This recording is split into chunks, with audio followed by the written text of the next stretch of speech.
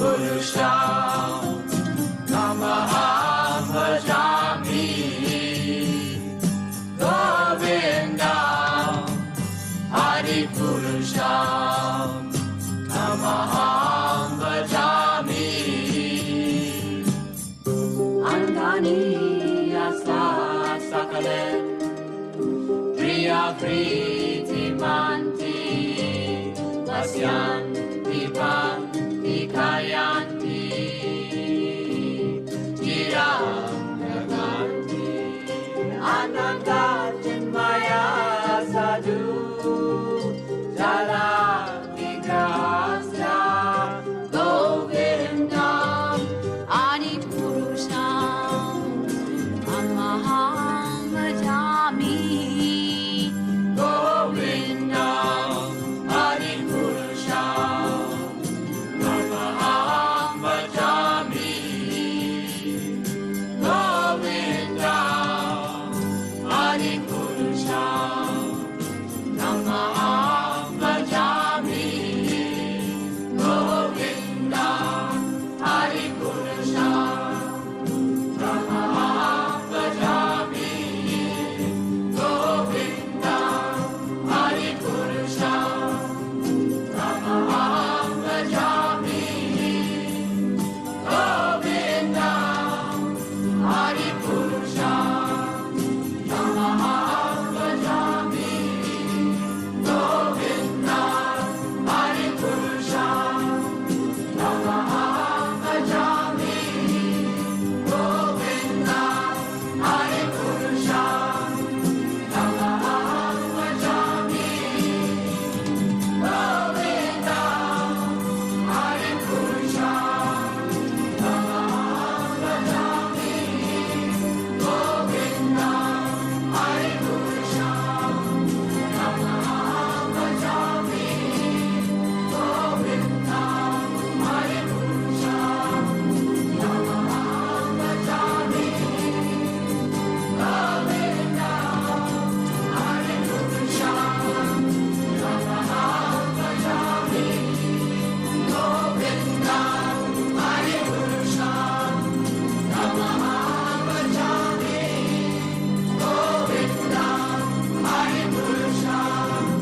Namaham Bhajami Govindam Hari Purusham Namaham Bhajami Govindam Hari Purusham Namaham Bhajami Govindam Hari Purusham Namaham Bhajami Govindam Hari Purusham Namaham Bhajami Govindam Hari Purusham Namaham Bhajami Govindam Hari Purusham.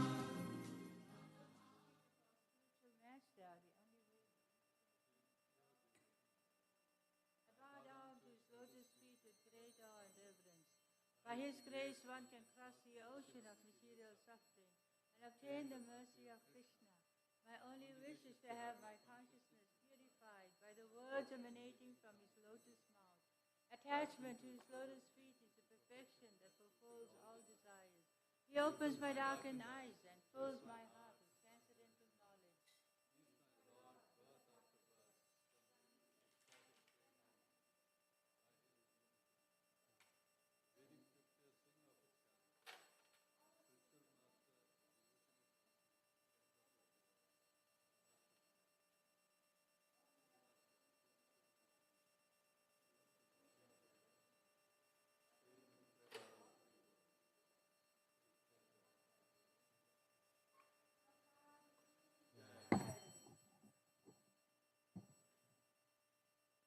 Jaya Prabhupada,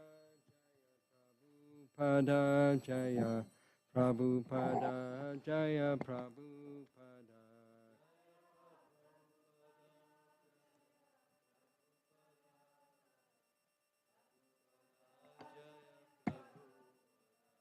Prabhupada, Prabhupada, Prabhupada, Jaya Jaya Prabhupada.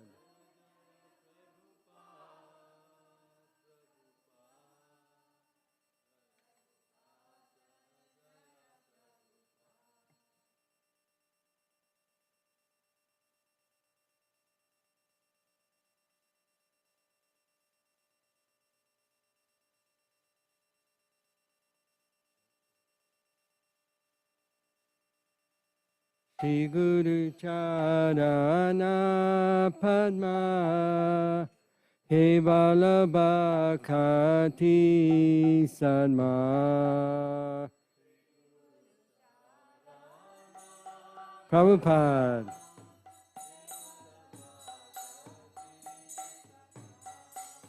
Shri Guru Charana Padma Kevala Bhakati Sadma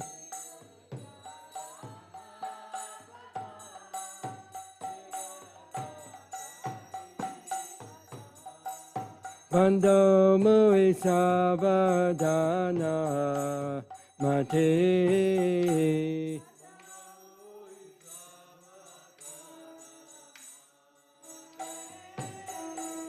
Bando Mui Sabadana Mate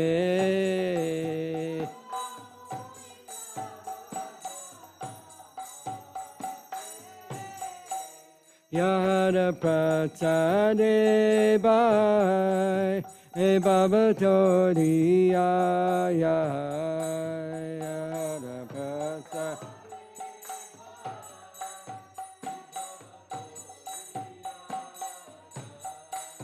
Yara Pratsade Bhai E Baba Toriya Yara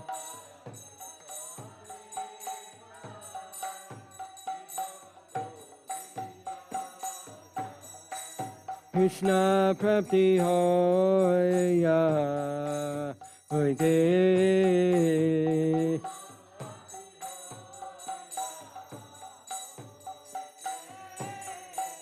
Krishna Prapti Hoya Hoite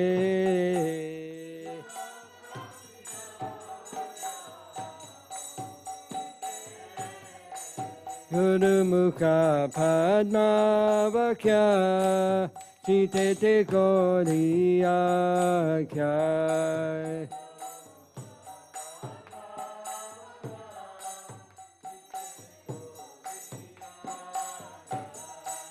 Guru Mukha Padma Vakya Chitete Goriya Kya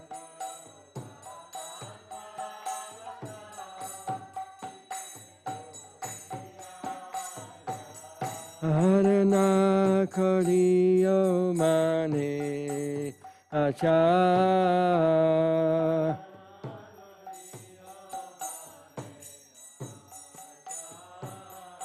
Arana Koriyo Mane Acha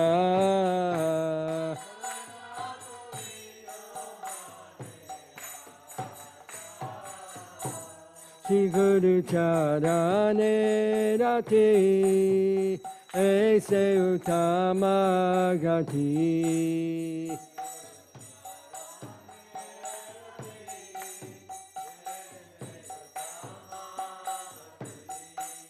Shri Guru Charane Rati Aise Uttama Gati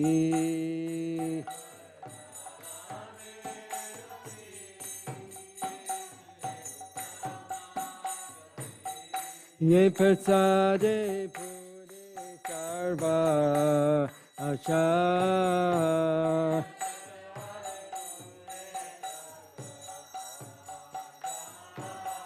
Ye prasade pure sarva asha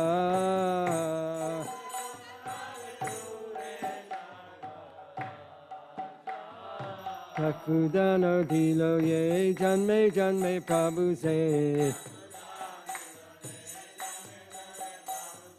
Takudana dilo ye janme janme Prabhu se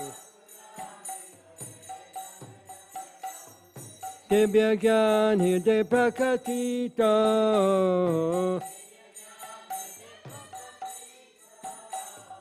Debya gyan hirde prakatito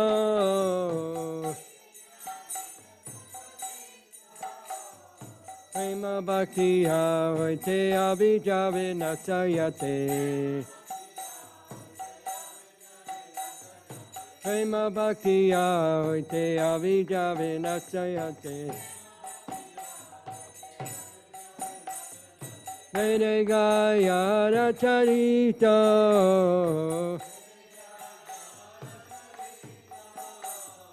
Vede gaya racharito.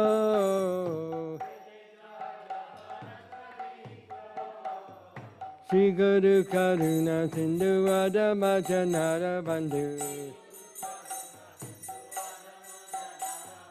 Shri Guru Karuna Sindhu Adamachanara Bandhu. Lokanath Lokeda Jivana.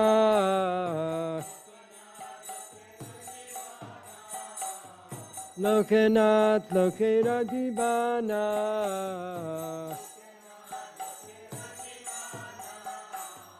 Ha Prabhu Koradoya Jayo More Padachaya. Ha Prabhu Koradoya Jayo More Padachaya. Eveyat Kusutre Bhuvana.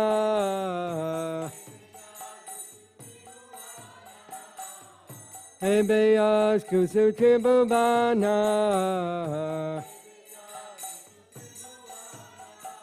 Srila Prabhupada Patita Pavana.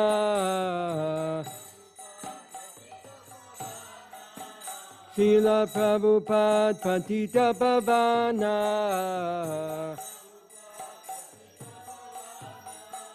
Srila Prabhupada Patita Pavana.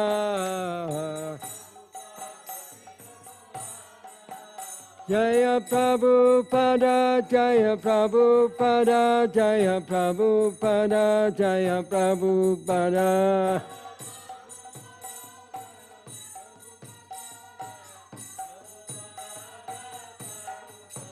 Prabhupada, Prabhupada, Prabhupada, Jaya Jaya Prabhupada.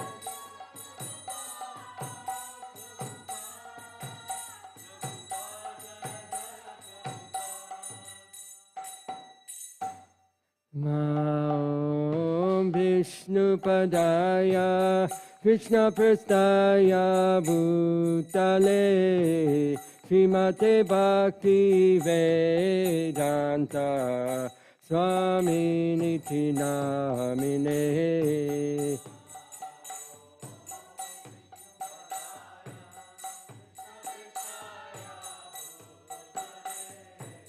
Srimate Bhakti Vedanta.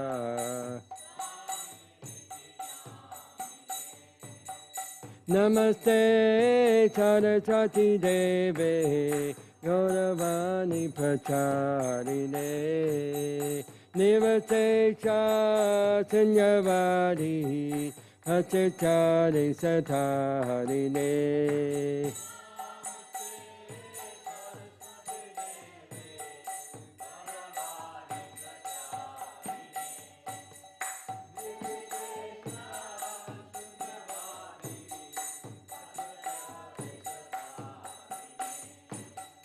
Shri Krishna Chaitanya Prabhu Nityananda Shri Advaita Gadadha Sivasari Gaur Bhakta Vrinda.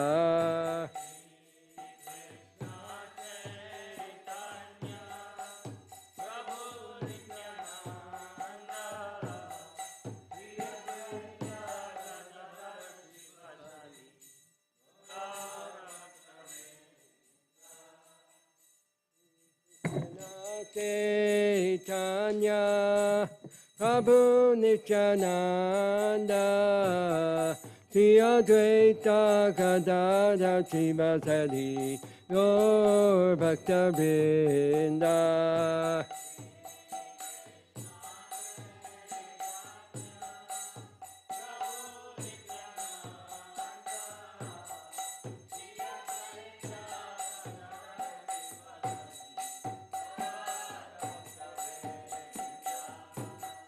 Sri Krishna Chaitanya Prabhu Nityananda Sri Advaita Gadadha Sivasari Gaur Bhakta-vrinda.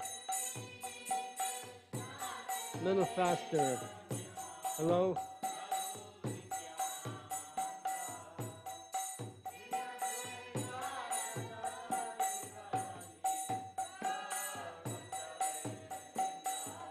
Hare Krishna,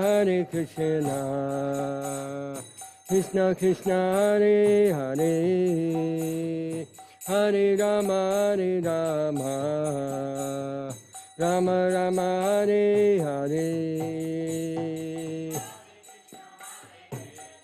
Bolo, bolo!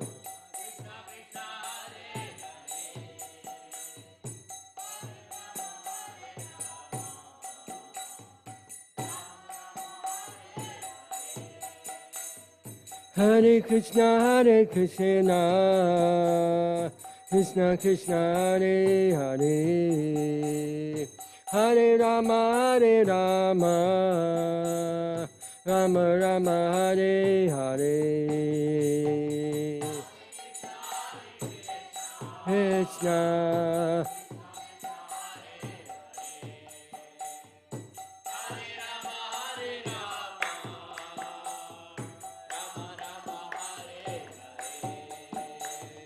Hare Krishna, Krishna Krishna, Hare Hare, Hare Rama, Rama Rama, Hare Hare. Krishna, Hare.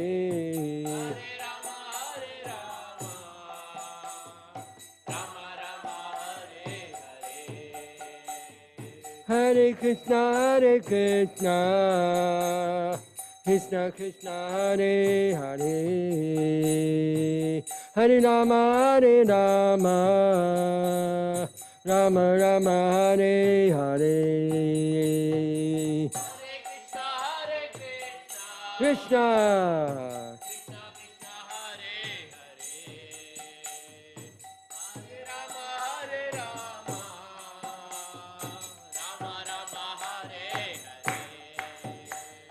Hare Krishna, Krishna Krishna, Hare Hare, Hare Rama, Rama Rama, Hare Hare. Bye bye.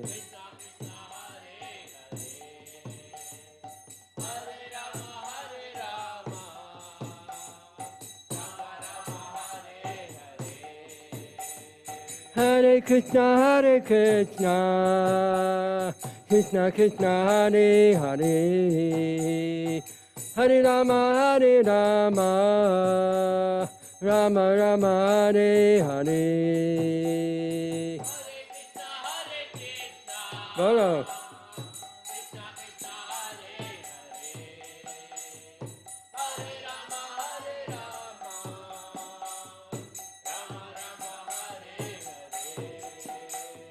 Hare Krishna, Krishna Krishna, Hare Hare, Hare Rama, Rama Rama, Hare Hare. Krishna.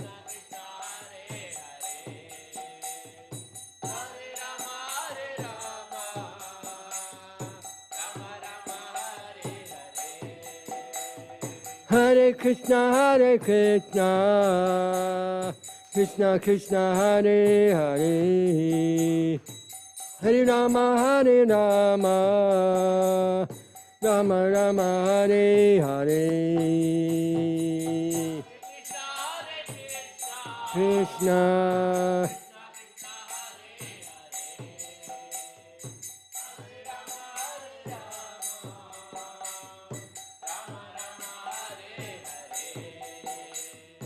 Hare Krishna, Krishna Krishna, Hare Hare, Hare Rama, Rama Rama, Hare Hare. Krishna, Hare Rama, Hare Krishna, Krishna Krishna, Hare Hare, Hare Rama, Rama Rama, Hare Hare. Krishna,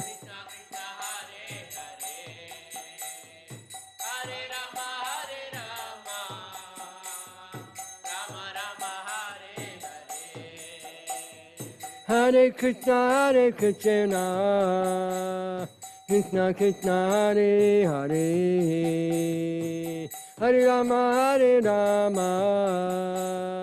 Rama Rama, Hare Hare.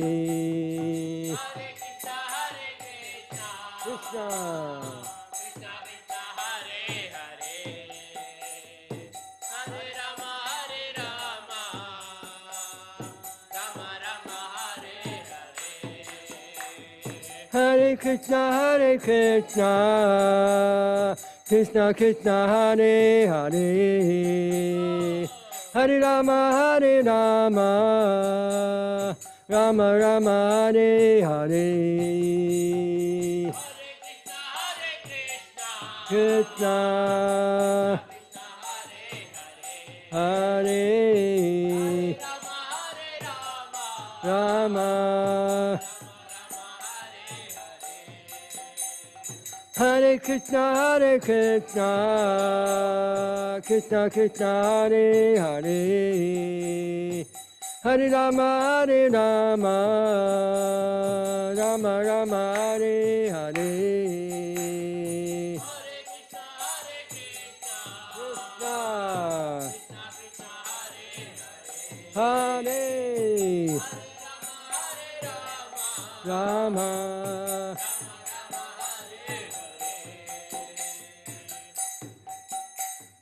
Hare Krishna, Krishna Krishna, Hare Hare, Hare Rama,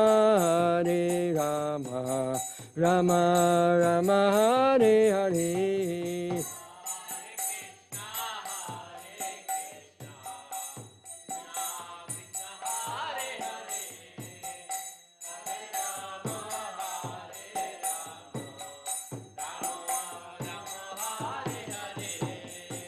Hare Krishna,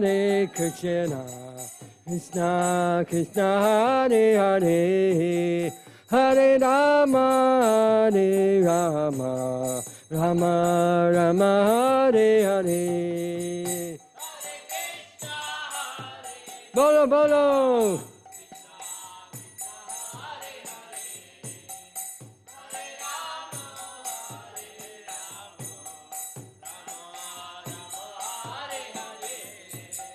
Hare Krishna, Krishna Krishna, Hare Hare, Hare Rama, Rama Rama, Hare Hare, Hare Krishna, Hare.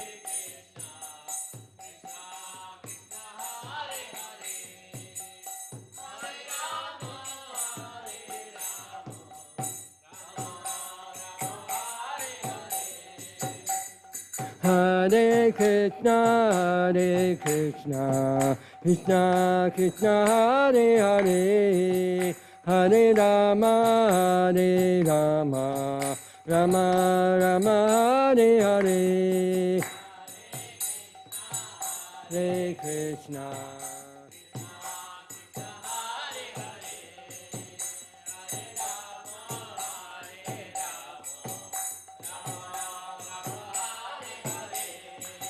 Hare Krishna, Krishna Krishna Hare Hare Hare Rama Hare Rama Rama Rama Hare Hare Hare Krishna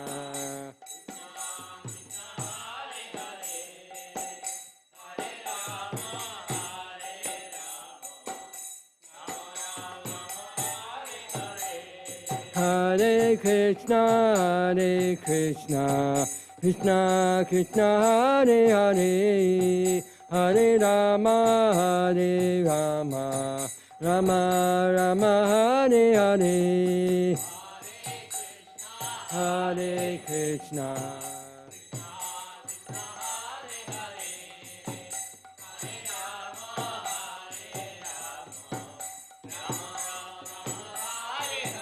Hare Krishna, Hare Krishna, Krishna Krishna, Hare Hare, Hare Rama, Hare Rama, Rama Rama, Hare Hare.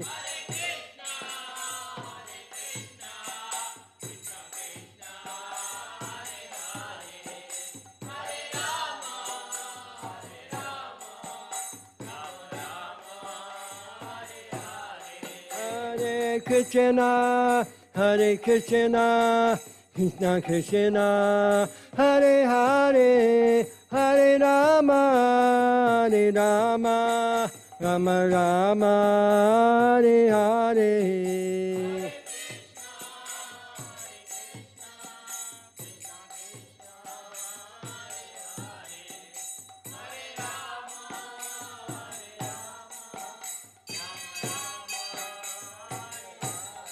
Hare Krishna, Hare Krishna, Krishna Krishna, Hare Hare, Hare Rama, Hare Rama, Rama Rama, Hare Hare.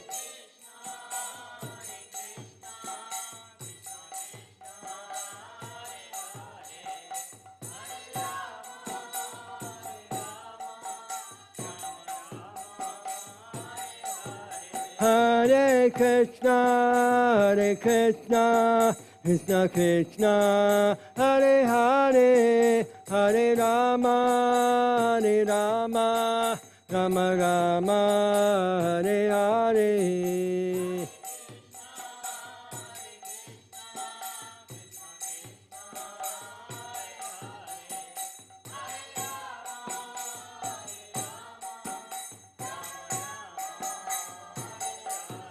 Jaya Radha, Kalachandji Radha, Kalachandji Radhe.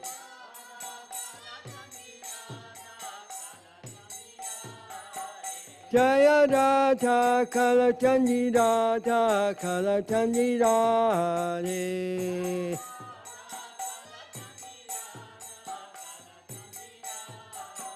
Jaya Radha Govinda Radha Govinda Radhe.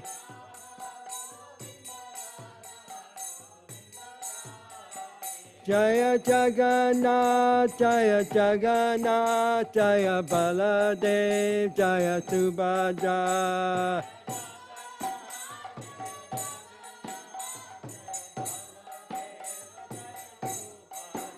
Jaya Gauranitai, Gauranitai, Gauranitai, Jaya Gauranitai.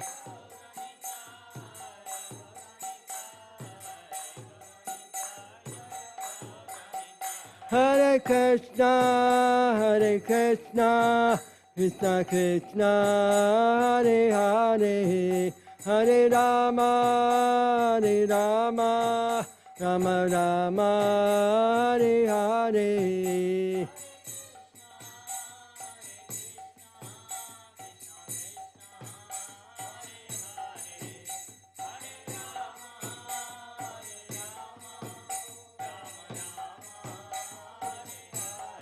Nitai Gaura Haribo, Haribo, Haribo, Nitai Gaura Haribo.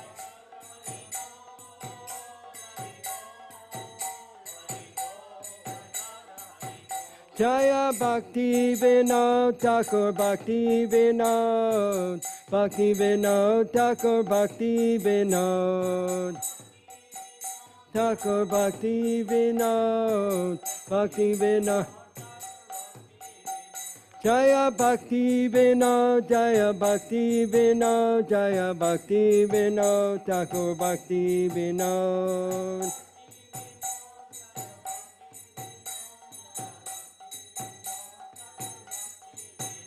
Jaya Prabhupada, Jaya Prabhupada, Prabhupada, Jaya Prabhupada.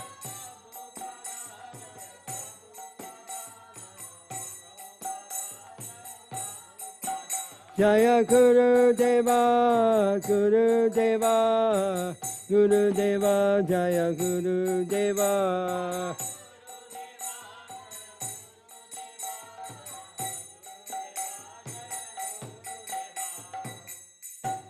Oh, Premanandi, Hari Hari Bo.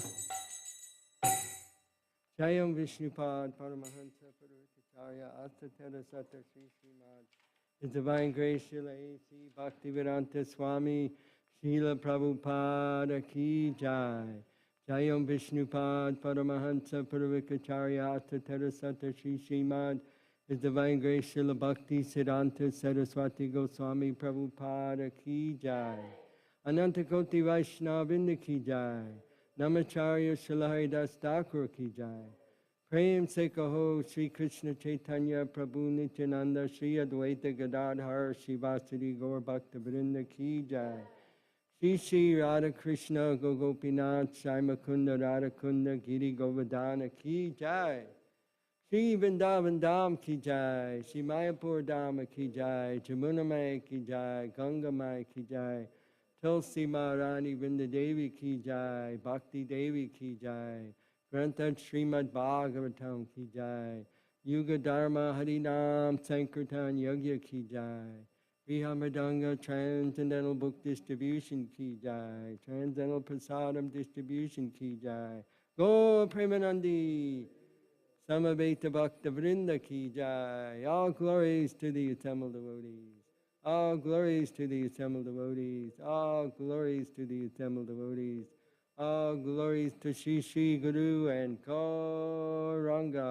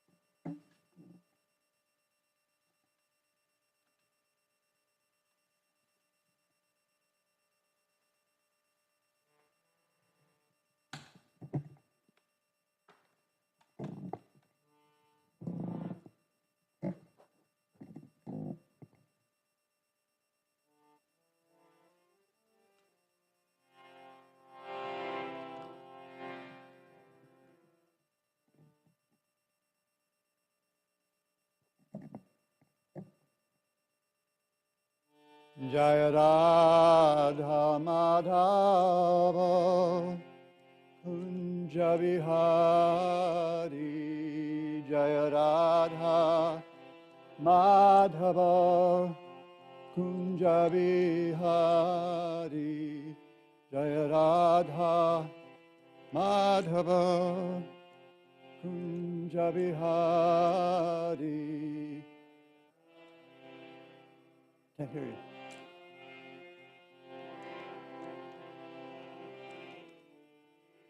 Gopi Jana Vallabha Girivaradhari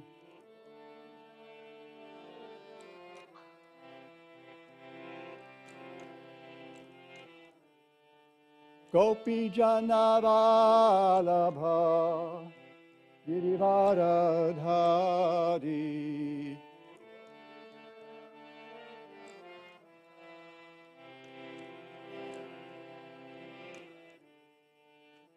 Yashoda Nandana Braja Janaranjana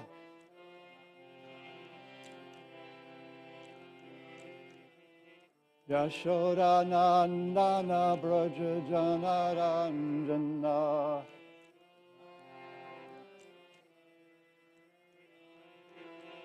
Yamuna Tiravanachari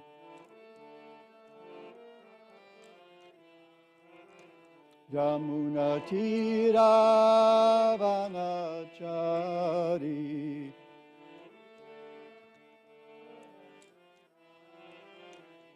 Jaya Radha Madhava Kunja Bihari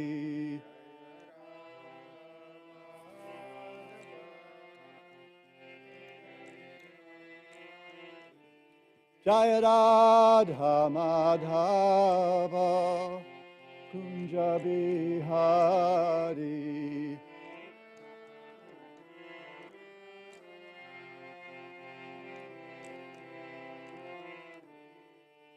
Gopi Jana Vallabha Girivaradhari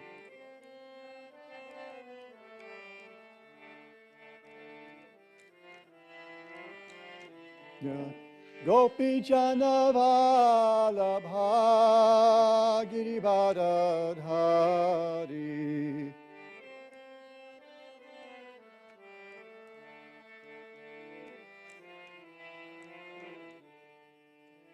Yashoda Nandana Braja Janaranjana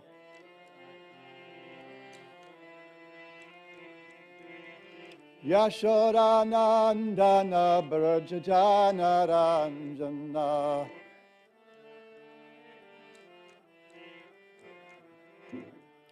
Yashoda Nandana Braja Janaranjana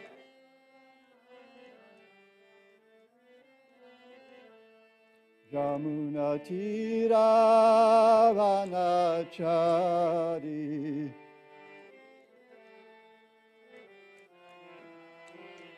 Yamuna Tiravanachari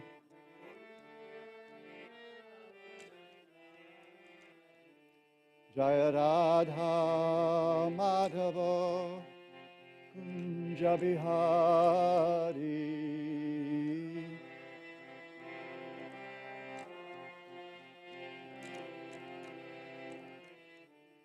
Jaya Radha Madhava Kunja Bihari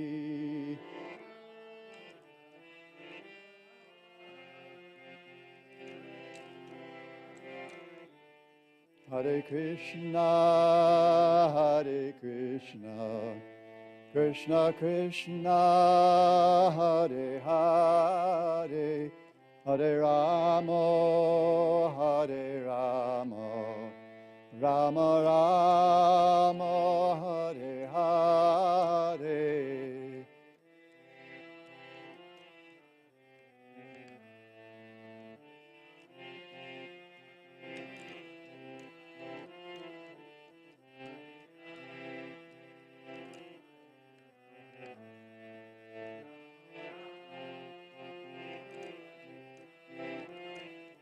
Hare Krishna, Krishna Krishna, Hare Hare, Hare Rama, Hare Rama, Rama Rama, Hare Hare.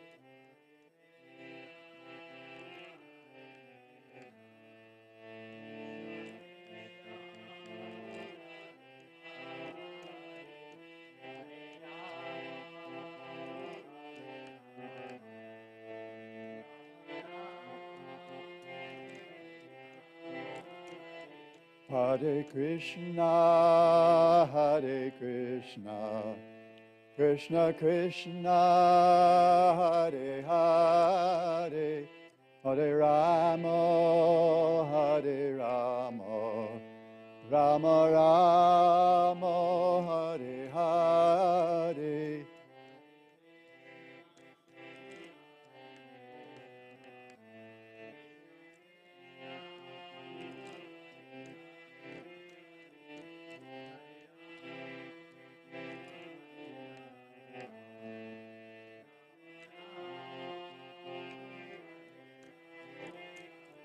Hare Krishna,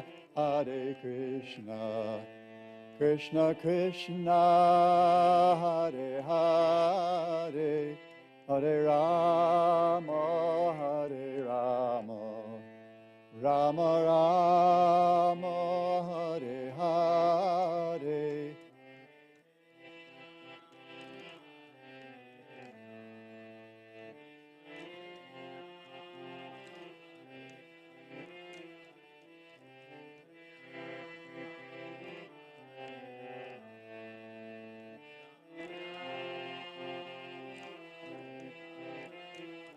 Hare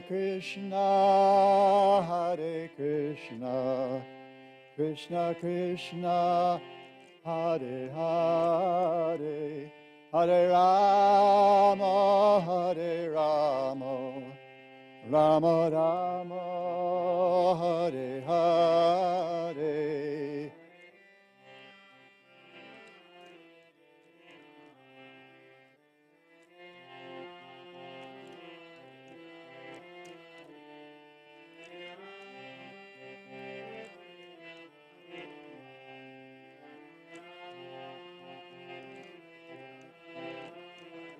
Hare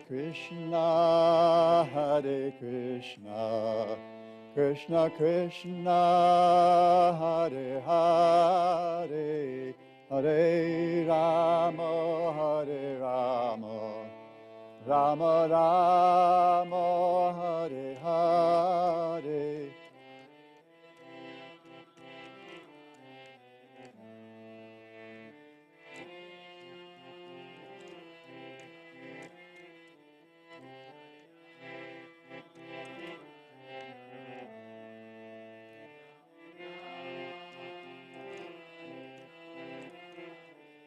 Hare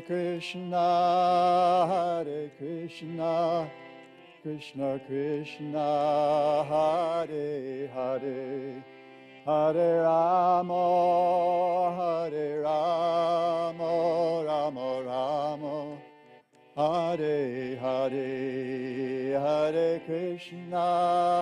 Hare Krishna, Krishna Krishna, Hare Hare, Hare Rama, Hare Rama, Rama Rama, Hare Hare.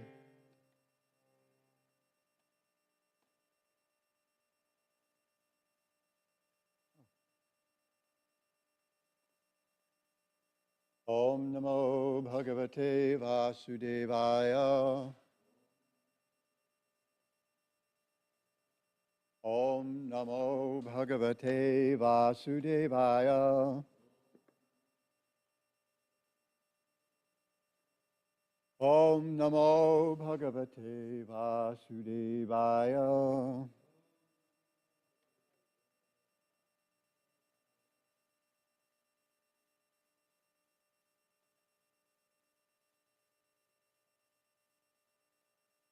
Today is Thursday, September 8th, 2022. This is the appearance day of Srila Bhaktivinoda Thakur. I'm Swami B.A. Ashram. I'm visiting from Honolulu, Hawaii, visiting this wonderful, vibrant community at the invitation of His Holiness Giriraj Swami. I'm very grateful to you all.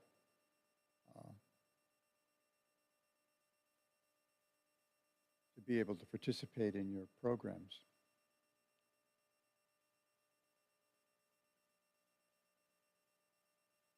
So I've been asked to speak a little about Bhaktivinoda Thakur. How late is the class supposed to run? I've only been to one class. Yesterday we didn't have a speaker, and Tuesday I didn't note what time we stopped. So.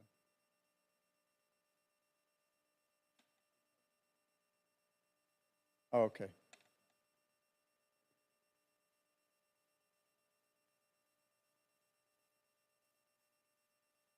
I unfortunately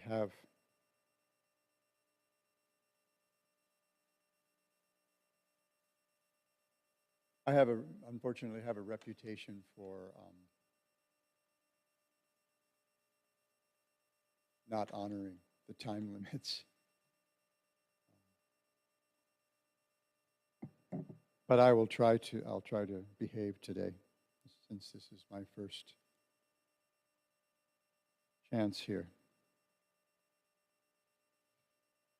Om Ajnanatimirandhasya Jnananjana Shalakaya Chakshurunmilitam Yena Tasmai Shri Gurave Namaha Mukhaṁ Karoti Vachalam Pangum Langhayate Girim Jatkripa Tamahang Bande Shri Gurun Dinataranam Shri Chaitanya Manobhishtam Sthapitam Yena Bhutale Svayam Rupakadamahyam Dadati Swapadantikam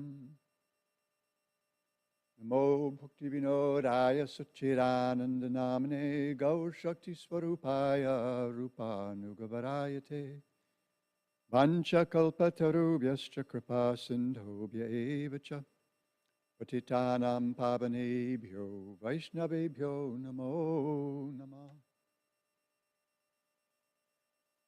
So today is the Avirbhava or appearance day of Srila Bhaktivinoda Thakur.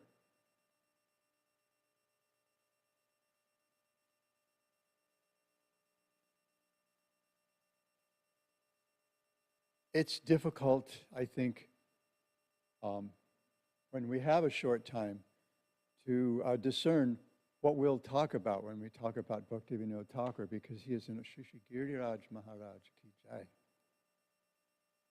When we talk about Bhaktivinoda Thakur,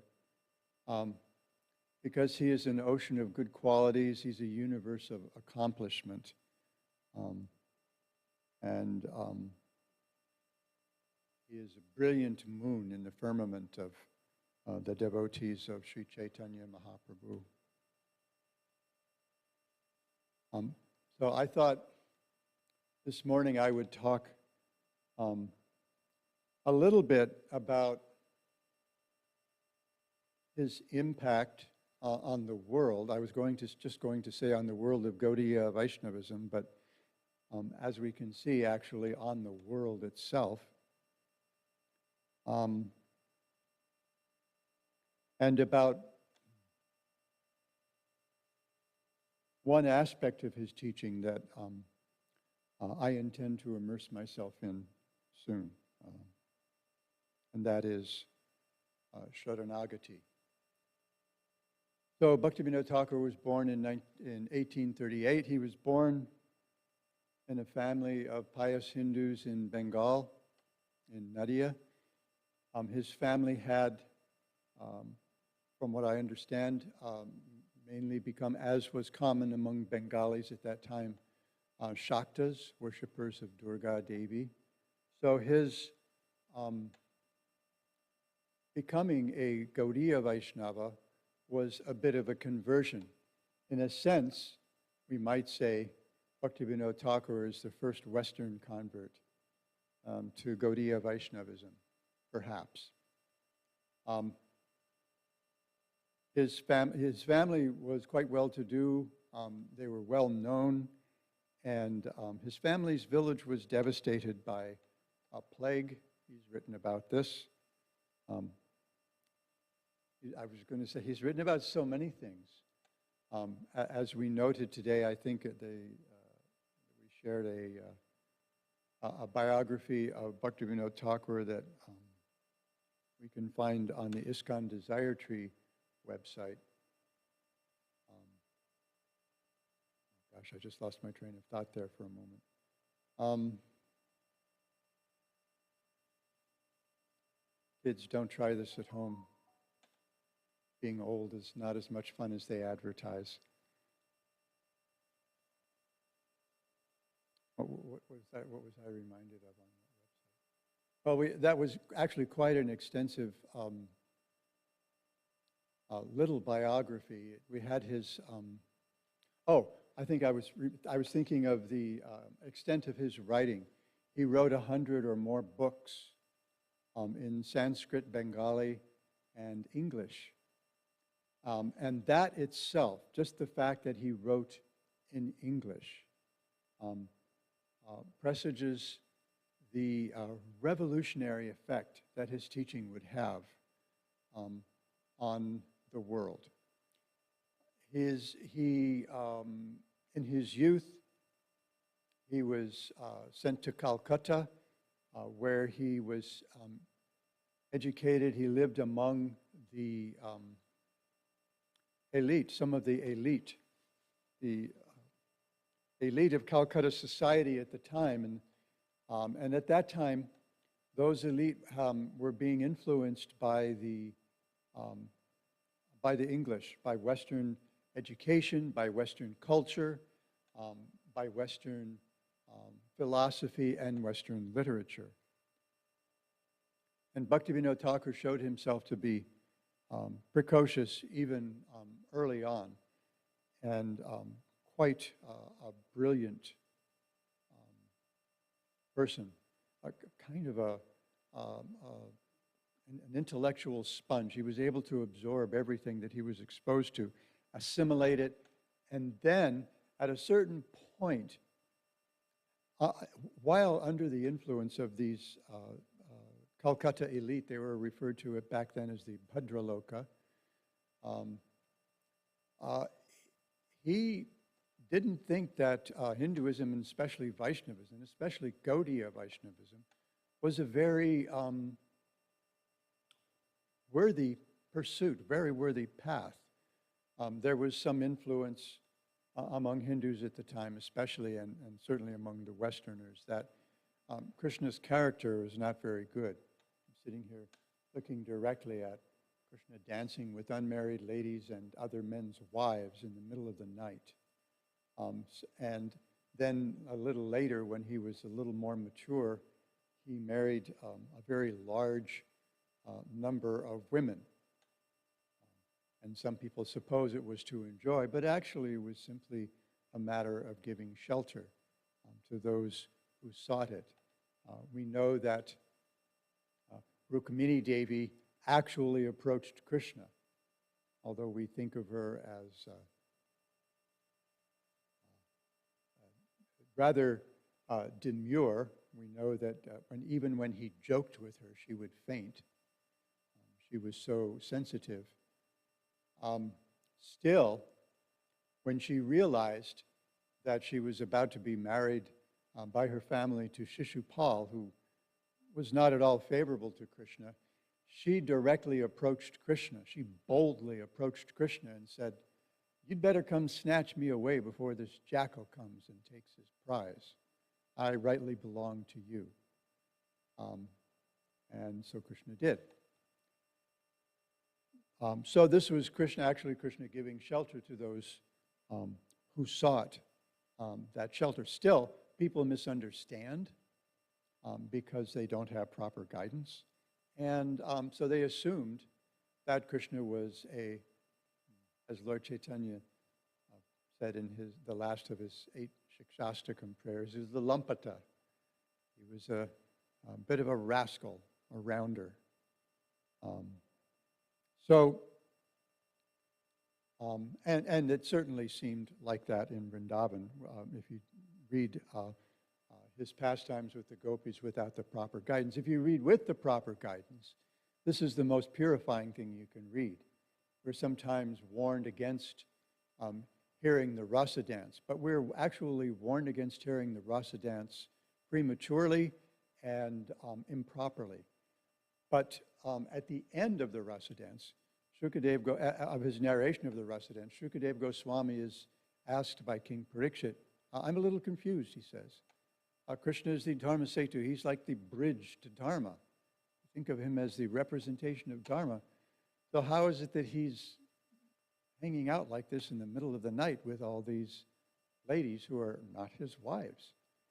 And Shukadev Goswami explains, you need to understand, first of all, he's actually the husband of all the husbands of the gopis.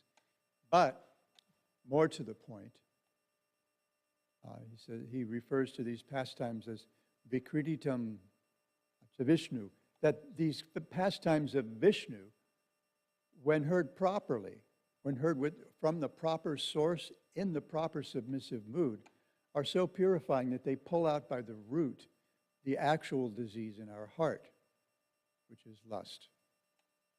So this is the most, if we hear it properly, this is actually the most purifying pastime to hear. But people misunderstand. So Bhaktivinoda Thakur, while under their influence, kind of took this approach and sort of went along with the mode of the day until he encountered a copy of Sri Chaitanya Charitamrita. He heard Sri Chaitanya Charitamrita and he realized immediately there's something going on here that no one else is really aware of. Many of us have a similar experience. We may have been heavily invested in some religion that we were brought up in, or heavily invested in not being part of any religion at all, maybe in politics or whatever. But as soon as we heard the Hare Krishna Maha Mantra or read one of Srila Prabhupada's books, immediately there was a change. Many of us have this experience. My own experience was back in May of 1969 at a Jimi Hendrix concert. I had heard the Hare Krishna Maha Mantra on the soundtrack of what we celebrated back then as the tribal rock opera Hair. And there were a lot of really, I guess what we thought were really cool songs. I thought they were cool songs. They were naughty and rebellious and things like that. But the one song in that play, that musical that caught my ear was the Hare Krishna mantra. And I wasn't sure why, until I heard it chanted by devotees in the spring of 1969, May of 1969, at a Jimi Hendrix concert. And then, boom, it was pretty much over. I couldn't get it out of my head, couldn't get it out of my heart.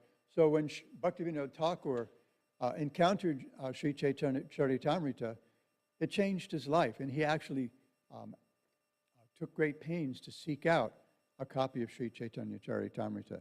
And from that point, he became a great student and teacher of Sri Chaitanya Charitamrita. When he was serving in Puri, as a magistrate in Puri, he would teach classes in one of the courtyards at the temple in Srimad Bhagavatam and Chaitanya Charitamrita.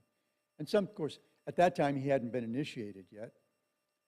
And so he didn't wear neck beads, he didn't wear tilak, but he was teaching Srimad Bhagavatam, and some people criticized him. How is it that you're teaching Bhagavatam, but you don't wear kantimal, you don't wear tilak, urdhvapundra? And he said, well, I haven't been fortunate enough to have met my Sadguru yet. So these are for someone who's been initiated by Sadguru. And then when he did, met his Diksha Guru, as we heard this morning, Vipin Bihari Goswami, in the line of Janava Mata, then he certainly adopted, according to the instructions in Bhakti Rasamrita Sindhu, the outward signs of a Vaishnava. And he was he was very well known for that. So that he wrote in English was a sign of his revolutionary approach. And I made a note of this. Oh, where is it?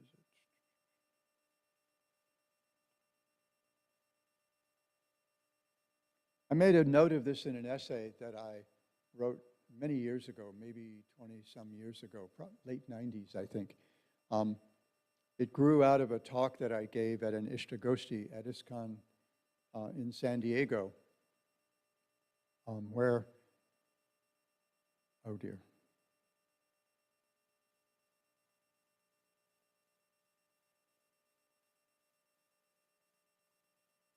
Well, I had something.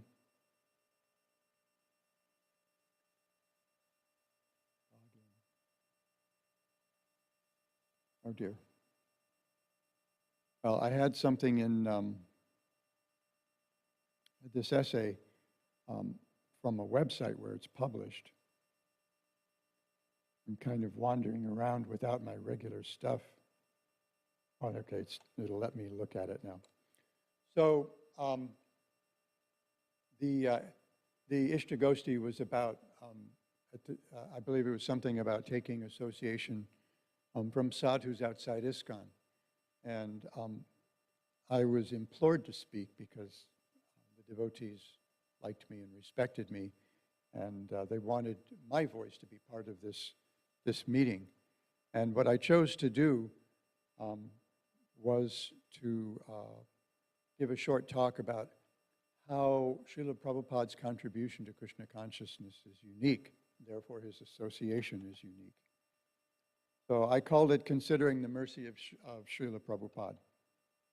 So I'll just read the first couple of paragraphs which bring us through Bhaktivinoda Thakur's preaching.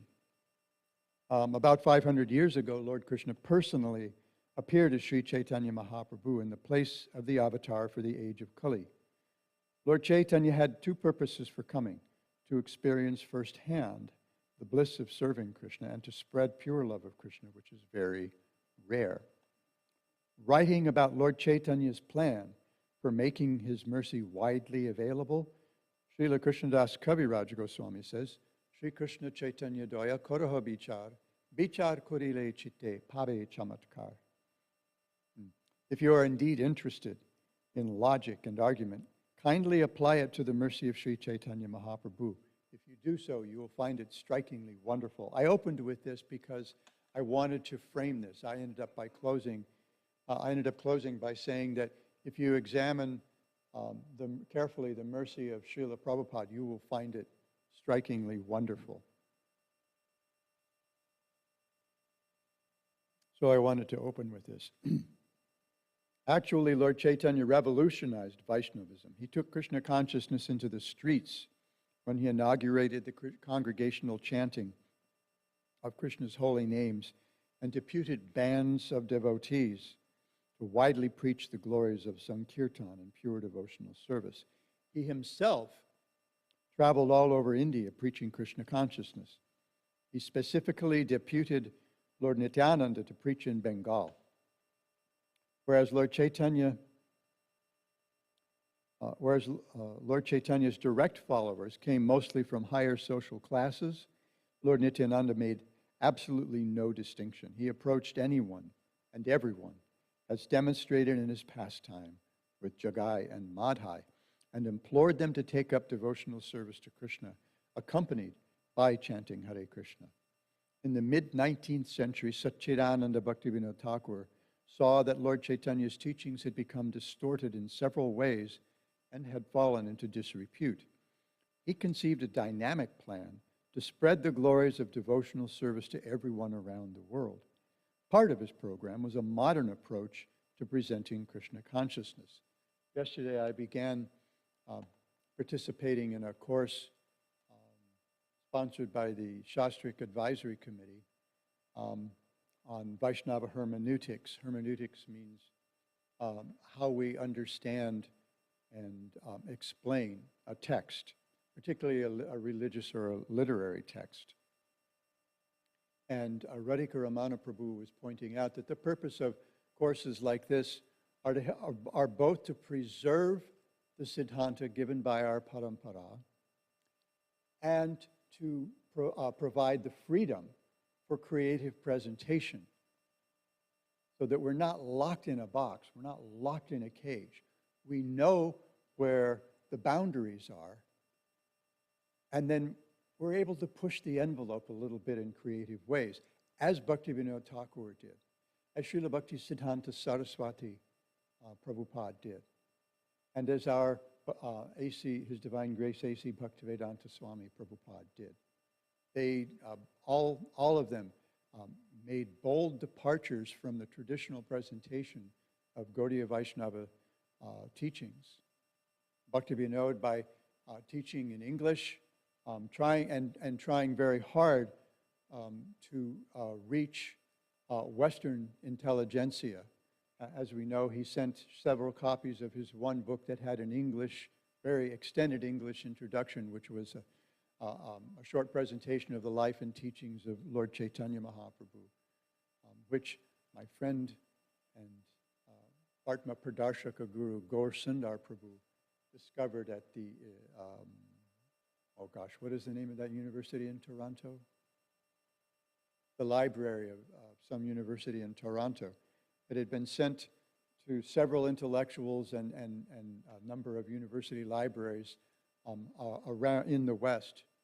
I almost remember the name of the university.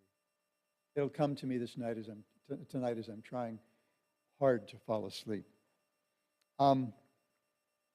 So Bhaktivinoda Thakur made this bold step of presenting Lord Chaitanya's teachings in English so that they, and we'll see why in a minute, so that they would be made available to the world.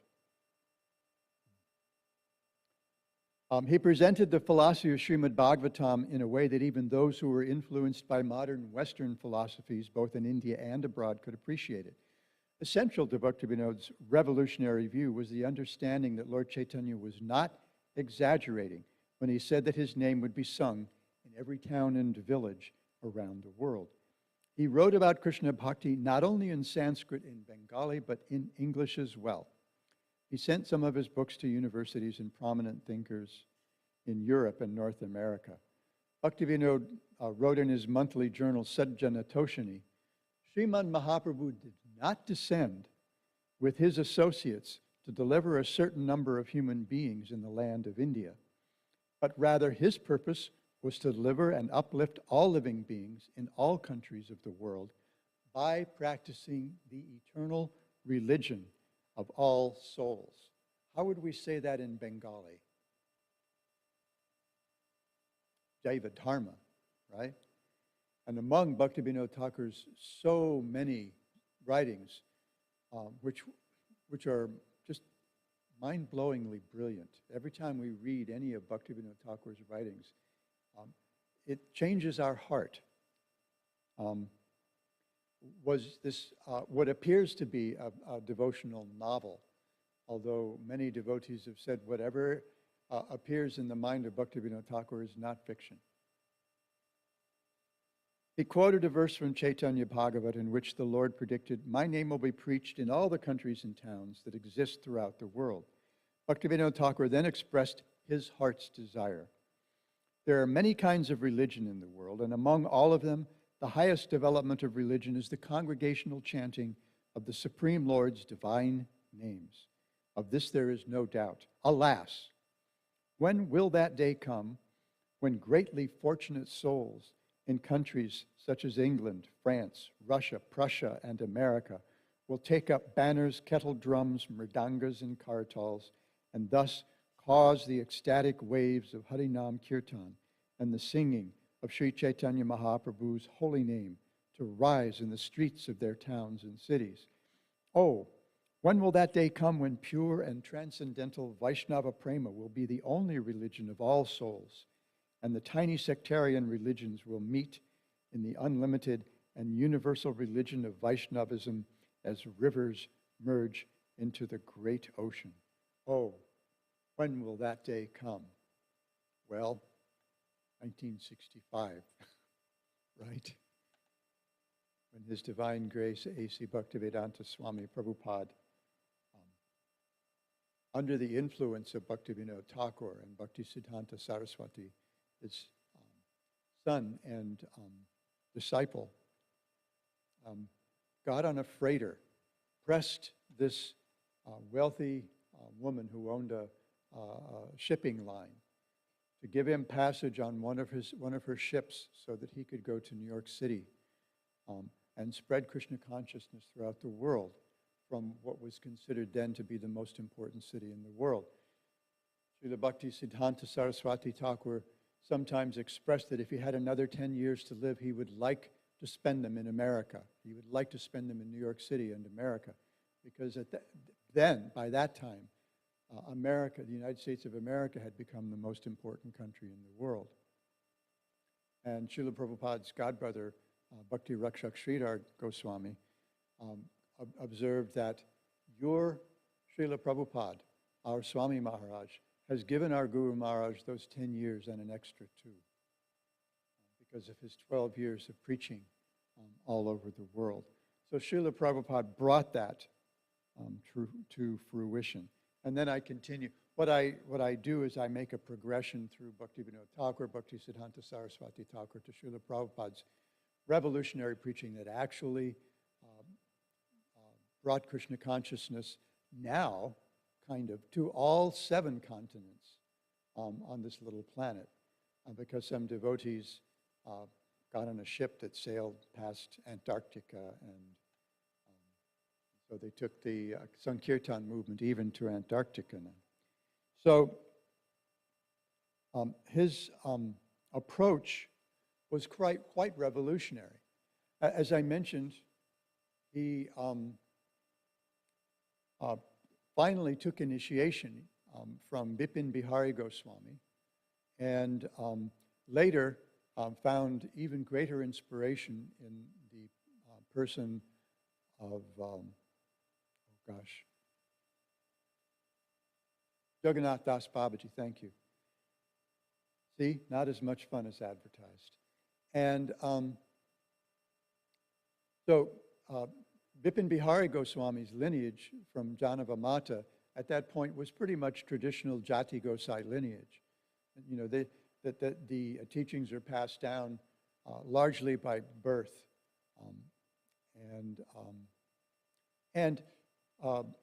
Gaudiya Vaishnavism was thereby pretty much restricted to certain villages in Bengal and Orissa and around Vrindavan.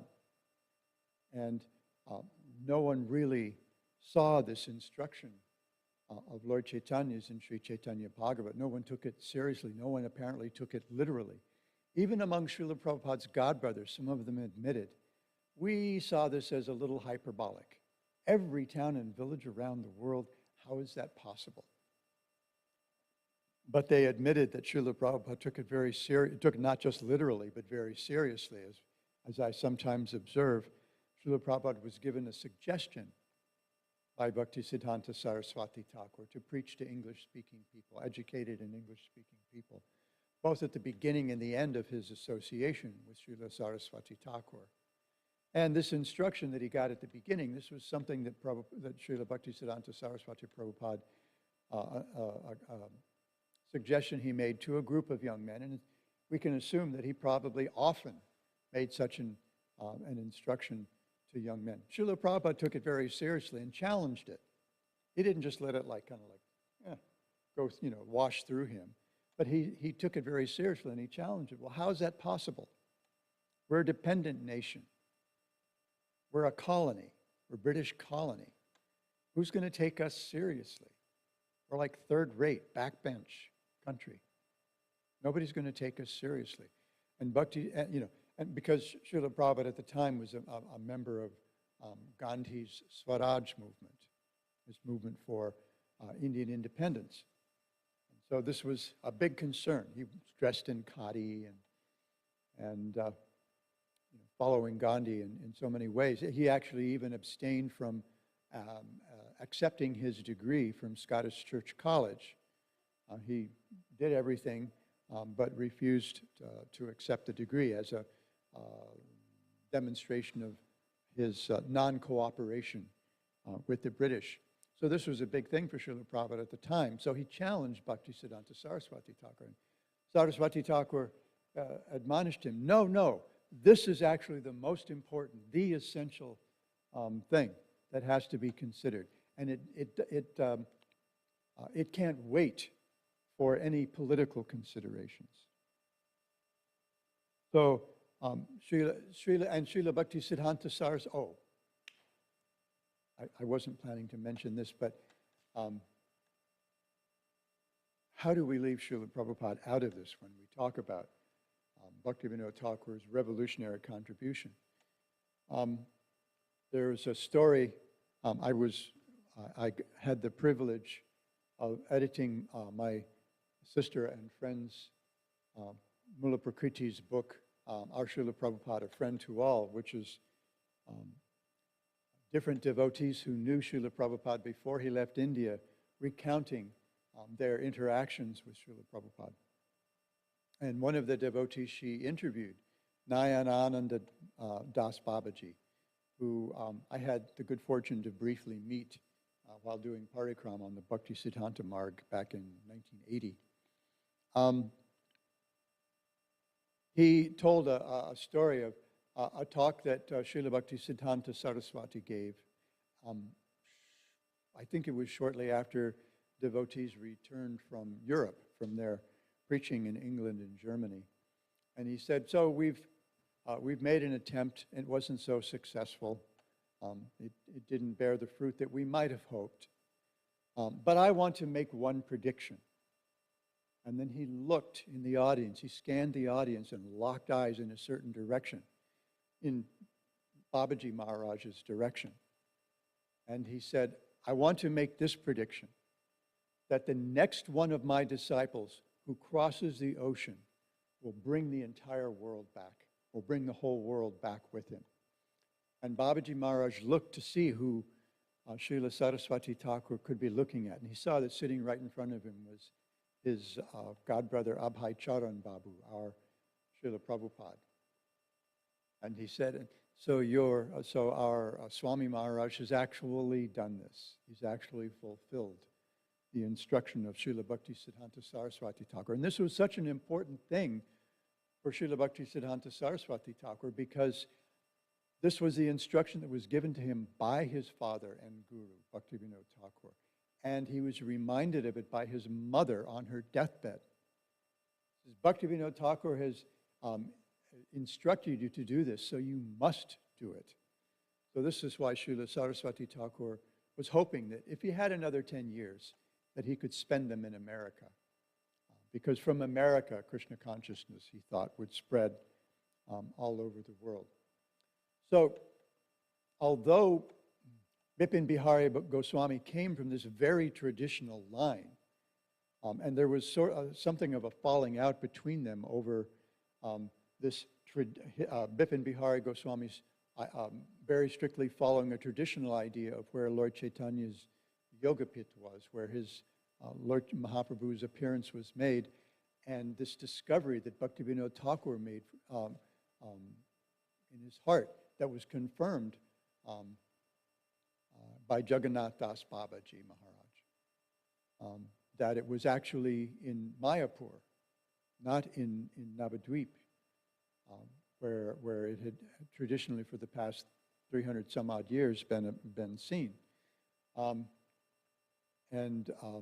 So this was a further indication of this revolutionary departure of Bhaktivinoda Thakur from this narrow box of traditional understanding of Krishna consciousness.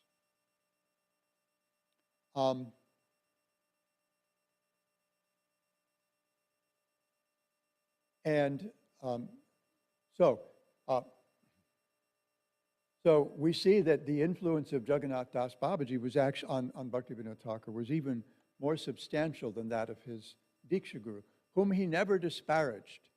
Even after that falling out, Srila Bhaktivinoda Thakur continued to glorify Bipin Bihari Goswami as his eternal spiritual master. But there's there's one indication that, that he was thinking a little outside the box.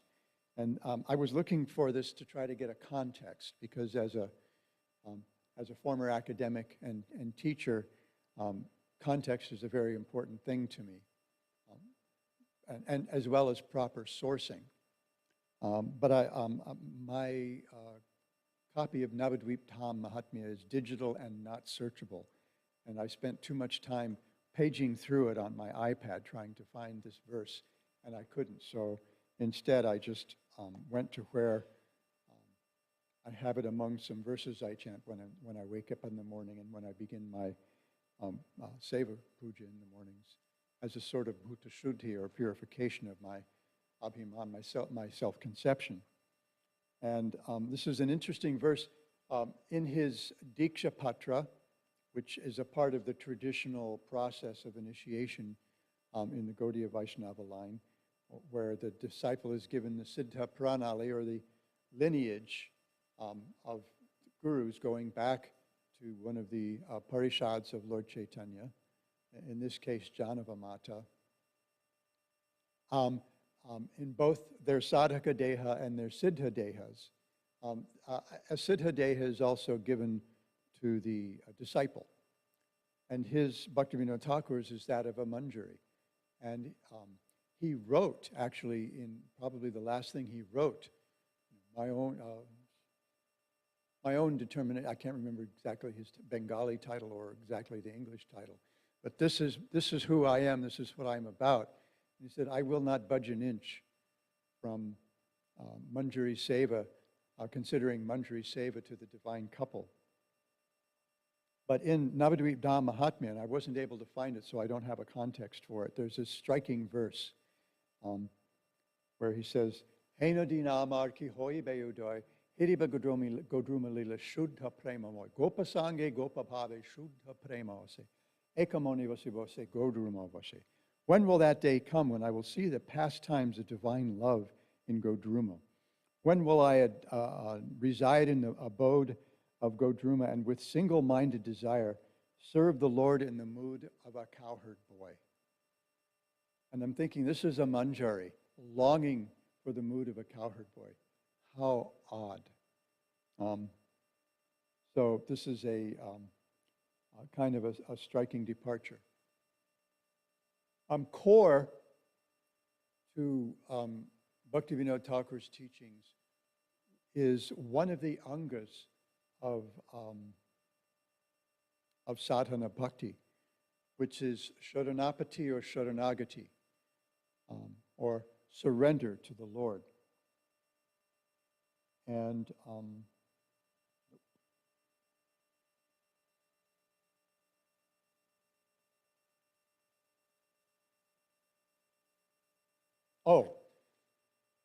there's another thing, kind of moving in the same, along the same lines as his not hewing strictly to this Manjari Bhava. We open our classes following Srila Prabhupada by singing his bhajan, Jai Radha Madhava Kunja Bihari Gopi Jana Vallabha Girivaradhari. And some devotees have preached that this indicates that Srila Prabhupada must be in the mood of Manjari Bhava. Somehow or other, this gives some insight into Srila Prabhupada's heart, that this must be, he could only, the way one of my friends puts it, he could possibly only be in Manjari Bhava. But there are other possibilities that we see in Srila Prabhupada's own words. But I wrote about this, his approach, his perspective on Jai Radha Madhava. In 1971, Srila Prabhupada gave a short talk on this song. So I wrote that Srila Prabhupada points out that it celebrates Krishna's original nature as the focus of all rasas in Braja. Of course, Srila Prabhupada said he is Radha Madhava. He's the lover of Srimati Radharani and Kunja Bihari, always enjoying the company of the gopis within the bushes of Vrindavan forest. But then he says that Krishna is quote, not only the lover of Radharani, but Brajajana Vallabha, the whole residents of Vrindavan. They love Krishna. And he calls Krishna not just Gopijana Vallabha, but Brajajana Vallabha.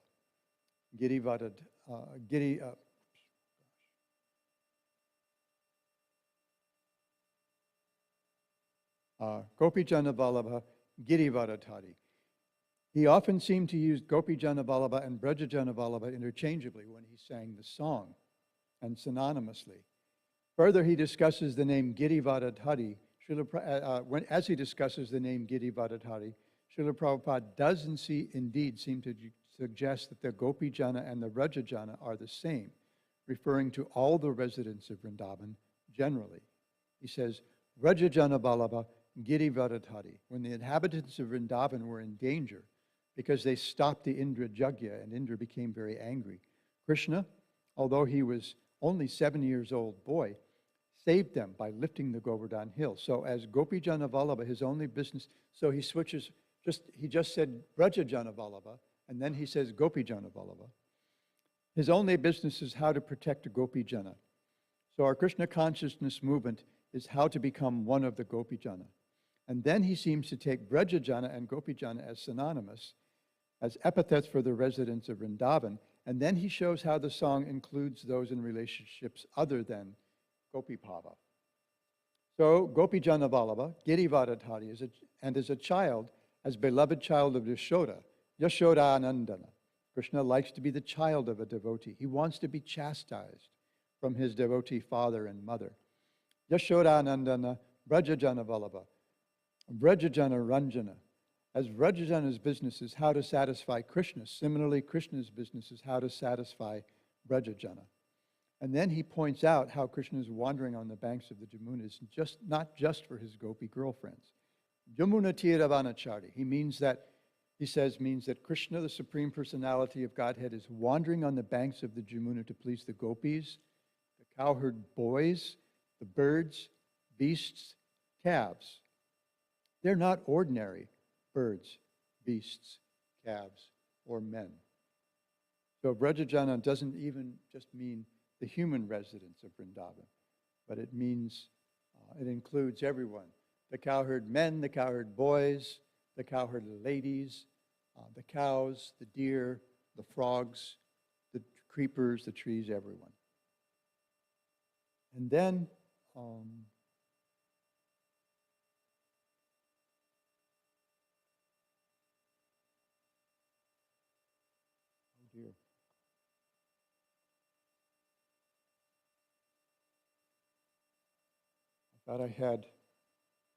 I wanted to take a look at two songs from Sharanagati.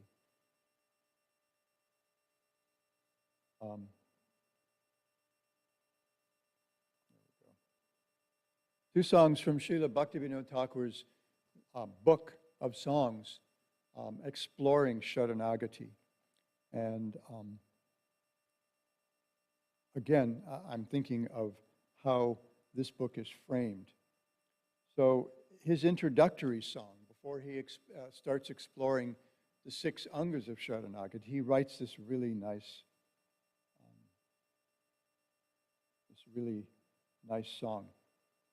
I was going to sing. I was thinking I might sing it, but time doesn't allow. Time gives me the opportunity to indulge the shy part of me and not do it. So he sings, Sri Krishna Chaitanya Prabhu Jive Doya Kori Swaparshada Swiyadham Sahavatari. Sri Krishna Chaitanya Prabhu descended from the eternal spiritual world along with his personal associates in divine abode, incarnating in this temporary material world out of compassion for the fallen souls. Atyanta durlabha prema koribari dan shikaya sharanagati bhakatera pran. In order to freely distribute the gift of ecstatic love of God, which is very difficult to obtain, he taught the path of Sharanagati, devotional surrender to the Supreme Lord. I'm reading from my godbrother Dasharatha Suta's translation. There are a few really nice translations, and sometimes I like to read several translations of a text because sometimes you'll get insights from one that you might not have gotten from another. He taught the path of Sharanagati, devotional surrender to the Supreme Lord. And it says, Shikaya Sharanagati Bhakatera Pran. It's the very life and soul of the true devotees. And then he goes through the 6 angas. Dainyatmani Vedana Goptratve Varan, Abhasya Rukshibe Krishna, Vishvasa Palan, Bhakti Anukula Matara Karyera Vichar, Bhakti Pratikula Bhava Varjanangikar. So that we have the 6 angas. Humility, Atmani Vedanas, dedication of the self. Sometimes Srila Prabhupada characterized this as giving up all personal interest for the interest of the Lord. Accepting the Lord as our exclusive maintainer. The consciousness of Avashya Rakshebe Krishna, that Krishna is our, Krishna will surely protect me in all circumstances. Bhakti Anukula Matar, execution only of acts that are favorable to devotion and neglecting things that are unfavorable. And then he says, I always like this one, when devotees ask us to pray for their mom or auntie who is about to give up their bodies, I always think of this verse. He says, Sharanga Sharanagati Hoibe Jahan Tahan Prarthana Shune Sri Nanda Kumar. Sri Nanda Kumar, the youthful son of Nanda Maharaj, hears the prayers of anyone who takes refuge in him by this 6-fold practice of surrender.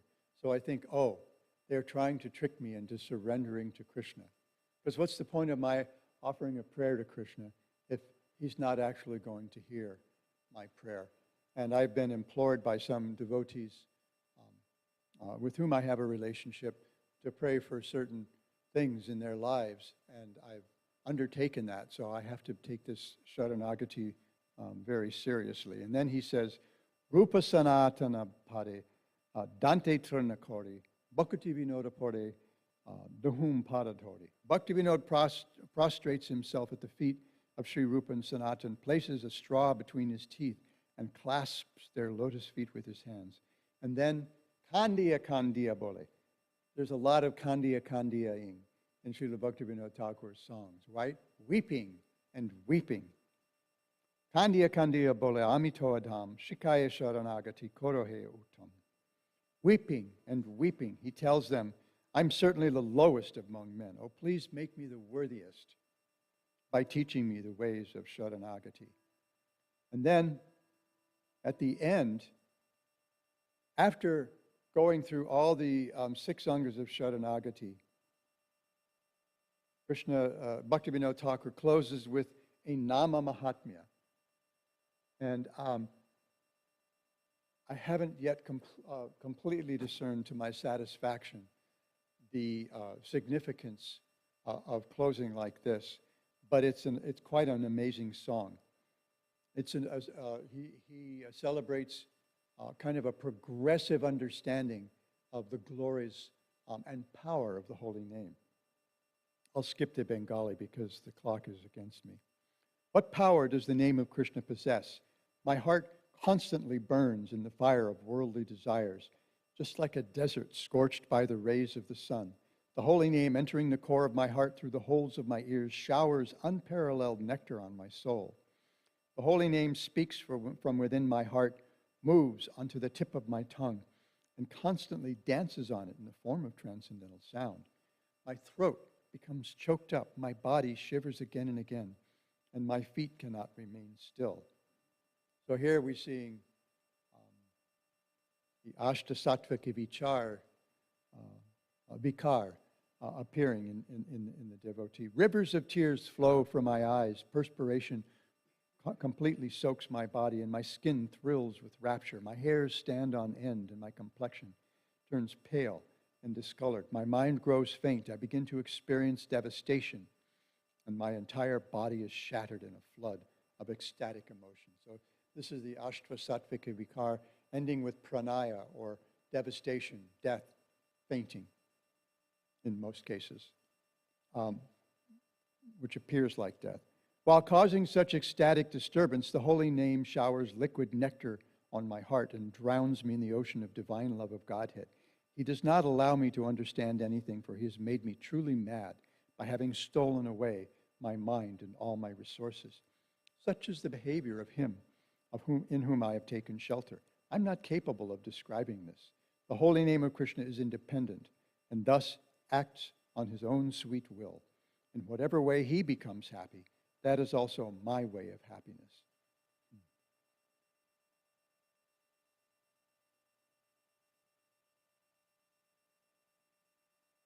The blossoming fully, the flower of the holy name takes, actually, so what he's saying is that the holy name takes over his life. And then he says, blossoming fully, the flower of the holy name takes me to Vraja and reveals to me his own love dalliance. The name gives to me my own eternal spiritual body, keeps me right by Krishna's side, and completely destroys everything related to this mortal frame of mine. So what he's describing is a progression here to where the holy name shows us our eternal form, shows us our eternal service to Krishna, and then brings us right to Krishna's side and engages us in that service. And this is another departure from the traditional line, this bestowal of Ekadasha Bhav and Siddha Pranali on the disciple, where the guru gives the disciple, tells the disciple what his or her eternal form and eternal service to Krishna are. Bhaktivinoda Thakur, who actually was a beneficiary of this, describes in Jaiva Dharma, describes that as a sort of negotiation. We see it toward the end of Jaiva Dharma when Brajanath and Vijay Kumar are being instructed by Raghunath Das Babaji. And when they come to a certain point in their discussions, he asks them, they say, well, we want to know about eternal service to Krishna. So he asks them, when you think of serving Krishna, what service do you want to do? And he responds to them according to their own taste. One, I think he wants to carry ropes for tying Krishna's cows, and he says, oh, so you're a sakha. We'll talk more about this later in private. And the other, I think, bringing flowers for offering to the divine couple. And he says, oh, so you're a manjari, and we'll talk more about this later privately. And we don't hear about that in Jaiva Dharma because it's very confidential stuff. But, so this is, the devotees kind of took this as, sort of the traditional way to be initiated into Gaudiya Vaishnavism. Bhaktivinoda Thakur took it as more of a negotiation. And as he points out at the end of this song, it's the holy name. The holy name is perfectly capable of doing all this, of purifying us and showing us our eternal service to Krishna and bringing us to the side of the divine couple and engaging us in divine service. And then he closes by quoting a famous verse by Rupa Goswami. He says, the name of Krishna is a transcendental touchstone, a mine of all devotional mellows. It is eternally liberated in the embodiment of pure rasa. This is Nam Chintamani Krishna's Chaitanya Rasa Vigraha. And the embodiment of pure rasa, when all impediments to the pure chanting of the holy name are taken away and destroyed, then my happiness will know its true awakening. So by his revolutionary approach to and presentation of the ancient teachings of Srimad Bhagavatam, Srila Bhaktivinoda Thakur, through the agency of his son and disciple Bhaktisiddhanta Saraswati Thakur and his many disciples, especially His Divine Grace, A.C. Bhaktivedanta Swami Prabhupada, has made Krishna consciousness available to the whole world, and we are the direct beneficiaries of this. Sometimes when Bhaktisiddhanta Saraswati Thakur was asked, what is his parivar? Because there's some controversy about his connection with Jagannath Das Babaji. He would say, we belong to the Bhaktivinoda parivar. So we have these parivars starting with Janava Mata, the other four parishads, but also even later, we have like the Shyamananda parivar and some others that are recognized a little more recently. So Bhaktisiddhanta Saraswati Thakur said, we belong to the Bhaktivinoda parivar. We belong to the family, to the group of Bhaktivinoda Thakur. And that is our great fortune. That is the great gift brought to us by our Divine Master, His Divine Grace, A.C. Bhaktivedanta Swami Prabhupada. Before I get into further trouble, I'll stop, but entertain any brief questions or comments from the devotees.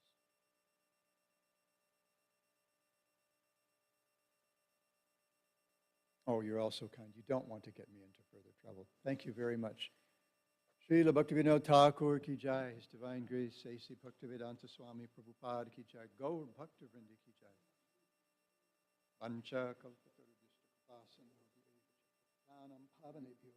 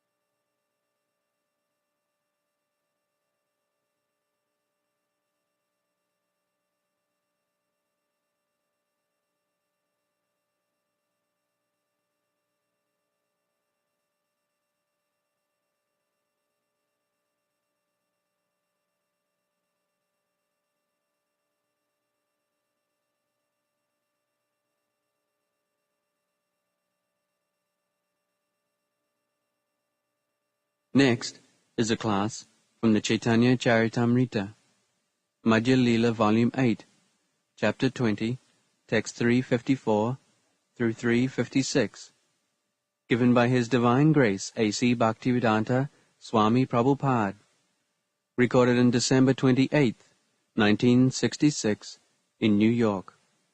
अवतार नहीं कहे आमी अवतार मुनि सब जानी करे लक्षण विचार. So Lord Chaitanya says that incarnation, he never advertises himself that he is avatar.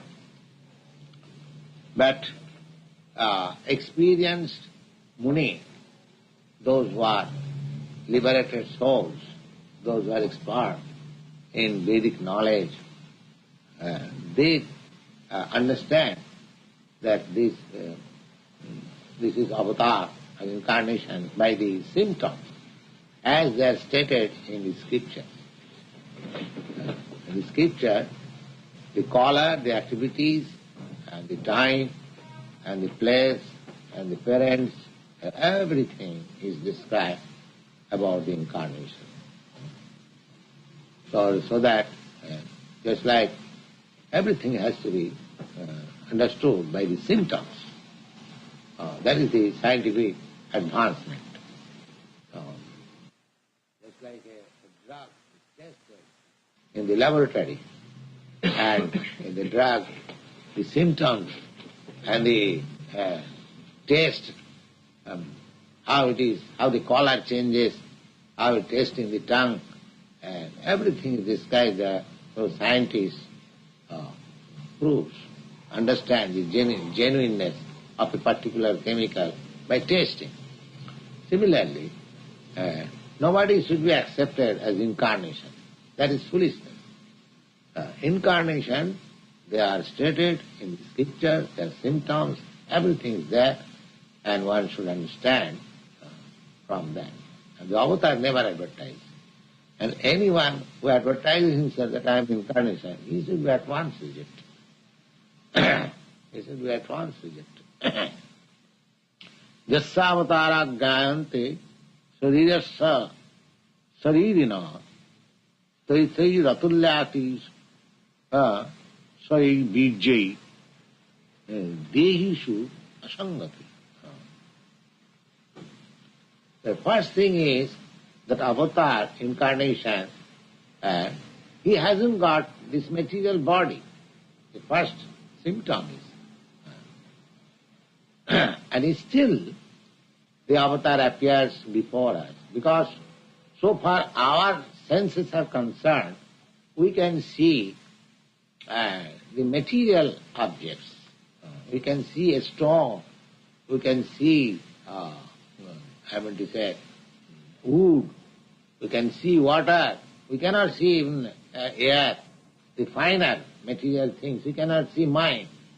We know that mind there is in every soul and every body.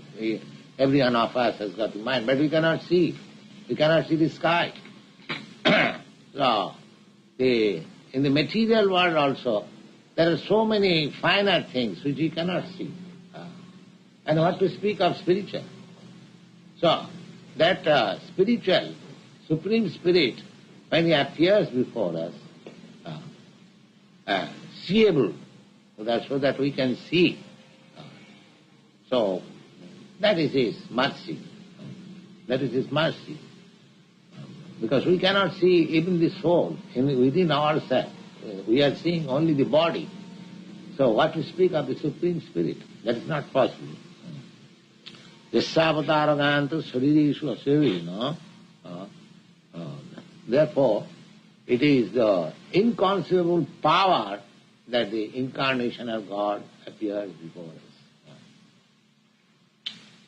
Sarup Lakhana আর তটস্থ লক্ষণ এই দুই লক্ষণে বস্তু জানে মন. The symptoms are analyzed in two divisions. Sarup Lakhana means the symptom which are always present. That is called Sarup Lakhana. And Tatastha Lakhana, the symptoms which are sometimes present and sometimes not present. They are called. In this way, the experienced sages, they analyze the characteristics of the avatar or God. Two symptoms. One symptom is always there.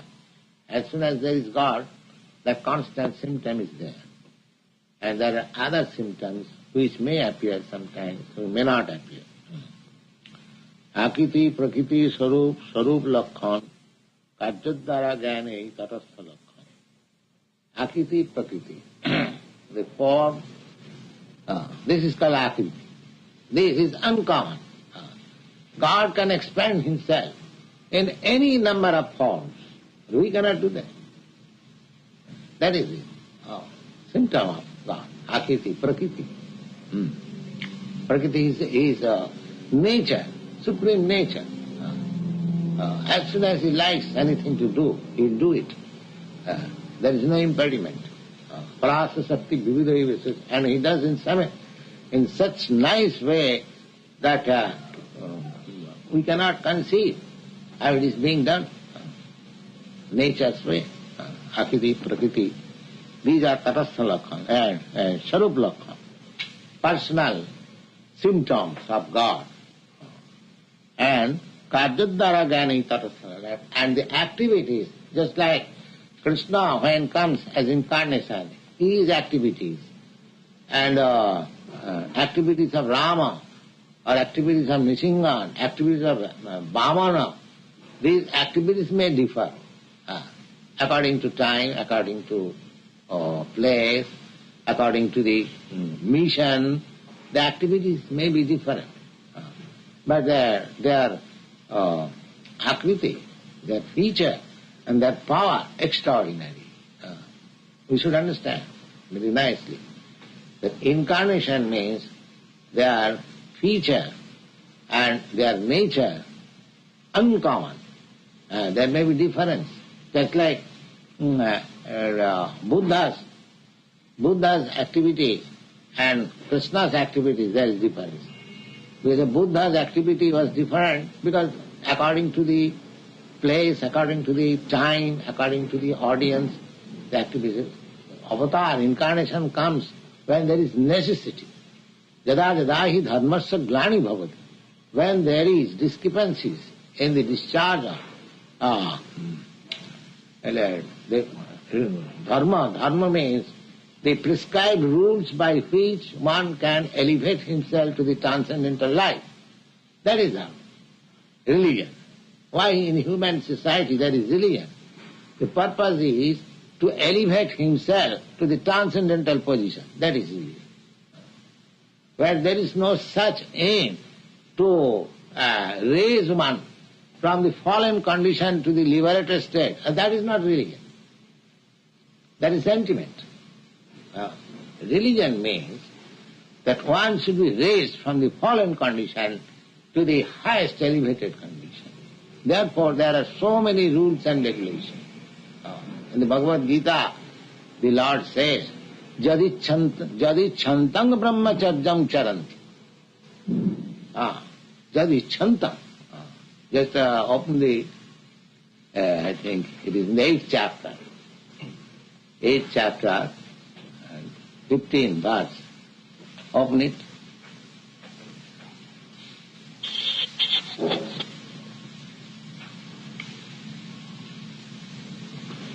Read it. Mam upetya No, that, before that, ananya chita before that, om iti Jadicchantang, the slok is Jadicchantang Brahma. Don't find it? Let me have the book.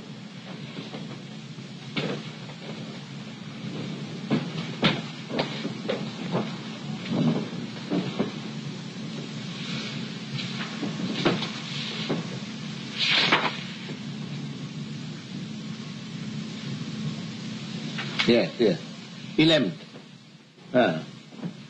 Jadakshara vedo vido badanti vishanti jat jatayo vitaraga Jad ichchanta brahmacharyam charanti tatte padam sangrahena pravakshyami. Here is the translation. I shall briefly describe to thee that state which the knowers of the Vedas call the imperishable, which the ascetics freed from passion enter, and desiring which they lead a life of self-control. Not brahmacharya is celibacy. A translation is not clear. Celibacy means completely ceasing from sex life. Jadichanta brahmacharya. Brahmacharya means celibacy. No sex life. Therefore, the brahmacharya ashram is recommended. But the first basic principle of religious life, according to Vedic principle, the students are expected to go to the spiritual master's place and learn there how to live without any sex life. For 25 years, or at least for 20 years, the student is trained up in that way. Then he is allowed to enter into the grihastha life to marry. So there is a process. Religion means there must be process. It is not simply mental speculation. Jadichantam brahmacharyam charanti. Jadichantam brahmacharyam charanti tatte padam sangrahena prabhakshane. These things are described in the Bhagavad Gita. So, to understand, to elevate oneself from the fallen condition to the highest liberated condition, one has to be trained up, one has to follow the rules and regulations as they are prescribed. Otherwise, simply some recreation, spiritual recreation, talking something, this is that, neti, neti, and I lead my life like anything, that will not help us. Therefore, the Tatastha Lakhan, therefore we accept anyone and everyone as incarnation, because we are not trained up who is incarnation, to see. And because we want to be cheated, there are so many cheaters who comes of incarnation and this and that, and the society is going on like that. Not only here, in everywhere, every part of the world. They are not very serious. What is the ultimate aim of spiritual life?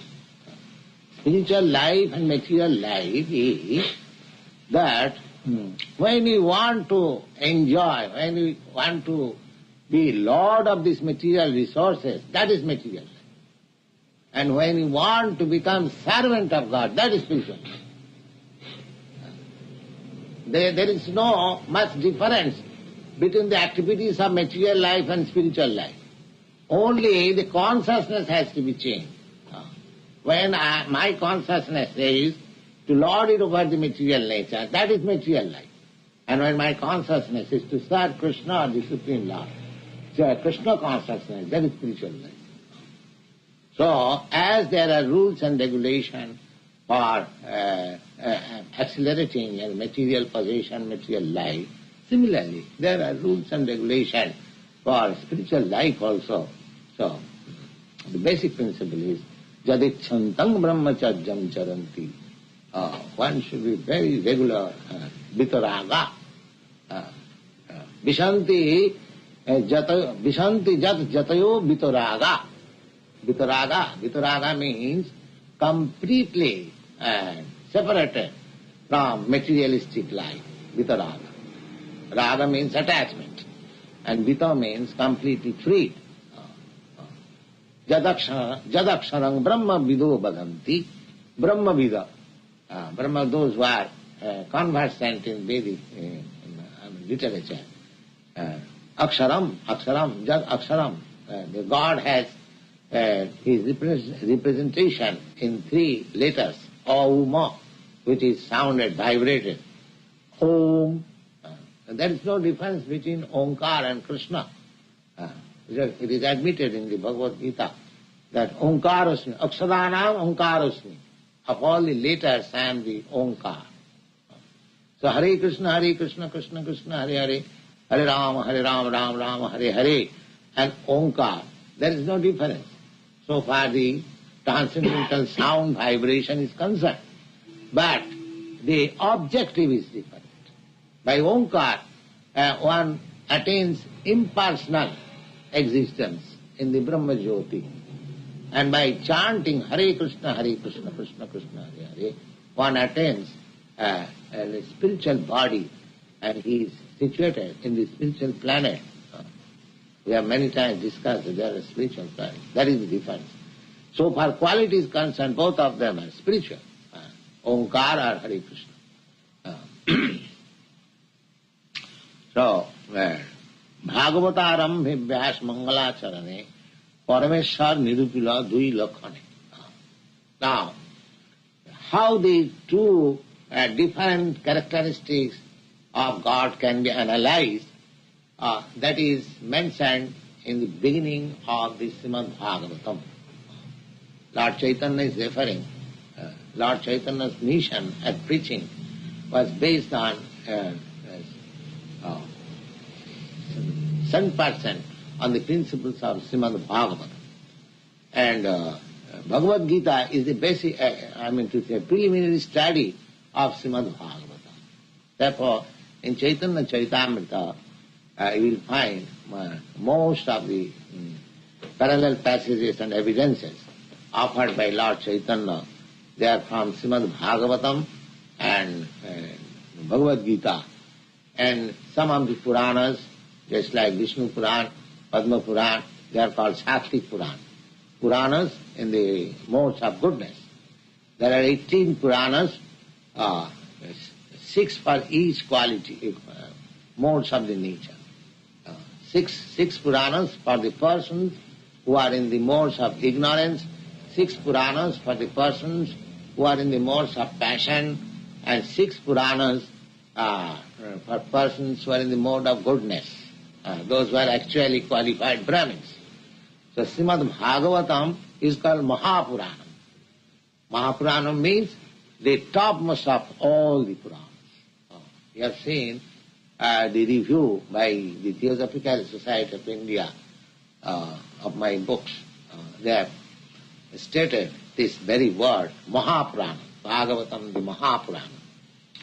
So, Lord Chaitanya gives evidences from the Mahapuranam, Srimad Bhagavatam, that the Supreme Lord, the Absolute Truth, is analyzed in 2 characteristics. What are they? The personal characteristics and tatastha characteristics. Tatastha means they are sometimes manifested and they are not sometimes manifested.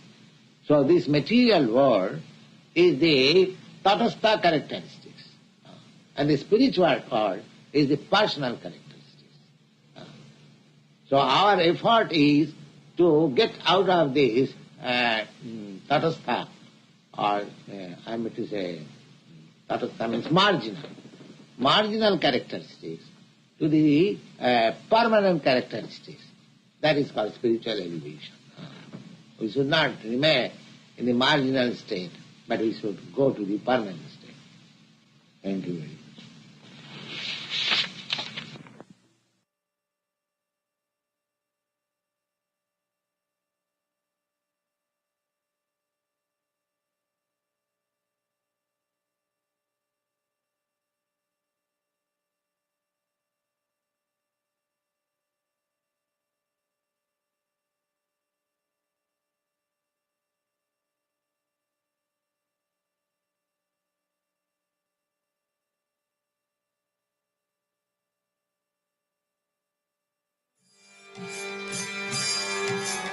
Krishna Chaitanya Ganana Karnapatau Premamrita Vanidhi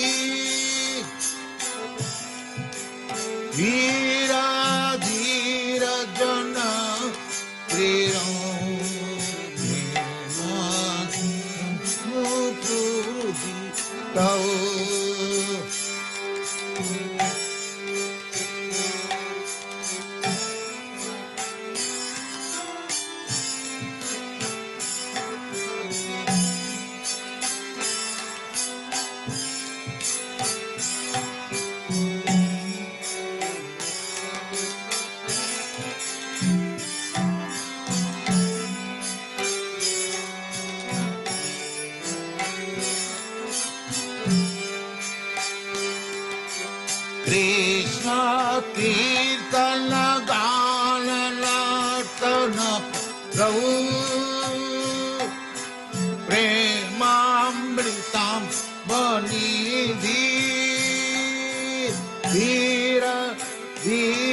जन प्रिय प्रिय करो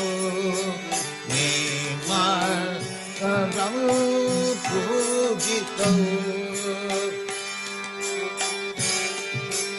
श्री चैतन्य कृपा भरौ भुवि भुव भारा तारक वंदे रूप सनातन रघुजुगौ श्री जीव गोपालक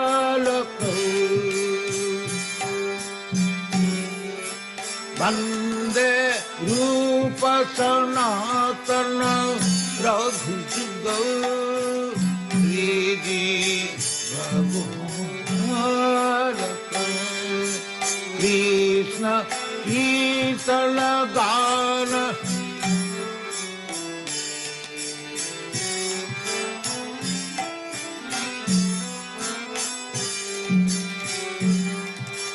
कृष्ण कीर्तन गान नर्तन परम प्रेम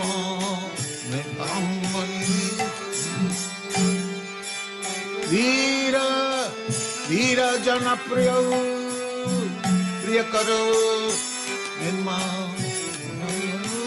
पूजितम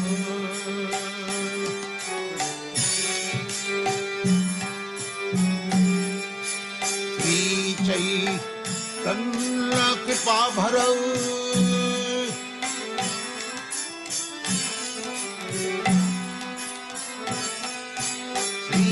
चैतन्य कृपा भरौ भुवि भुव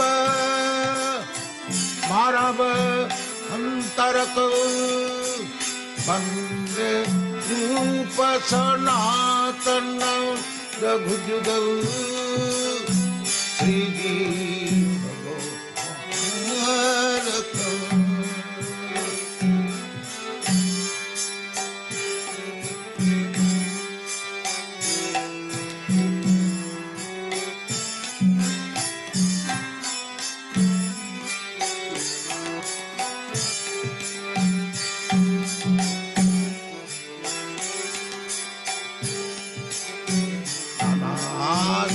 विचार नहीं पुनः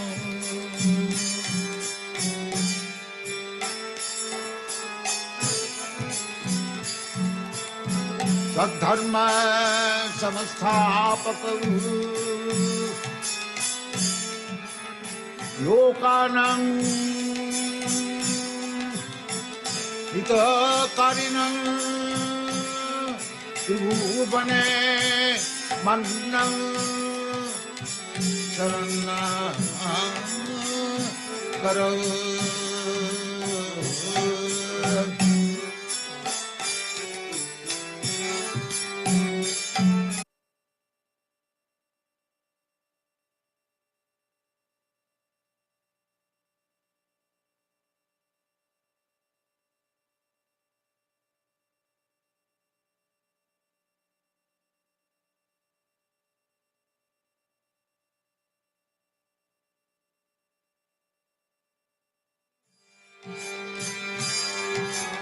कृष्ण कीर्तन गान कनपौ प्रेमामृता वनिधि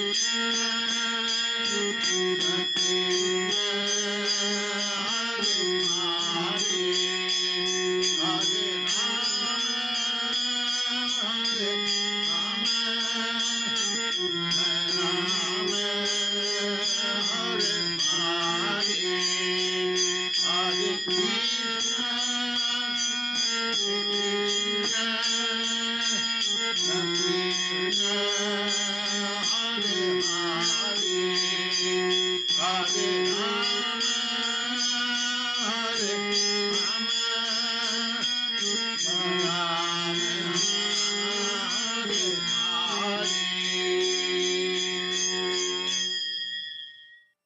this Mahamantra, Hare Krishna, Krishna Krishna, Hare Hare, is being chanted by Brahma with his 4 mouths.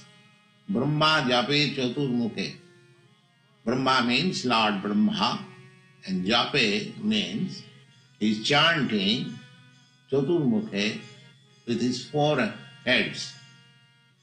Within this universe, only Brahma has got 4 heads.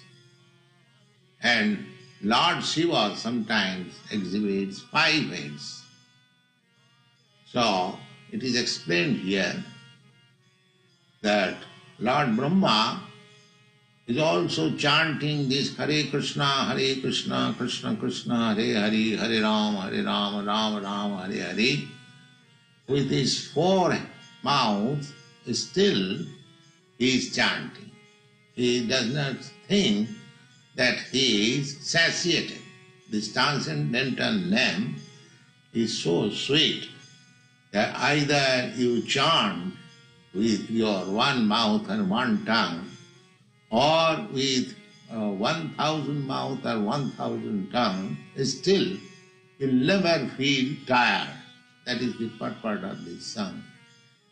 Srila Rupa Goswami, he lamented that this Hare Krishna, Krishna Krishna, Hare Hare, Hare Rama, Rama Rama, Hare Hare, these names are so sweet that how I can relish the transcendental sweetness with 1 tongue and 1 mouth. If God would have given me millions of tongues and millions of mouths, then I would have relished little of it. So he lamented.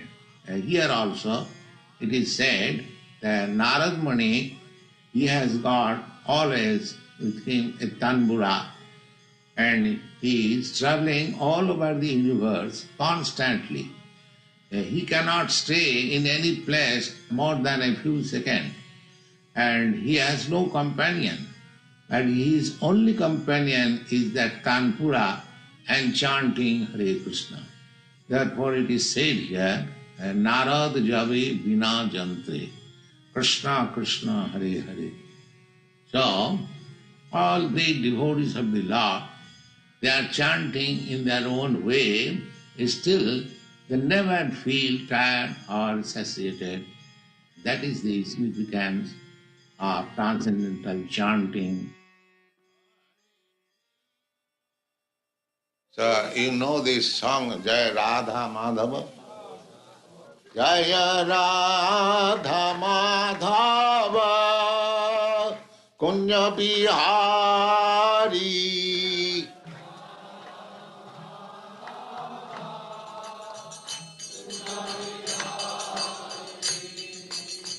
Gopi Jana Vallabha Girivaradhari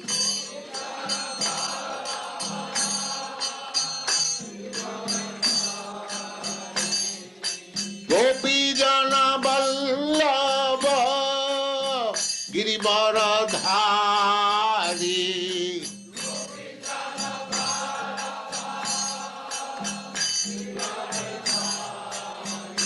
Jaya Radha Madhava Kunya Bihari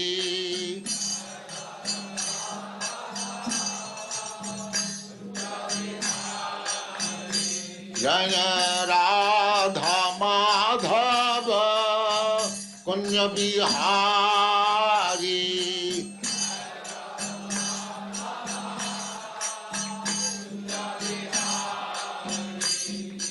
Gopi Jana Vallabha Girivaradhari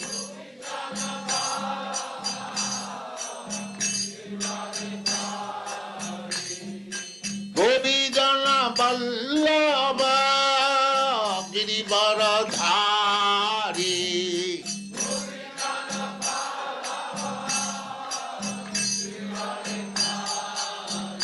Jaya Radha Madhava Kunj Bihari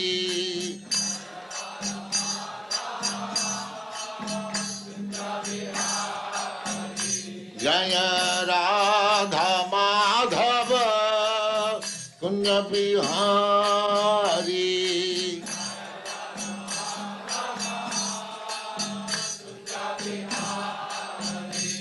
जय जसोदानंदन गोपीजन रंजन जय जसोदानंद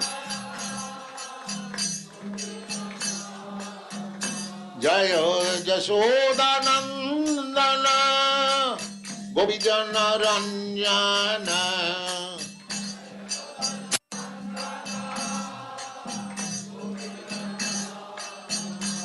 जय जसोदानंदन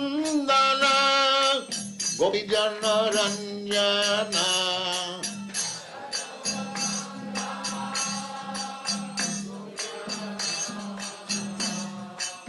जमुना तीर बनचारी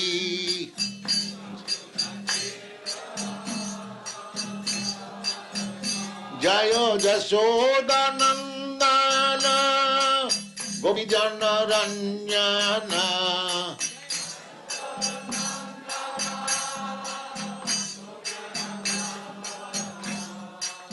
जमुना तीर बनचारी जमुना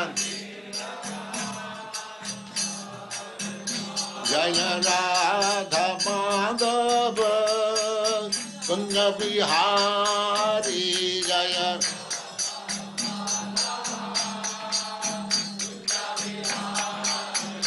जय राधा माधव कुंज बिहारी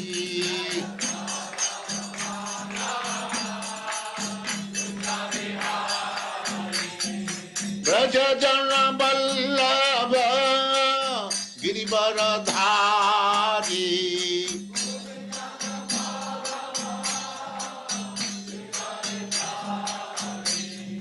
ब्रज जन बल्लभ गिरिवरधारी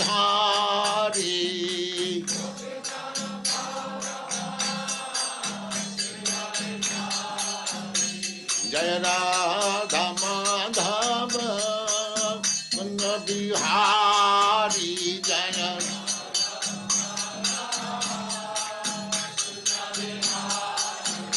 जय राधा माधव कुंज बिहारी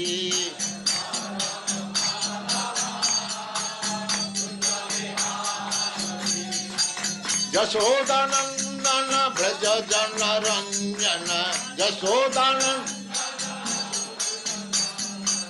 जसोदानंदन ब्रज जन रंजन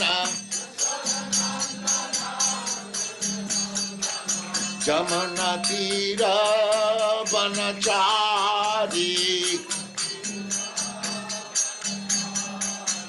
जय Radha Madhav Kunj Bihari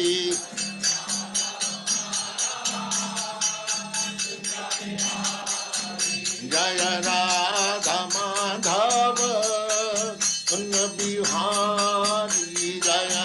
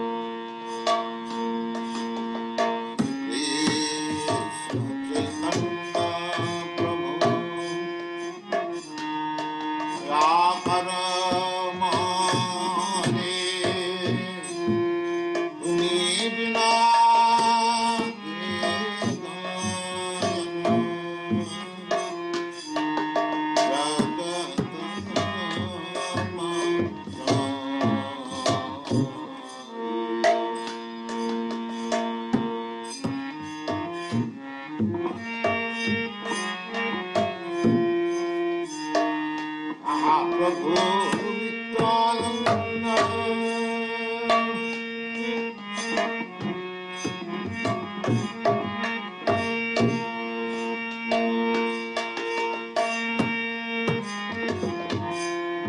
Aha, Prabhu Nityananda, Premananda,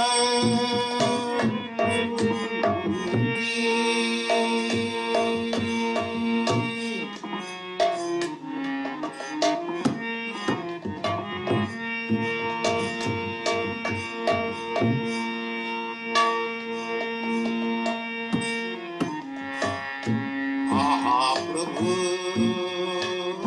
Nityananda, Premananda, Sukhi, Kripaya Balakana Kara,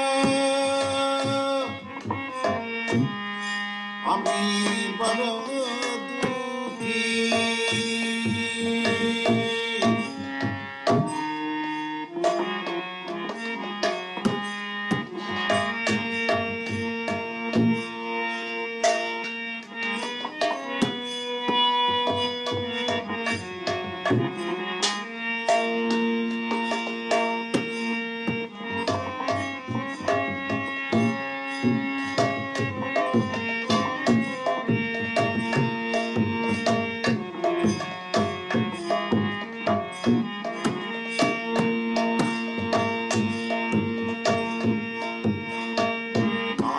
Mahaprabhu Nityananda,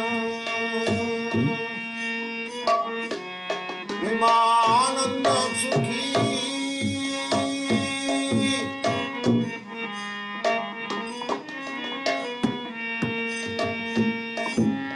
Mahaprabhu Nityananda, Premananda Sukhi.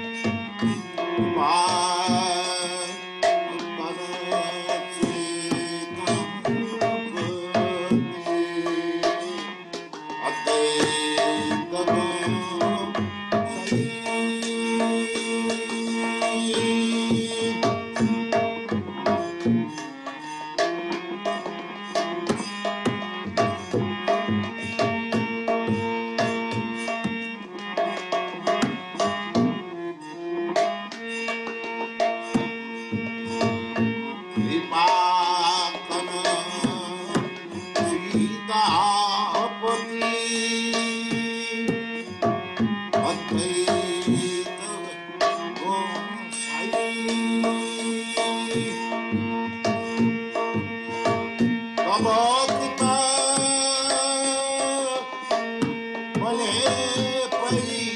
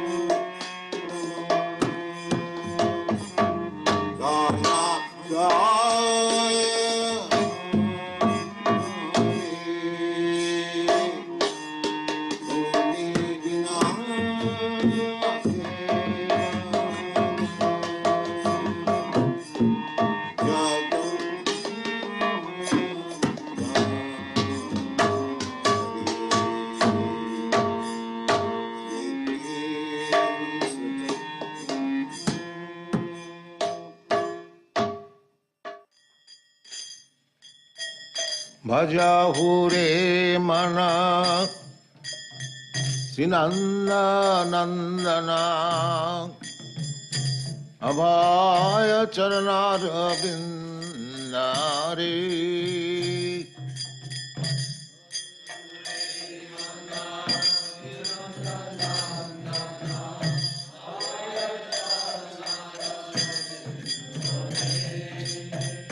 Bhajahure mana Sinanda Nandana Abhaya Charanara Bindare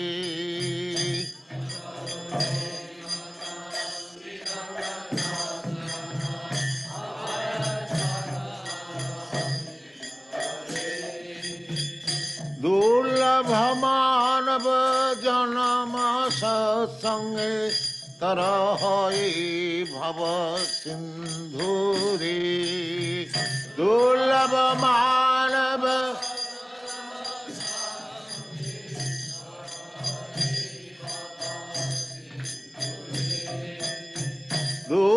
Durlabhamanav janama satsange tarahai bhava sindhure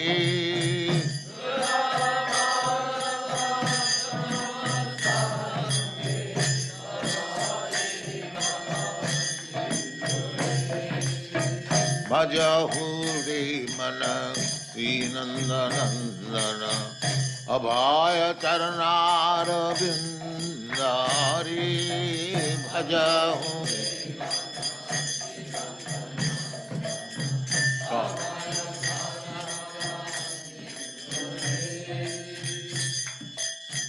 He dhana jauvana putra parijana Ithe ki ache parati tire He dhana jauvana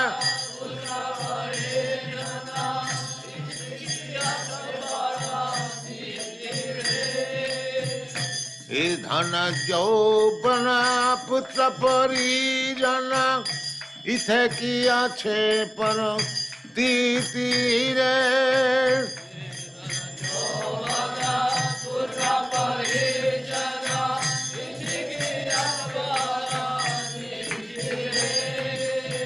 Kamal jala dala jivana talamana Bhajaha hari padam nitire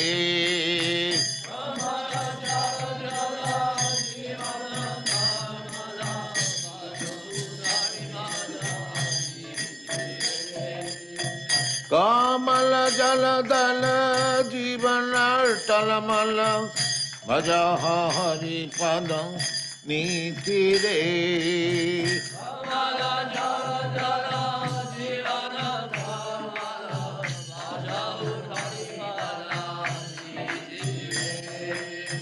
Bhajahure mana Srinandanandana Abhaya Charanara Bindare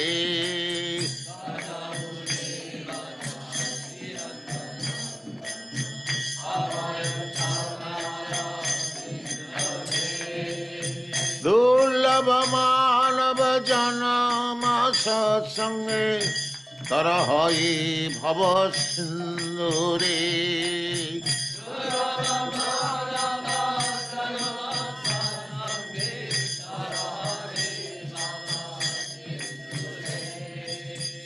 Sitaya tapa bata parishana Edina jamini jagire Sitaya tapa bata pari Edina jamini jagi Bifale se bino kripana durajana Chapana sukhala balagire Bifale se bino kripana durajana Chapana Bifale se bino kripana durajana Chapana sukhala balagire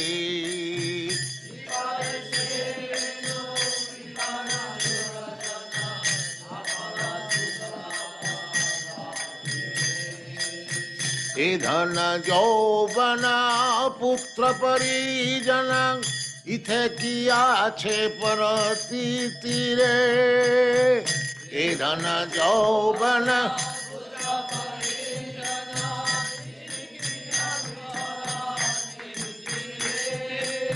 जीवन टलमल कमल जलदल जीवन टलमल भज हरिपद नीति रे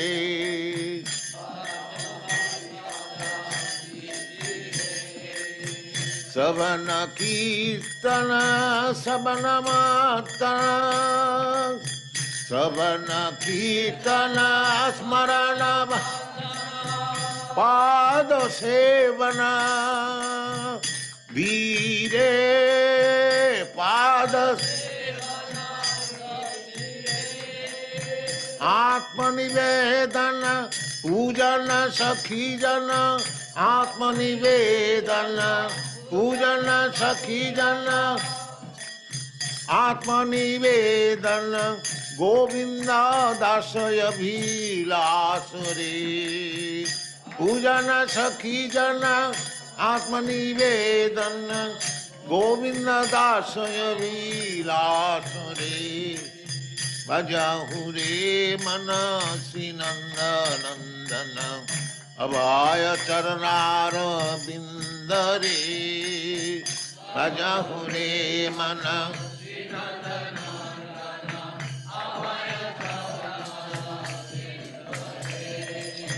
भजहु रे मन श्री नंद नंदन अभय चरणार बिंद रे भजहु रे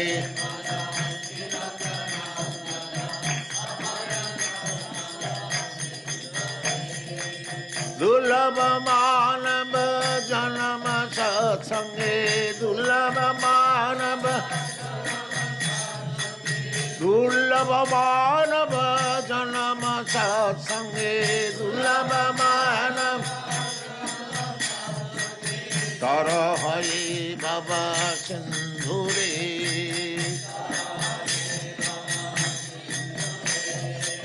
तर हरि बाबा सिंधु रे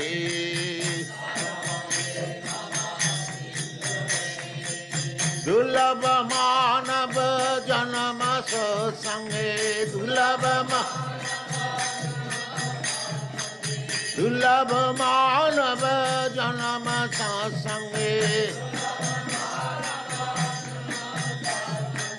तारा है बाबा सिंधु रे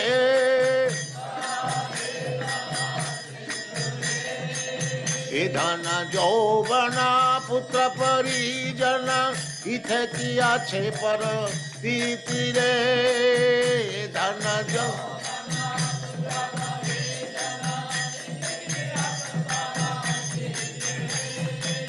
जीवन टलमल कमल जलदल जीवन भज हरिपद नीति रे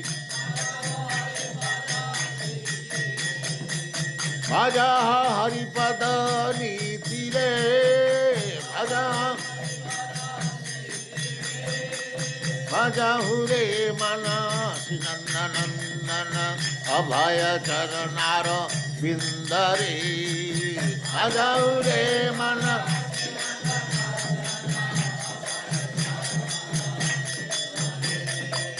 भजहु रे मन नंदन अभय चरणार बिंद रे भजहु रे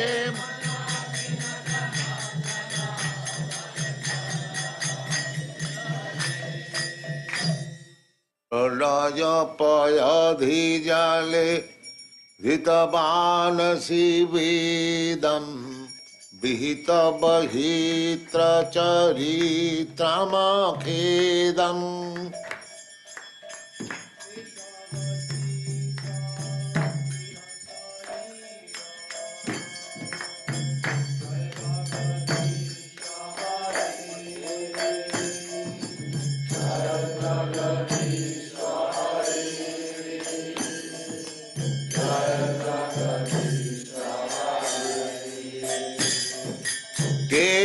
Keshavadhrita Meena Sharira Jaya Jagadisha Hari Jaya Jagadisha Hari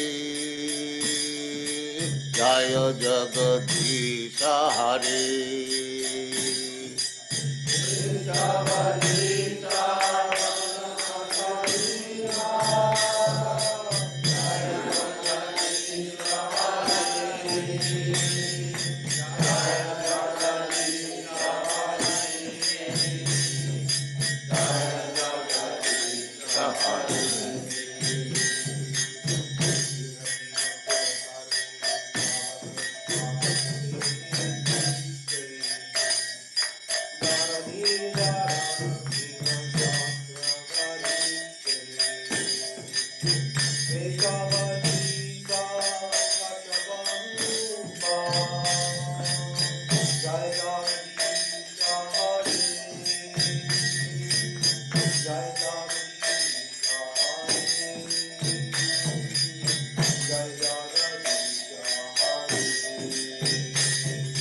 Kitirate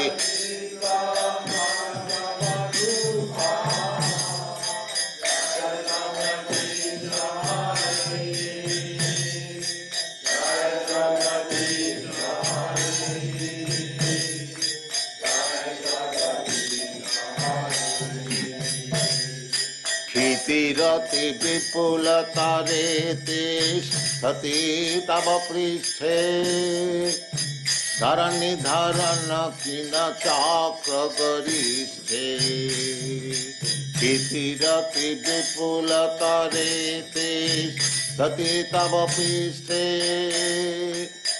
Dharani Dharana Kina Chakra Garisthe Keshavadhrita Kurma Sharira Jaya Jagadisha Hari Jaya Jagadisha Hari Jaya Jagadisha Hari Keshavadhrita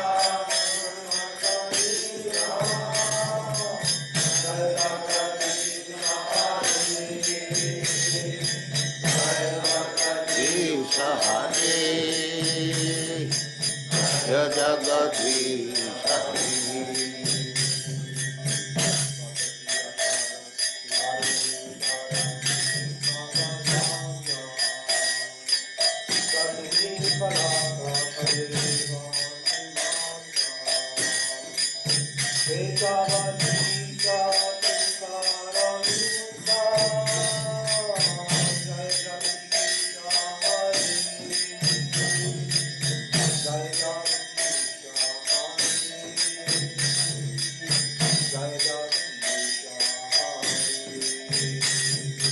Bahasi dasana shikhari dharani tavalagna Sasini kalanka kalevani magna Keshavadhita sukara rupa Jaya Jagadisha Hari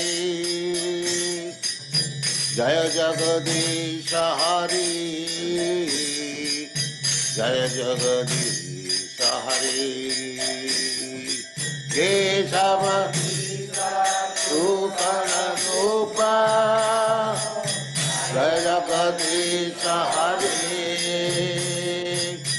Jaya Jagadisha Hari Jaya Jagadisha Hari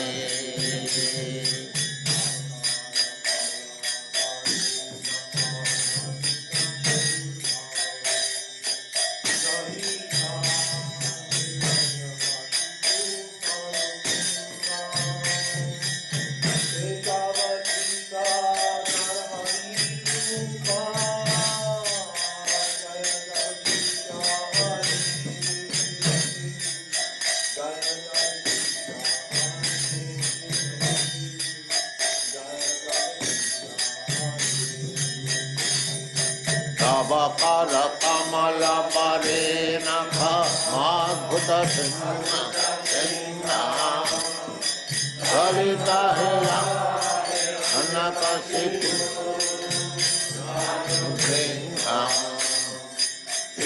Kesavadrita Hari Rupa Jaya Jagadisha Hari Jaya Jagadisha Hari Jaya Jagadisha Again Kabakara Kamala Pare Nakama Gutta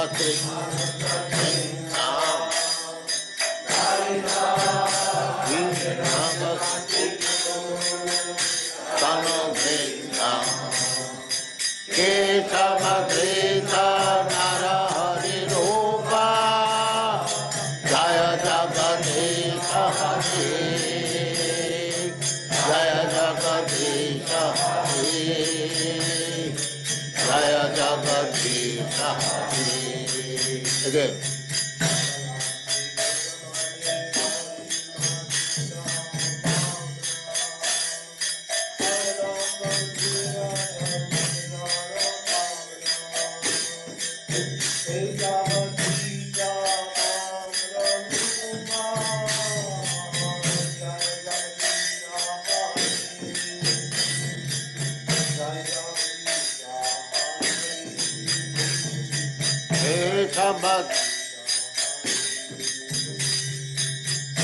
Kesavadrita Mamana Rupa Jaya Jagadisha Hari Jaya Jagadisha Hari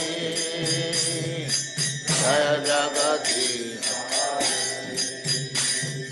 Chalayasi Vikramane Balimadbhuta Bhamana Vadana Khanira Janita Jana Pavana Kesavadrita Bhavana Rupa Jaya Jagadisha Hari Jaya Jagadisha Hari Jaya Jagadisha Hari Kesavadrita Bhavana Rupa Jaya Jagadisha Hari Jaya Jagadisha Hari Jaya Jagadisha Hari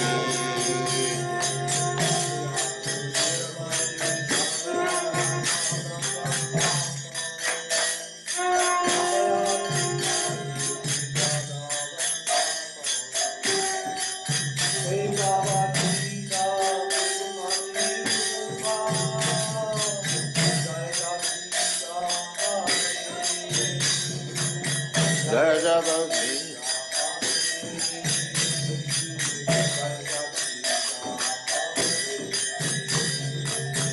Kesavadrita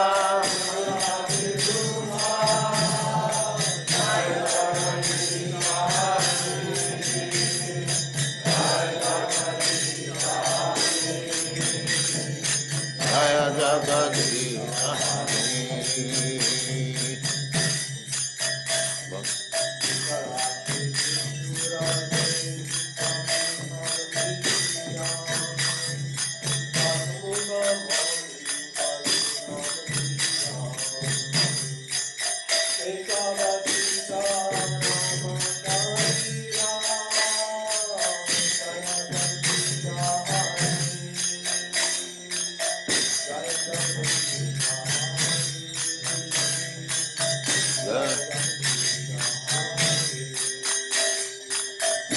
Kesavadrita Rama Sarira Jaya Jagadisha Hari Jaya Jagadisha Hari Jaya Jagadisha Hari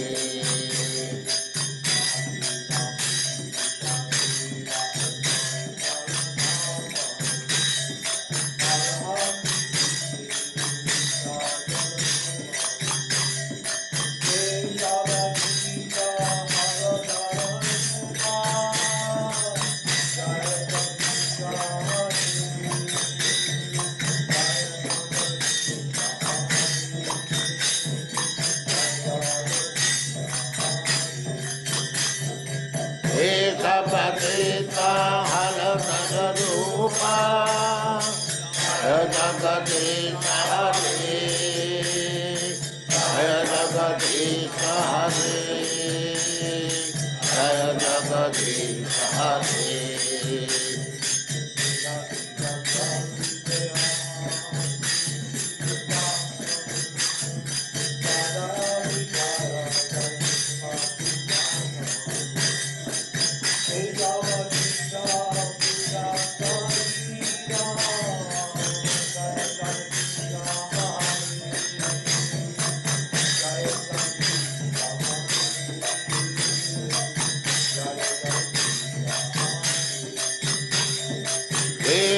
Deshapadeta Bhutta Sharira Jaya Jagadisha Hare Jaya Jagadisha Hare Jaya Jagadisha Hare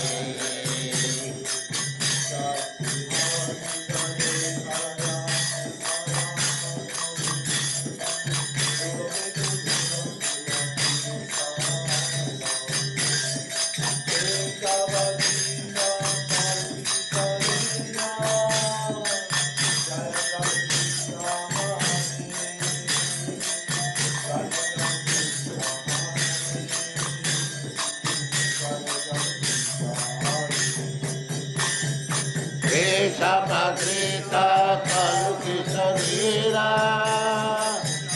Jagadisha Hare Jaya Jagadisha Hare Jaya Jagadisha Hare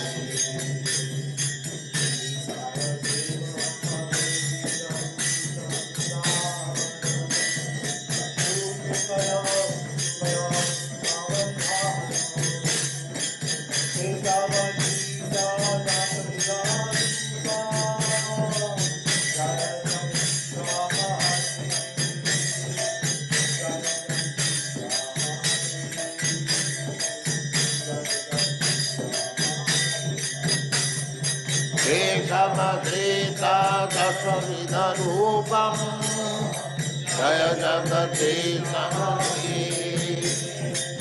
Jaya Jagadisha Hare Jaya Jagadisha Hare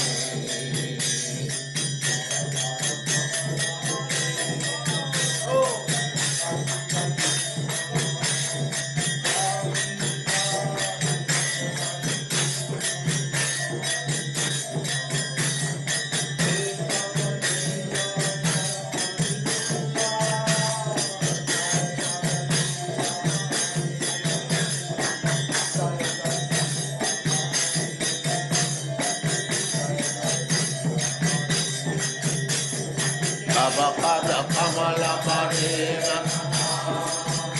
Upatrina Allah Nanavatiku Anubrina Eva Padita Naravati Rupa Jaya Jagadisha Hare Jaya Jagadisha Hare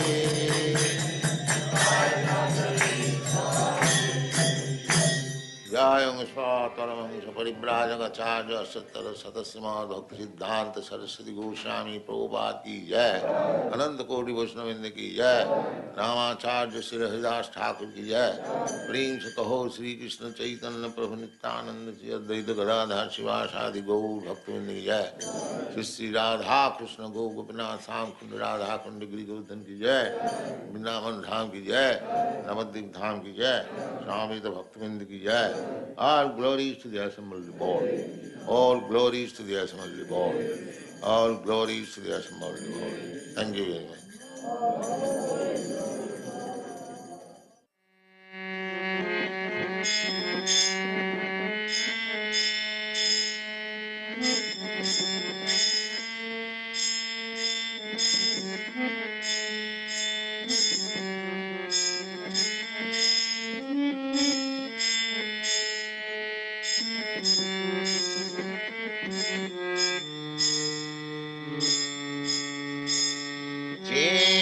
Chetadattana marjanam भवमहादावाग्निर्वापनम् श्रेयकैरवचन्द्रिकां वितरणम्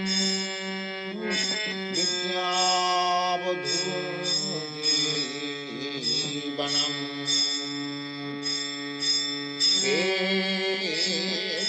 तदर्पणमार्जनम्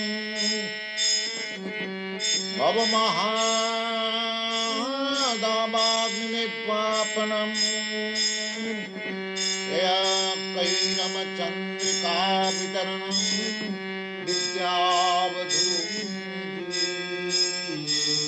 विद्यावधूजीवनम् आनन्दाम्बुदीवर्धनम्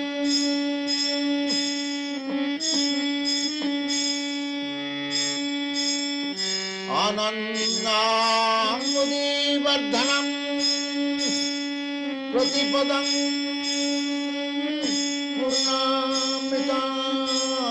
पूर्णामृताच्छादनम् परं विजयते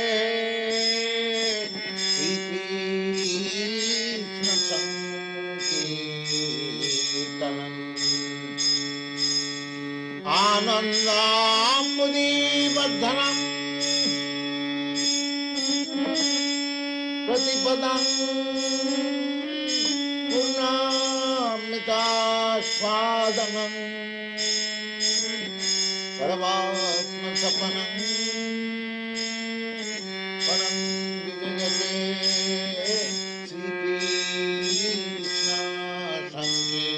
श्रीकृष्णसङ्कीर्तनम्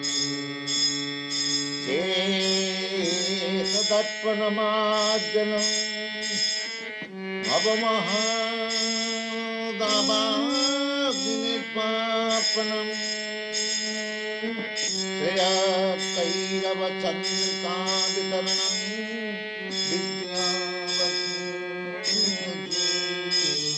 विद्यावधूजीवनम् तदर्पणमार्जनम्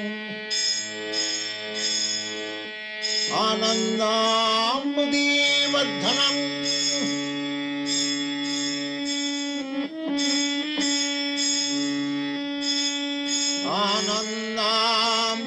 आनन्दाम्बुदीवर्धनम्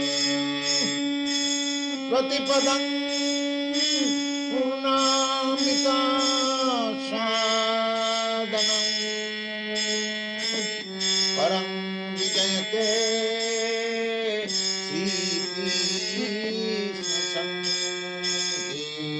श्रीकृष्णसङ्कीर्तनम् आनन्दाम्बुदीवर्धनम् प्रतिपदम् पूर्णामृतास्वादनम् परं विजयते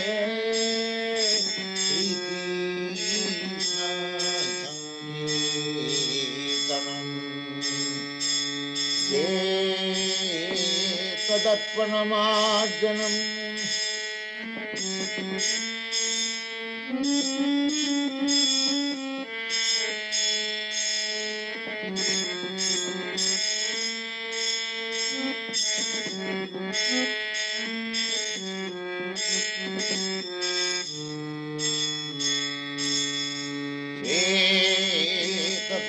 तदर्पणमार्जनम् नाम नाम कारिण्य भक्ति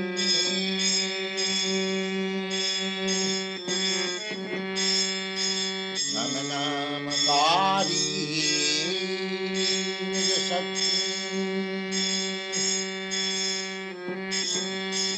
तत्रार्पिता नियमित स्मरणेन कालम् नाम नामकारी निज भक्ति नाम नामकारी निज सर्वशक्ति तत्रार्पिता नियमित स्मरणेन कालम् एतादृशी एतादृशी तव कृपा भगवन् ममापि दुर्दैवैर्दृशं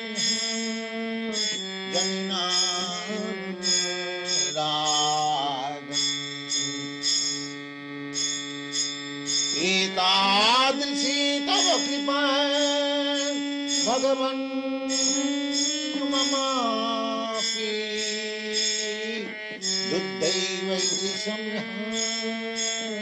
जन्मरागम्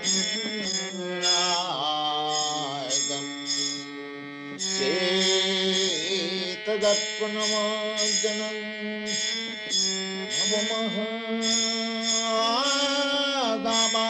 दामादिनिर्वापणम् श्रेयकैरवचन्द्रिकावितरणम्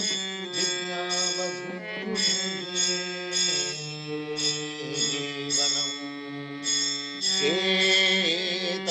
चेतदर्पणमार्जनम्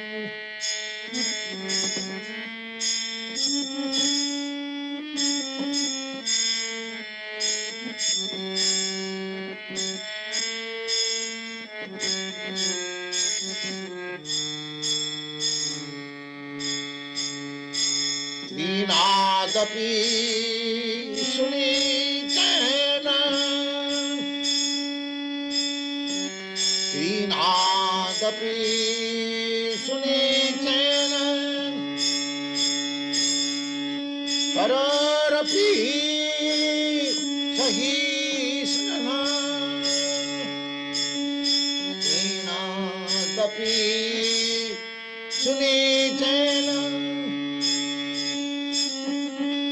अपि सहिष्णुना अमानिन मानदेन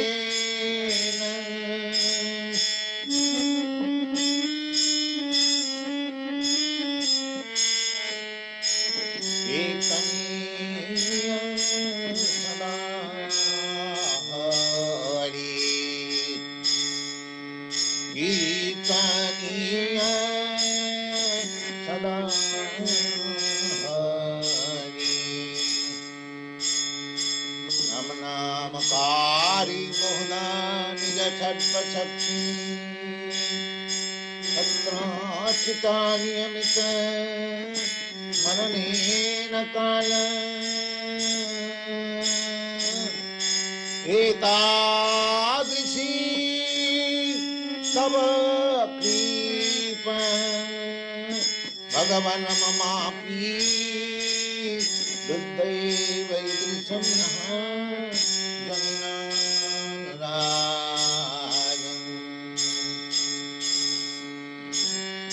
जनिनानुरागम् अर्जुन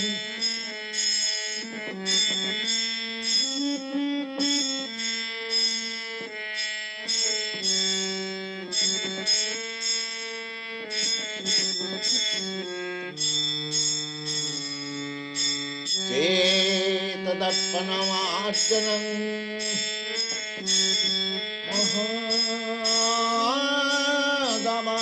महादामाग्निर्वापनम् श्रेयकैरवचन्द्रिका वितरणम्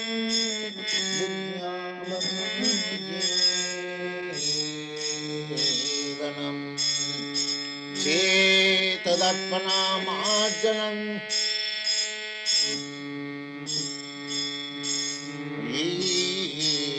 नन्दतनया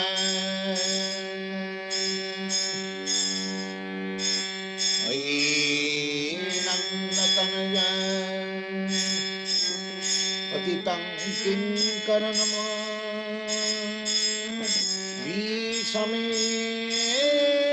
भवामृदः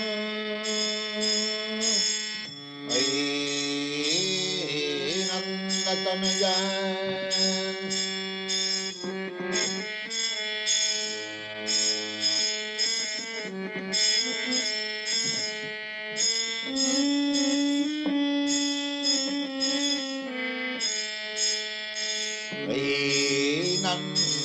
नन्दतनया पतितं किङ्करनमा Vishame bhamam buddham Ainantatanjaya Patitam kinkaranamam Vishame bhamam buddham Kripaya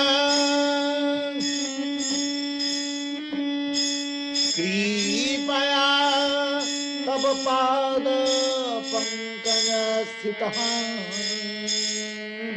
धूलि सदृशं विचिन्तय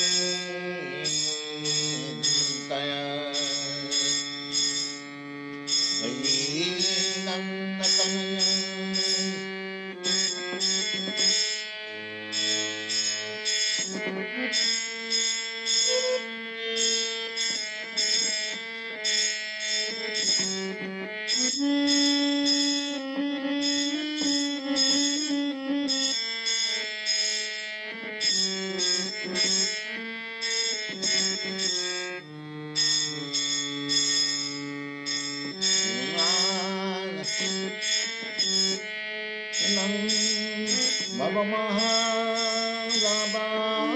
भवमहागाग्निनिर्वापनं श्रेयकैनमचन्द्रिकादितरणं विद्यावनं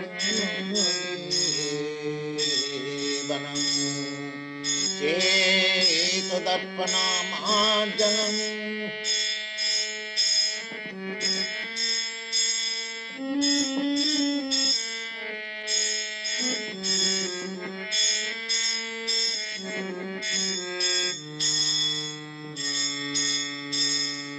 न धनं न जनं न सुन्दरीं कवितां जगदीशकामये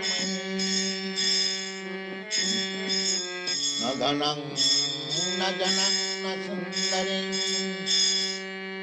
कवितां जगदीशकामये मम जन्मनि जन्मनि सारे भवता भक्ति रहे न धनं न जनं न सुन्दरीं कवितां जगदीशकामये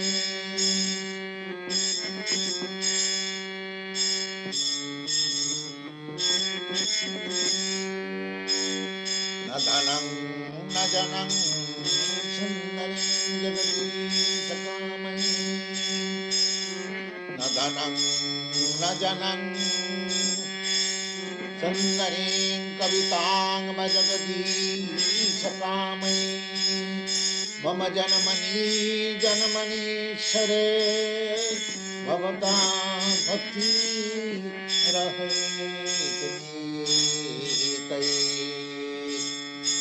न धनं न जनं न सुन्दरीं कवितां जगदीशकामये मम जन्मनि जन्मनि शरे भगवता भक्ति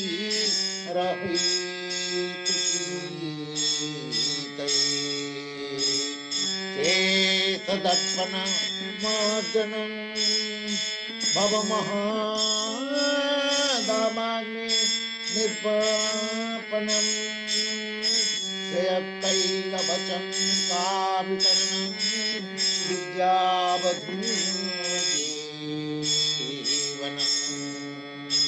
चेतदर्पणमार्जनं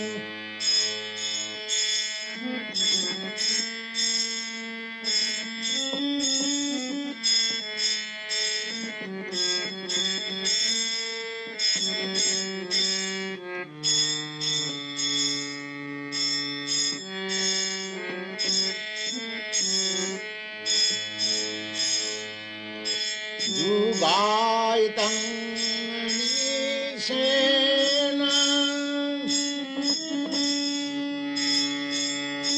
युगायितं निमेषेण Krishna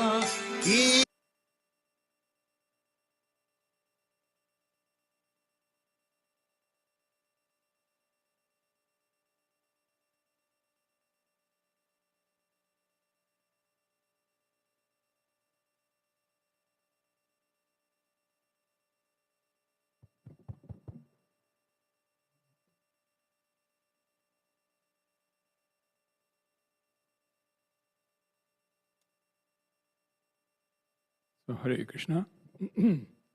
Welcome everybody. Today's celebration of the holy appearance of Srila Bhaktivinoda Thakur. And we'll start by offering our prayers so that we can speak about him. Please repeat after me. Om Namo Bhagavate Vasudevaya. Om Namo Bhagavate Vasudevaya. Om Namo Bhagavate Vasudevaya. Jai Jai Shri Chaitanya Jai Nityananda. Jai Advaita Chandra Jai Gaura Bhakta Vrinda. Jaya Jaya Shri Chaitanya Jaya Nityananda. Jaya Advaita Chandra Jaya Gaura Bhakta Vrinda. Jaya Jaya Shri Chaitanya Jaya Nityananda. Jaya Advaita Chandra Jaya Gaura Bhakta Vrinda. Jai Srila Bhaktivinoda Thakur ki Jai. Srila Prabhupada ki Jai. You can actually sit on the benches if you feel more comfortable, okay? However you feel comfortable. Thank you. So today is the Holy Appearance Day of Srila Bhaktivinoda Thakur, one of the greatest proponents of Krishna consciousness, of God consciousness, of elevating the consciousness to the highest level so that we can all become truly happy, because that is the ultimate purpose of life, to be happy and to give happiness to others. And the same thing is said in a number of ways, to be loved and to give love to others, to be devoted to Krishna and to encourage others to become Krishna conscious. Just one. So I have to do this, I won't be there at 11 o'clock. Yeah. Okay. All right, so Srila Bhaktivinoda Thakur, for those of us who are aware of the Goswamis, the 6 Goswamis, is considered the 7th Goswami. And he's the first person who actually reached out to the West to actually speak about the science of God in a way that would be truly fulfilling for everyone who would hear and read and act upon it. Because if we don't act upon our devotion to God, then you don't get the full experience, just like anything in life, right? You can see a nicely made pizza in front of you, and you can have the experience of maybe looking at it and smelling it like that. But until you taste it, you don't have the full experience of a pizza. So in the same way, until we taste all our levels of consciousness, we don't have a full human experience. And if we don't have a full human experience, then we're not going to be truly happy. Just like if we see others eating pizza and I don't get to eat it, then I'm not going to feel happy, because I'm going to think, wow, why can't I try some as well? So in the same way, in consciousness, unless we rise to the level of what is called the Supreme Absolute Truth, the Supreme Personality of Godhead, and he is described in the scriptures as Krishna. Krishna simply means that God is all attractive. There are 6 things that attract us. We are attracted by wealth. We are attracted by beauty. We are attracted by knowledge. We're attracted by fame. We're attracted by power. And finally, we are attracted by renunciation, like monks. Monks are renounced personalities. So people like meeting with monks, hearing monks, talking to monks, discussing the meaning of life with monks, like that. So the Lord has these to the fullest degree, and therefore is called Bhagavan, or God. But then there's a feature that actually is not described so much in these 6 opulences, and that feature is the feature of love. Love is the most powerful thing in this world, and love of God is the greatest of all forms of love. It is the love in which all the other loves are actually contained. And the person who has that to the greatest degree, indeed, who is the origin of that, the name given to that person is Krishna. Krishna means the all-attractive, one who possesses all attractiveness. So, Srila Bhaktivinoda Thakur, whose picture is here that we see, brought this science to the West in the form of his writings, in the form of people who visited with him and spoke to him. So he wrote particularly 12 verses that he described as my own self-imposed regulative principles. Now it's amazing, in this world people don't so much like discipline. They prefer that you don't have a life that is full of discipline. But actually, there's a saying in English, easier said than done. So people sometimes feel that to actually observe regulative principles, and I'm going to talk about that here in this prayer, is somewhat difficult. Like in our movement, we have 4 regulative principles: that one should not eat meat, fish, and eggs, that one should not gamble, that one should not have illicit sex, and that one should not, what's the 4th thing? Sorry? One should not take intoxication. So, for most people in this world, if you can't do these 4 things, then what can you do? Life becomes boring, right? If you can't do these 4 things. So, and then those of us who follow it, sometimes people find it difficult. That it's difficult to follow regulative principles. And that's why there's this saying in English, easier said than done. But then they should complete that statement by making the second half of that statement, and it's easier done than not done. Because if you don't do it, if you don't follow the regulative principles, then life will be very, very troublesome. It will be full of lots of miseries, and no one likes that. No one likes to live a miserable life. And so when we live these lives of misery, we wonder why God created misery. Why should we have to suffer misery? Why doesn't God take care of our miseries so that we don't have to suffer those miseries? But actually, those miseries are imposed by us, not actually doing what a human is meant to do. Animals can eat, sleep, procreate, and what is the 4 things? Eating, sleeping, procreation, and defense. Taking care of themselves, right? So if humans just do these 4 things, then we're no better than animals.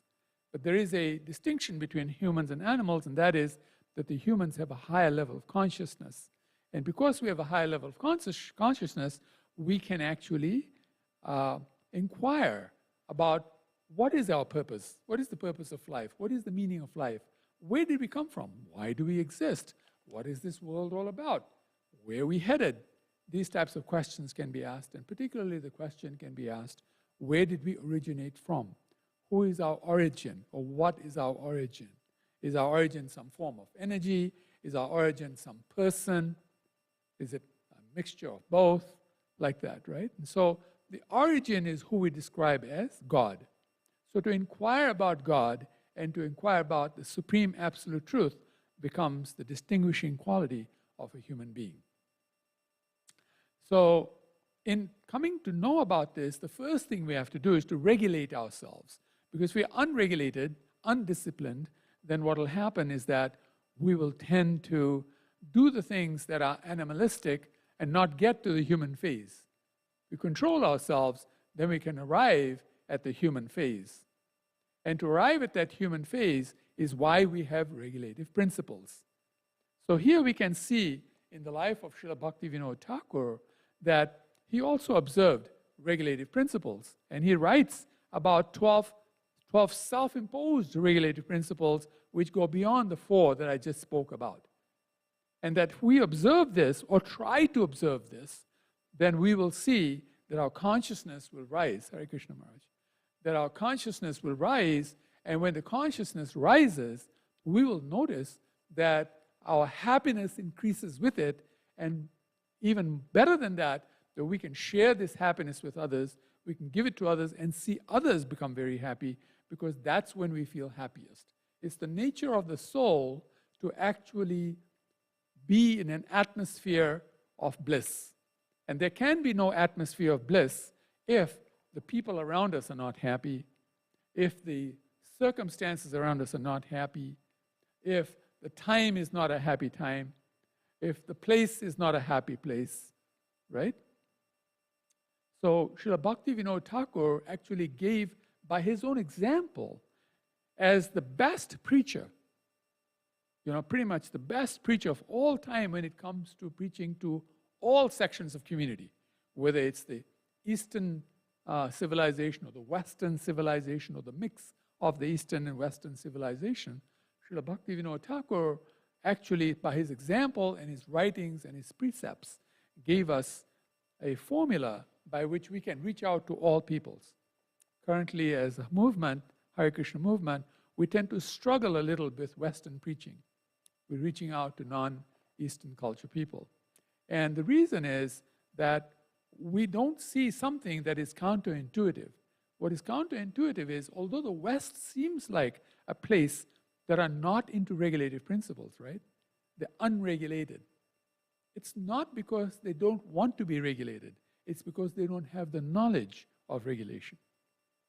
And Srila Bhaktivinoda Thakur actually gave this knowledge, and particularly in this writing called the Sri Sri Swa Niyama Dvasakam, which is translated as self-imposed regulative principles, the 12 self-imposed regulative principles. He actually allows us to understand this. And if we understand this, and if we try to apply it in our own lives, it'll be easier for us to share it with others. Because it's a little hypocrisy if we say, okay, you do this, but I do something else. I'm not going to follow these 12 principles, but I'm asking you to please follow these 12 principles for your best welfare. Nobody's going to accept that. We know today, for example, in the West, authenticity is actually the most important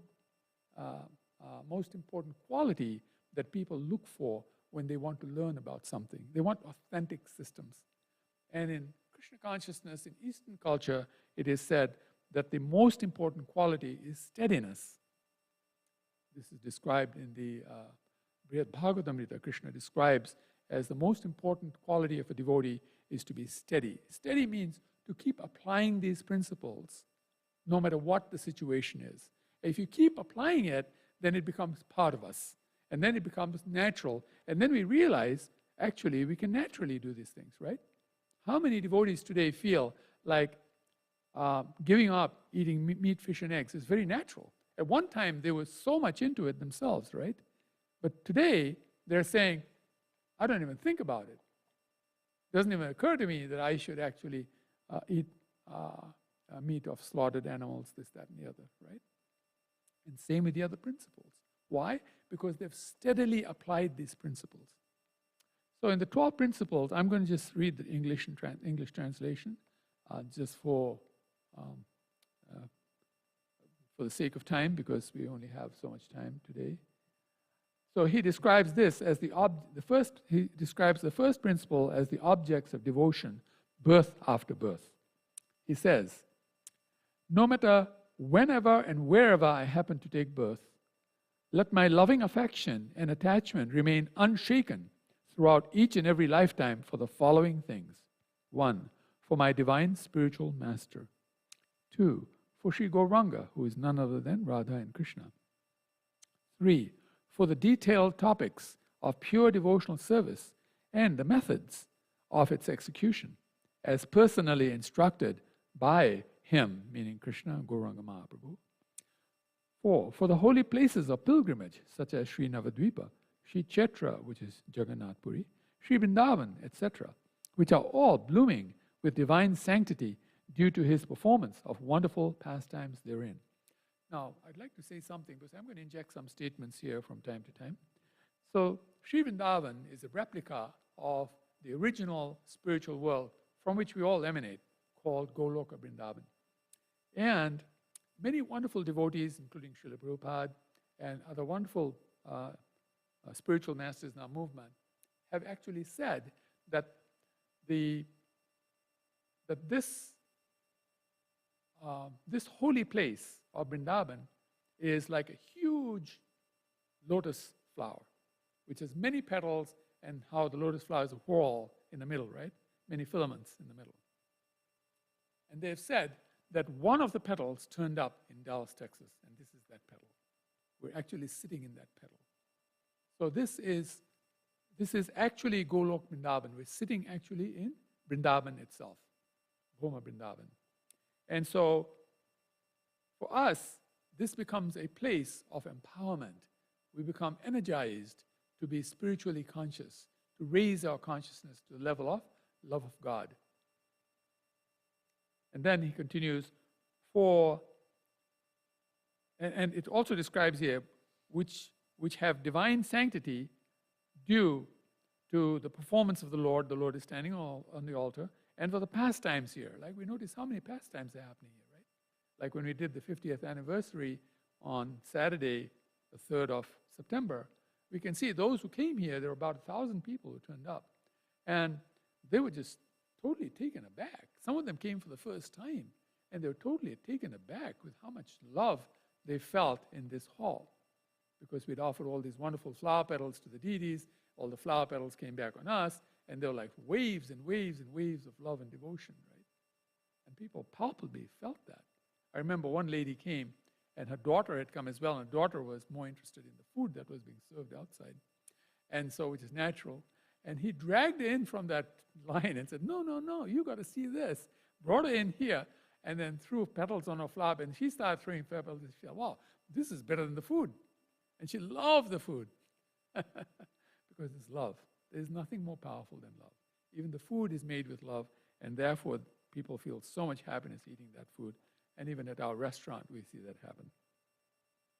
And then it says, for the Diksha mantra bestowed upon me by the divine grace of my spiritual master, for the holy name of Sri Hari, for the most beloved eternal associates of the Lord, for the sacred days of celebration throughout the year, such as Sri Ekadasi, Sri Janmashtami, Sri Radha Astami, and the appearance and disappearance days of great Vaishnava acharyas like himself. Today we're celebrating his appearance day. When we celebrate the appearance day of a great spiritual master like Srila Bhaktivinoda Thakur, we become enlivened with happiness. We feel like, how did we come across this great, great gem of bliss, this great jewel of happiness? How did we come across this? And we feel so happy. It's a little like, in this world, sometimes people win a lottery, right? And when they win the lottery, they feel like they're the happiest person in the world right that day, right? They say they shoot to the moon, all the way to the moon with happiness. Well, I've got so much money, I'll never have to go to work again, I'll never have any money issues, and they think that they're going to be happy now. At that moment, they feel a lot of bliss, right? So in the same way, we feel that bliss. It's like better than winning the lottery. Because in the case of the lottery, it is said that the number of people who go bankrupt winning the lottery, the percentage of people who go bankrupt winning the lottery is way higher than those who don't win the lottery. So it doesn't sound like a great proposition. To win the lottery and to lose it all and become very, very despondent having lost everything, right? Some people even commit suicide because they can't handle the loss of that amount of wealth, Whereas this is a lottery that you never lose. It's an amazing lottery that when you win this lottery, you never lose it because the Lord ensures that you always have it. Imagine if the government promised the person who wins the lottery, we will make sure you'll always have that amount of money, and that amount of money will keep growing. Instead, what does our government do? When they win the lottery, they think, okay, the larger chunk of it should come to us. So let's just take away a large chunk of that money like that. Jai. Giraj Maharaj ki jai. Whereas in our case, when we actually come into the association of great acharyas, and especially on days that are the appearance days of these Vaishnavas, we feel unbounded happiness, and we know that that happiness will only grow if we do the things that Srila Bhaktivinoda Thakur is encouraging us to do, particularly stay in the association of devotees, and particularly senior devotees like the Maharajas who are here, because they encourage us and enthuse us to continue. They have no other purpose but to guide us, to help us grow in our consciousness so that we will also experience the great heights of devotion to God, of love of Godhead, like that. Then he continues, for the Lord's dearmost devotees who strictly follow in the sacred footsteps of Srila Rupa Goswami. And then he says, and for the holy scriptures narrated by Srila Shukadev Goswami, such as the Srimad Bhagavatam, which we see here displayed. This is actually a very, very important set of books, the Srimad Bhagavatam. And for those of us who don't have them in our homes, we should make every attempt to bring that set into our home and to read every day from the Srimad Bhagavatam. Because the Srimad Bhagavatam is none other than the Supreme Lord Himself, none other than Krishna Himself, incarnated in the form of writings, so that whenever we read from there, for those of us who have been reading, we notice that every line we read from the Srimad Bhagavatam gives us more and more happiness. How many times have we heard from devotees that when they're reading from the Bhagavatam, they feel like the Lord is speaking to them? They were thinking about something, and then they read in the Bhagavatam, and they thought, this is exactly what I was looking for. This is something that I was thinking about, exactly what I was thinking about, and now it's written here. And there's so many readers. Now we've had more than, easily more than 100,000 sets of these Bhagavatam being read every day by devotees around the world. And you can imagine these are 100,000 sets of experiences that they're having, right? And so they're all not thinking about the same thing. They're thinking about 100,000 different things. And yet, when they read from the same Bhagavatam, they're all feeling like, wow, the Bhagavatam is speaking to me. I feel so happy having read this. Now I've understood something I've been trying to understand, figure out something that I've been confused about. And then in the second verse, he describes, we're reading from the Shri Swadhaska Niyakam Maharaj. This is the 12 prayers of Srila Bhaktivinoda Thakur, which he calls his self-regulated principles of self-regulation. So we read the first one. Now we're reading the second one, which says, the internal identity of Lord Chaitanya, the eternal guide. He says, the Supreme Lord, Sri Krishna, who is standing on the altar as we see, is the personified abode of all divinely ecstatic mellow tastes.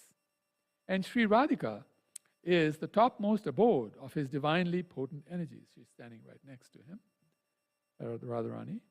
Indeed, she is the personified form of the highest mellow of love in separation. Within the forest of Vrindavan, which is gloriously rich in the all-pervading treasure of the sweetest Madhuri Rasa, this Lord Sri Krishna is continuously enjoying as he makes Sri Radhika happy by his loving services rendered to her 24 hours a day. This very same Lord Krishna is exactly identical to the son of Mother Shachi, who eternally lives simultaneously yet separately in Godadesha as the instructor of the process for rendering his own service. May Sri Shachinandana become my supreme master and guide, and may he always appear to me just to lead me on the proper devotional path, birth after birth after birth. This is so wonderful. And now we'll read verse 3. Sorry, I'm going through this very quickly. If any of you'd like to say something or ask, please don't hesitate to speak and ask. Then he talks about the third verse. He describes the third verse as rejection of things unfavorable for Sri Radhakrishna's eternal service. He says, let no form of so-called renunciation or asceticism become fit for my acceptance if it does not give rise to the continual expansion of my eternal serving mood of loving devotion. This is a very, very important point. when we join the Hare Krishna movement and we take to this path, our service, we notice in our service a continual expansion. Now, Srila Prabhupada describes the word service as expression of love, that we're expressing love to the Lord and to the Lord's devotees. This is the meaning of service. And the best part of this service is that it is continually expanding. So we don't ever feel like, wow, this is boring, I've done this before, this is the same old, same old. It is always ever fresh. We feel always ever fresh about it. And that is the nature of the soul. The soul is ever fresh and is always looking to experiences that are ever fresh. So here, Thakur is describing this so nicely. And let no form of so-called knowledge or intellectual cultivation appeal to me at all, as it does not admit the reality of eternal individuality shared by the Lord and His devotees during their everlasting daily pastimes. And this is the amazing magic of the Hare Krishna movement, that whatever is happening daily. Every day there are pastimes happening, and pastimes happening so many places, by so many people, in so many ways. And many of us experience this, that even after so many years in the movement, we come in and we feel like, wow, that was something I didn't expect. That is something new that's happening. This is so nice. When we look at the Lord, for example, being dressed, we get the feeling like, wow, I'm looking at Him for the first time. I've never seen Him look so beautiful. I've never seen Radharani look so beautiful. The whole altar looks like a great jewel sitting in the middle of Dallas, as the best kept secret of Dallas, like that. All these types of experiences we're having, right?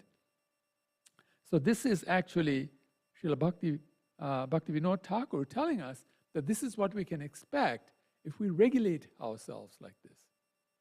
Then he says, I have no desire at all for practicing any branch of the eightfold yoga process, for none of them contain my scope or any scope for enjoying the daily pleasures of serving Lord Hari, such as His confidential worship does.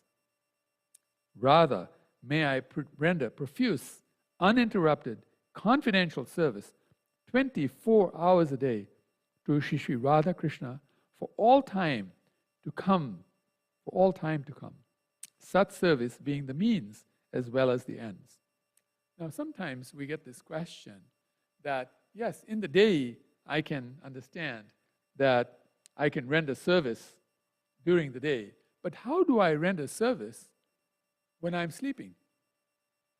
Okay, when I've gone off to sleep, how do I render service? And so there are many, many wonderful ways. One example is because I was speaking about the Srimad Bhagavatam. One way that devotees do that is they will chant some rounds just before they go to bed. And then they will take the Srimad Bhagavatam and they'll read a certain portion of the Bhagavatam, whether it's 5 minutes, 10 minutes, 15 minutes. Some people like to read longer. For half an hour, they'll read that. And then what they'll do is, as they're falling off to sleep, they'll think about what they read about. And they'll fall off to sleep meditating on what they read. And then when they wake up in the morning after they brush their teeth and cleanse themselves, they'll go back to the same part of the Srimad Bhagavatam and read it again. The same 5 minutes, the same 10 minutes, the same 15 minutes or half an hour, and ask themselves, how much do I remember of what I read last night? So what happens is, as they do this day by day, their ability to remember increases. The intellect rises, and they're able to remember more and more and more progressively. And they say that in the night, they also have dreams that are Krishna conscious as a result. So now they're doing service at night as well, right? Because whether we're doing service in the dream state that is the daydream state, or the dream state that's the night dream state, it's still service that is being accepted by the Lord. So chanting and reading like this, or hearing, some hear, Srila Prabhupada's giving a class, or spiritual masters giving class, and then they'll fall off to sleep, and they'll think about what they heard. They'll think about it as they're falling off to sleep, and they'll fall off to sleep, right? And then they wake up, and then they hear the same thing again, just to remind themselves, how much do I remember of what I heard, read, or chanted last night? So what they do is they're able to, it's sort of like putting two electrical nodes and then electrifying everything in the middle. So they do that in the night, and they do the same thing in the day. They chant in the morning, read in the morning, chant again and read again in the night, and they read the same thing. So they're asking themselves to remind themselves, how much do I remember what I read in the morning? How much do I remember what I read in the night? And so that way they're able to stay Krishna conscious all the time. And this is so wonderful that Thakur is actually encouraging us to do this, that we should always be 24-hour Krishna conscious.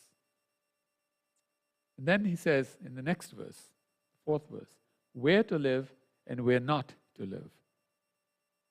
So he says, may I continuously reside in a small, lonely cottage at the base of a desire tree in the most holy abode of Sri Navadvip Dham, which is sanctified by the lotus feet of Sri Shachinandana. Such a bhajan kutir is perfectly suitable for constant remembrance of and service to the divine daily sports that are always present in Sri Brajadhama. So this is why these temples were set up. These are the locations we should stay around and participate with the devotees. There's always something exciting going on for those of us who are from this temple, we know. There's always something exciting going on every day. There's something happening or not happening. The not happening part also is very, very engaging to us because people wonder, why did that not happen?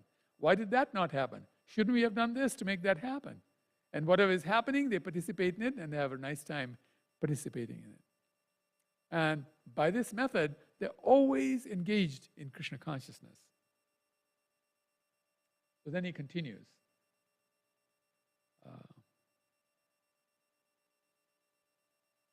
He says, indeed, in contrast to this, I will never live in any other place, even if it is bankered for great enthusiasm by the most wise sages and demigods of all sorts.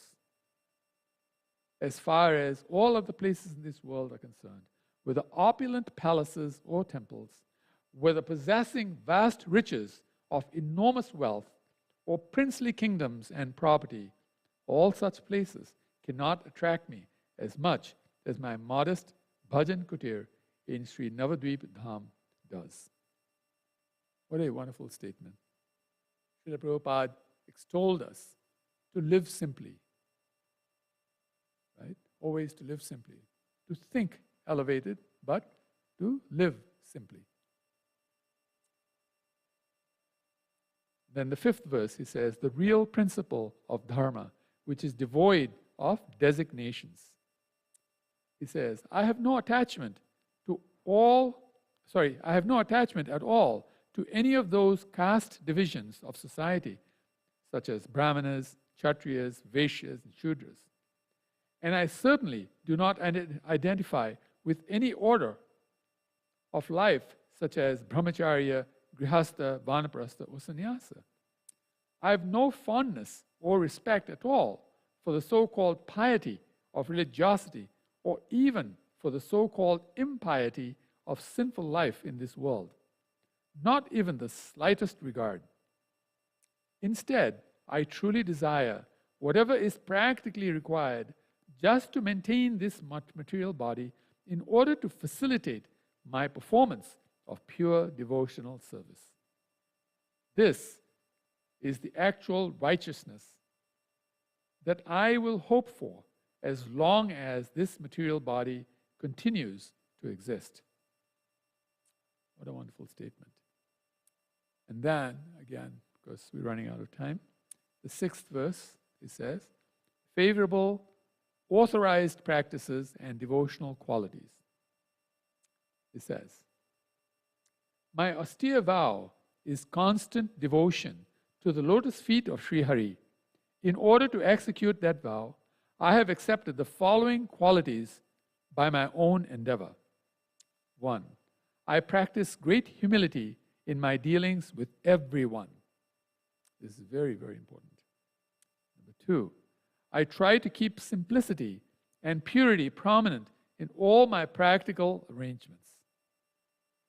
Number 3, I maintain extreme tolerance in all types of favorable or unfavorable circumstances. It's so difficult, right, to be always tolerant. But that's such an important quality. 4, I offer all respect unto others, regardless of who they are. What a wonderful quality, huh? And then number 5, I feel genuine compassion for all living entities and act accordingly. Wow. There are many transcendental activities which are recommended by the great devotees who are fixed up in unalloyed devotional service to the lotus feet of Sriman Mahaprabhu, and these can be found described in the books that are full of the imperishable character and pastimes of Mahaprabhu, Sri Krishna Chaitanya. Only such transcendentally nectarian activities being recommended by great devotees and practiced by Lord Chaitanya himself are indeed my own. So this is reading from Chaitanya Charitamrita like that. So important. The 7th verse. Repulsion from those things which are disconnected from Sri Radhika. He says, I have no attraction for living in Vaikuntha, that part of the spiritual sky presided over by Sri Sri Lakshmi Narayana, nor do I desire useless activities of gross sense gratification in this material world. I will never cherish the desire for attaining the divine bliss of impersonalistic liberation, even for a second.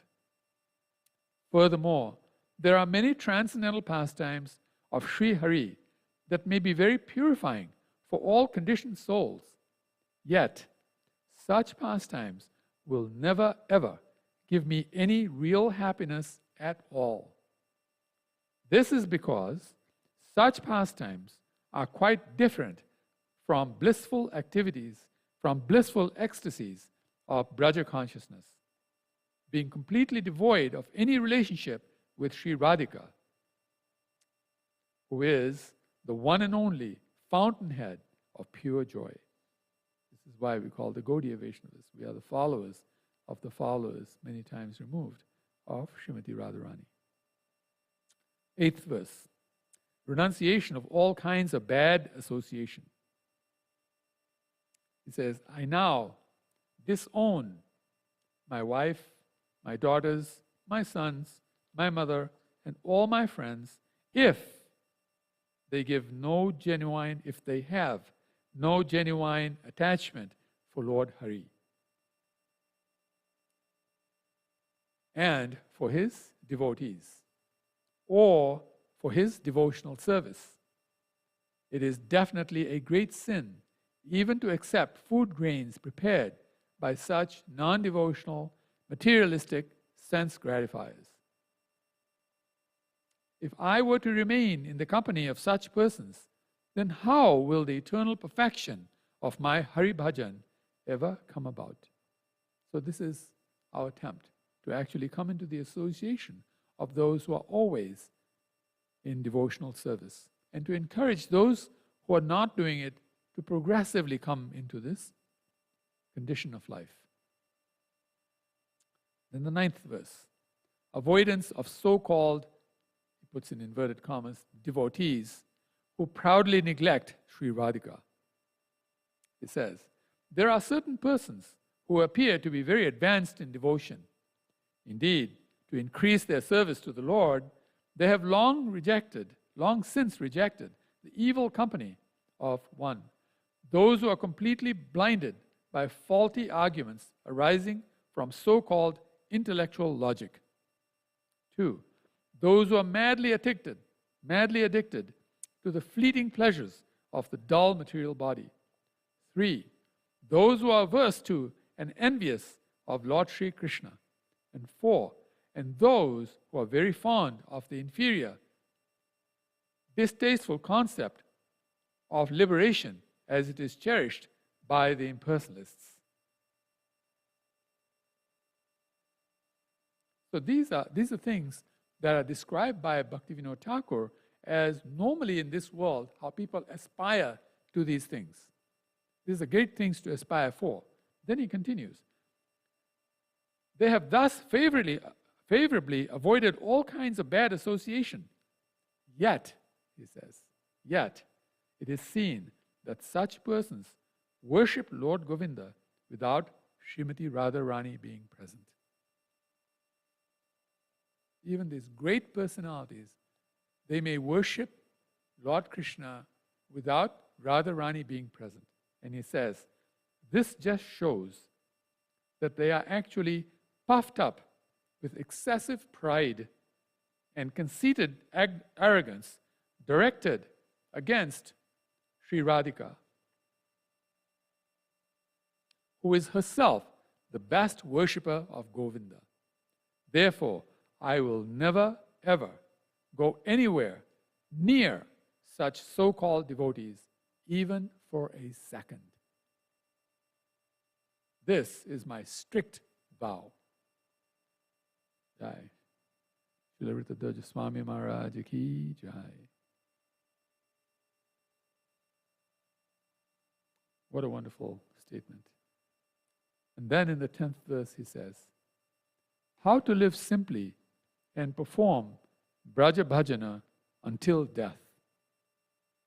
There he says, passing my life in a simple, practical way, eating only prasada food grains and milk products, the remnants of the Supreme Lord, His mercy, wearing only prasada cloth that was offered to the deity, using only the pots and utensils sanctified by the Lord's exclusive service, I will thus remain completely aloof from material sense gratification. Living by the side of Sri Radhakunda, her very own abode, worshipping the divine couple with a blissful mind, the time will come for me to die. At the soles of the devotees' lotus feet, who are themselves serving the lotus feet of the divine couple, I will thus give up my body. What a wonderful statement. We see in the example of Mata Kirtada Sundari how Srila Gurudev used this statement and asked her to please stay in Dallas in her final days so that she could pass in these circumstances. It was such a glorious passing. And so we're so very fortunate that Srila Prabhupada built these places of pilgrimage and allowed us to stay right next to it so that every moment in our life we could be fully Krishna conscious and actually be in the association of wonderful devotees and all the wonderful devotees who come and actually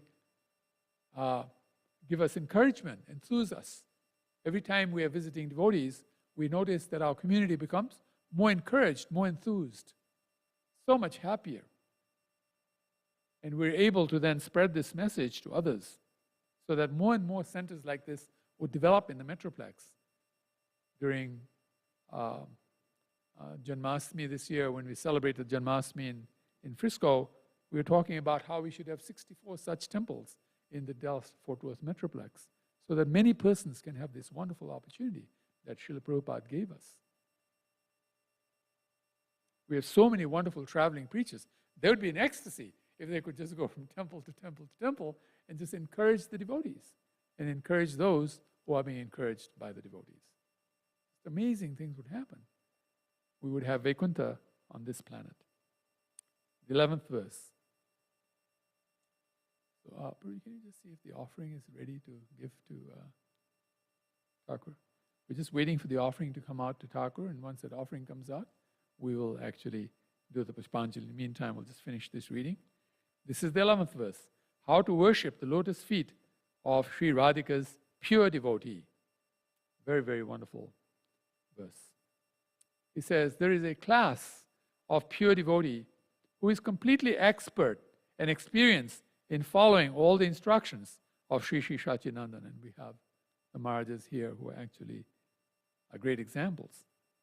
Such a devotee incessantly worships Srimati Radharani exclusively, who is indeed the most worshipable personality, and who is deeply absorbed every day in relishing the divine mellows of Sri Krishna's association. The pure devotee of this caliber definitely performs his confidential worship wholeheartedly and with exclusive surrender unto Sri Radhika. Thus, he always lives in Sri Brajamandala. I shall take the nectarian water that has washed the lotus feet of such a devotee and carry it on my head. Drinking it with great joy and with a devout heart, I will then happily offer my full prostration upon the ground in the nicest, most perfect way that I possibly can. This will indeed be my routine each and every day. And then in the final verse, the 12th verse, he says, you might also bring out thank you.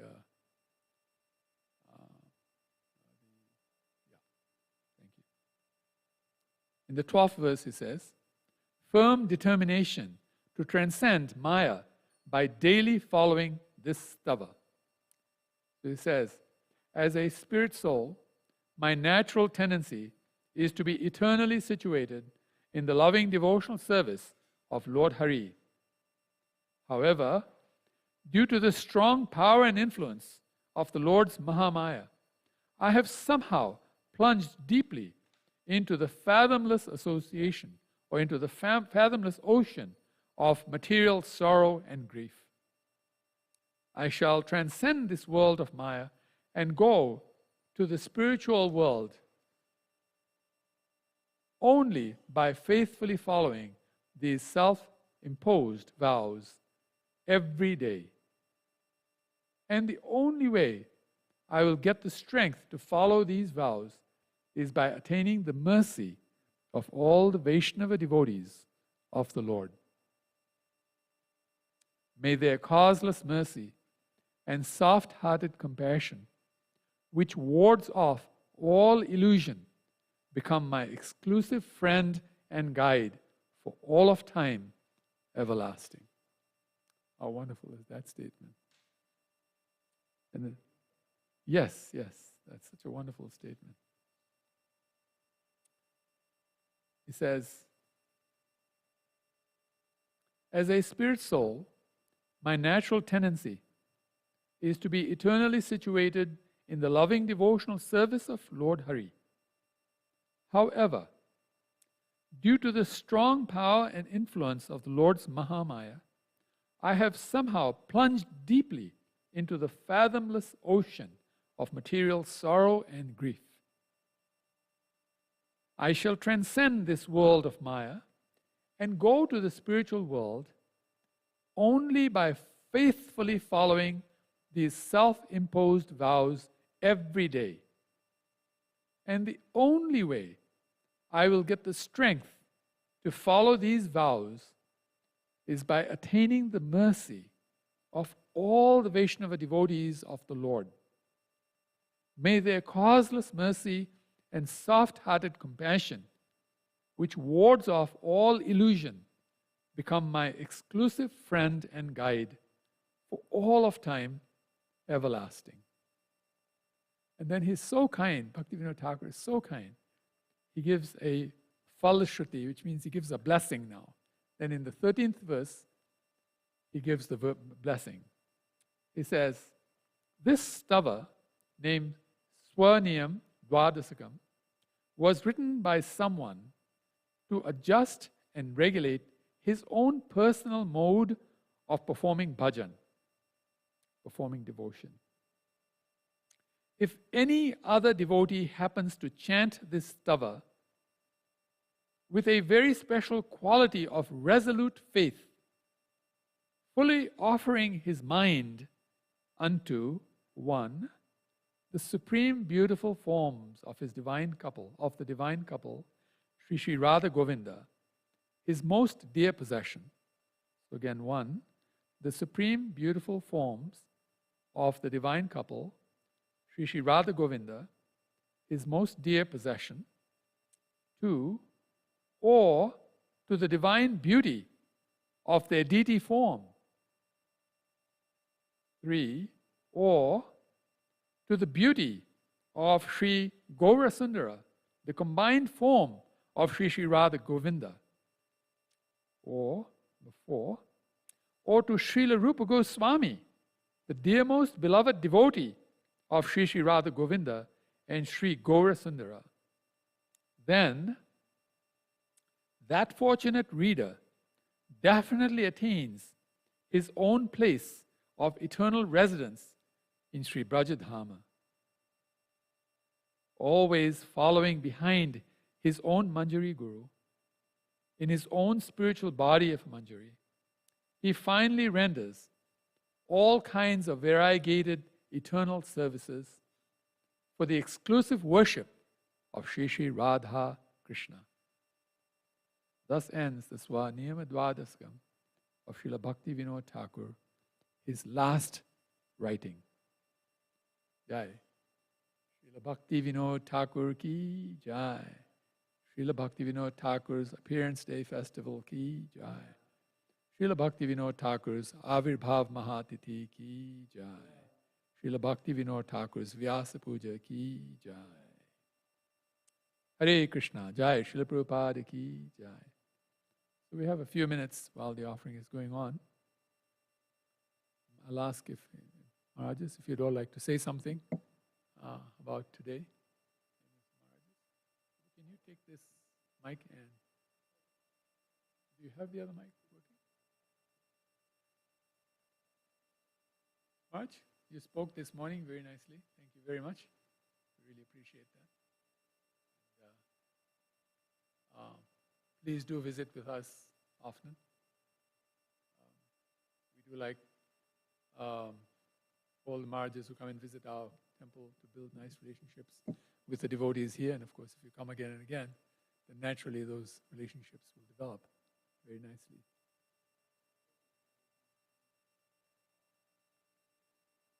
Thank you. Thank you. Thank you very much.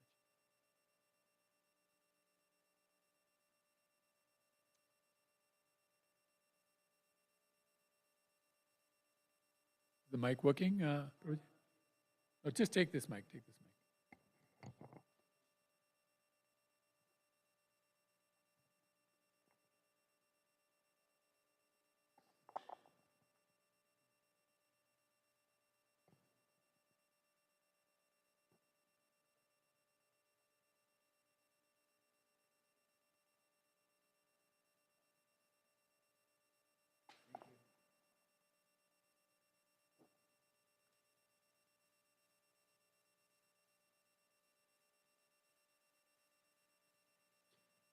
I first became aware of Srila Bhaktivinoda Thakur when I got the book Teachings of Lord Chaitanya. When I first joined the Boston Temple, they had only 3 books by Srila Prabhupada. The Teachings of Lord Chaitanya, the abridged Bhagavad Gita as it is, and Easy Journey to Other Planets. And at the beginning of the Teachings of Lord Chaitanya, Srila Prabhupada wrote, dedicated to the sacred memory of Srila Bhaktivinoda Thakur. And I got a sense of how important Srila Bhaktivinoda Thakur was. Years later, when we were with Srila Prabhupada in Calcutta, he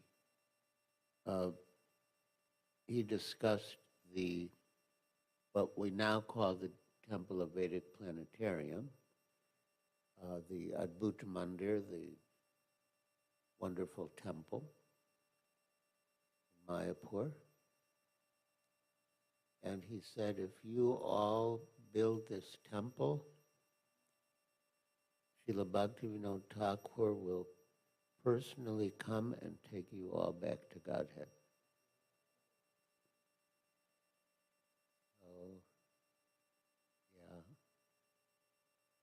And Srila Bhaktivinoda Thakur's desire that devotees all over the world will take up mridangas and kartals and perform Harinam Sankirtan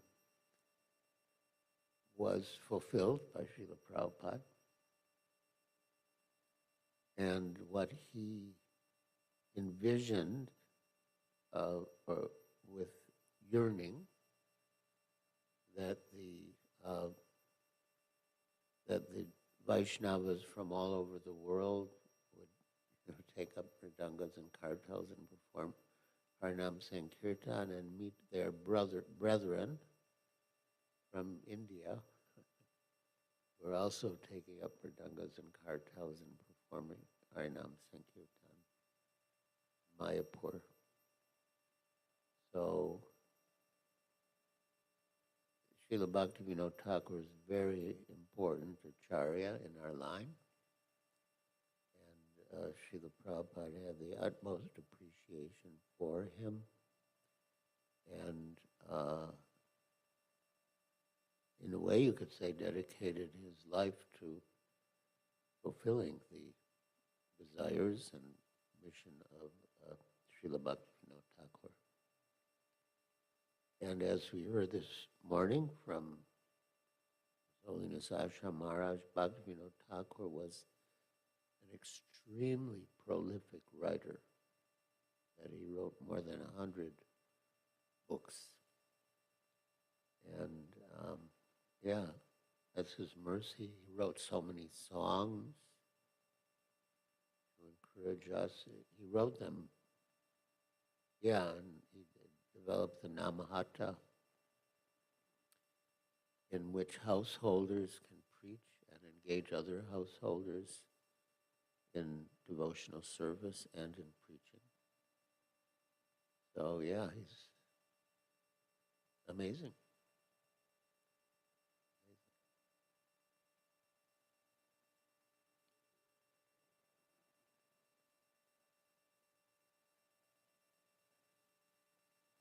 Oh yeah, Lord Chaitanya's life and precepts. Yes, Srila Bhaktivinoda Thakur wrote that in English, and he sent copies to various libraries, and Srila Prabhupada commented that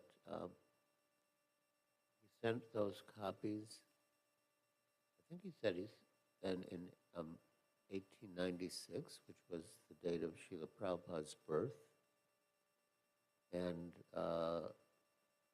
he mentioned specifically one copy came to McGill University in Montreal, Canada. But yeah, he had a very broad vision, very compassionate and enthusiastic to preach and share the mercy of Chaitanya Mahaprabhu with people outside India.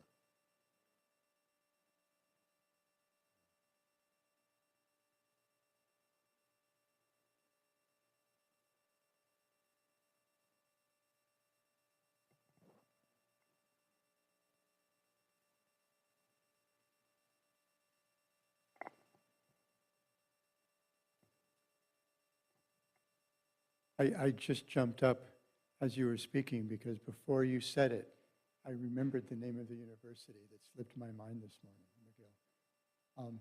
McGill. According to Govindadasi, it was Gorsundar who discovered that book at the library at McGill University when they were with Srila Prabhupada in Toronto. I really appreciated the way you opened your discussion this morning, talking about what we accept as the regulative principles and then taking it somewhere beyond that. And I've always really liked that these are self-imposed regulative principles, Bhaktivinoda Thakur's, but also so are ours. We need to remind ourselves sometimes, at least in the beginning, that we willingly accepted. We imposed these on ourselves and agreed to live our lives like this. And I also remembered a story someone told in a class in Honolulu, must have been last week, because I've been here this week, about some sannyasis were going somewhere. I don't remember the details at the moment. Some sannyasis were going somewhere, and they asked Srila Prabhupada for some instructions so that they would be successful. And he said, oh, yes, always follow the regulative principles. And the speaker left a nice pregnant pause there. And Srila Prabhupada explained what regulative principles he meant. Manmana bhava madbhakto madhyaji mam namaskuru. An instruction so nice, Krishna gave it twice in the Bhagavad Gita. So yeah, we have our basic regulative principles, as you said, that just kind of bring us to the human platform of life. And then we have these other regulative principles that are actually spiritual. And I really appreciated that. Thank you so much.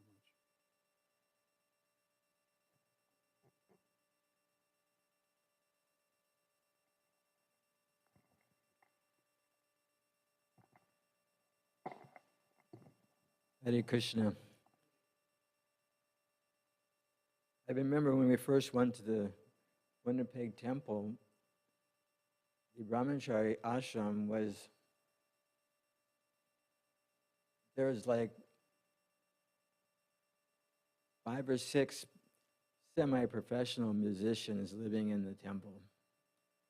And practically every day they would, I was like very, very new, and they would get up, every day they would say, we're going to do bhajans, we're going to do bhajans. And they would sing in the Bhakti Vinod, different songs of Bhakti Vinod and explain them. So that would, like Giriraj Maharaj was saying, his first, what would you say, contact or whatever. So mine was through his songs and how much the devotees, like it was like great enthusiasm we would sing, and then greater enthusiasm they would talk or explain the songs, especially with Shri Ram Maharaj being there,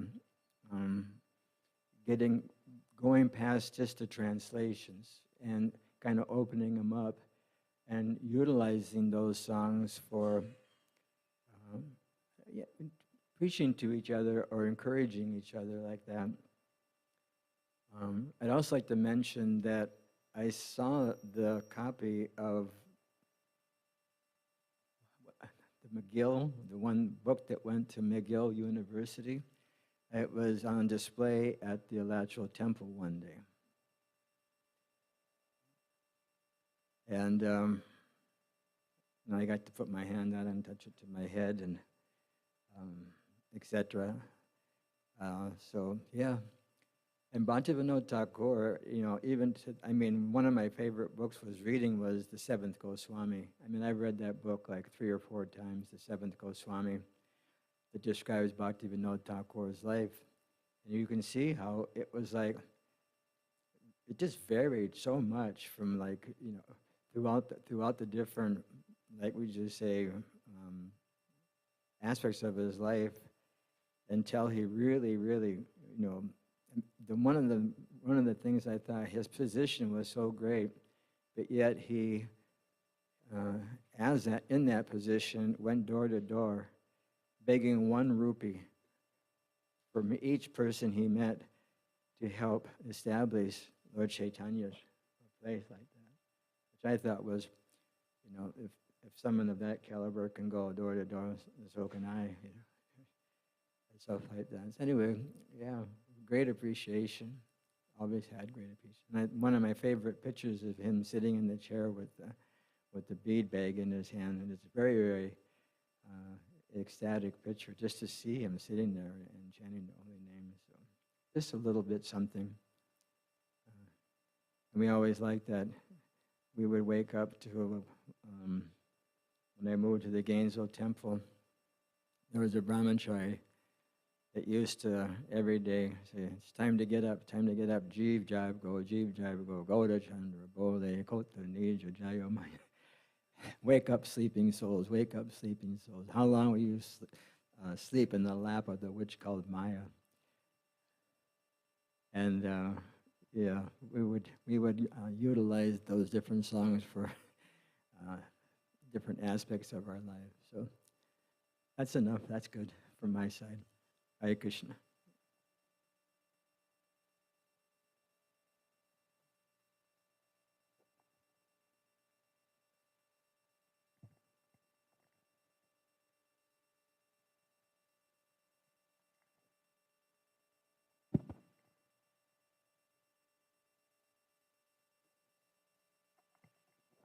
I remember speaking once to His Holiness, His Divine Grace, Tamal Krishna Goswami Maharaj, my spiritual master. And he was talking about preaching to businessmen. And his method was, he said, if you speak to the businessman about the regulative principles, you'll have the best results. And I thought that was so counterintuitive. I was taken aback. I was thinking, why would any Western businessman be interested in regulative principles, you know? But actually, it's actually true. When you speak to them about it, they actually become very interested. It's amazing that these regulative principles are so important. We don't always tend to emphasize them so much in our talks with others. Thank you very much. So we're now going to do the Pushpanjali. And so, if you can go to the back and get us the flower petals so we can get started. Oh, they are here. Jai. Srila Bhakti Vinod Thakur ki jai. Srila Prabhupada ki jai.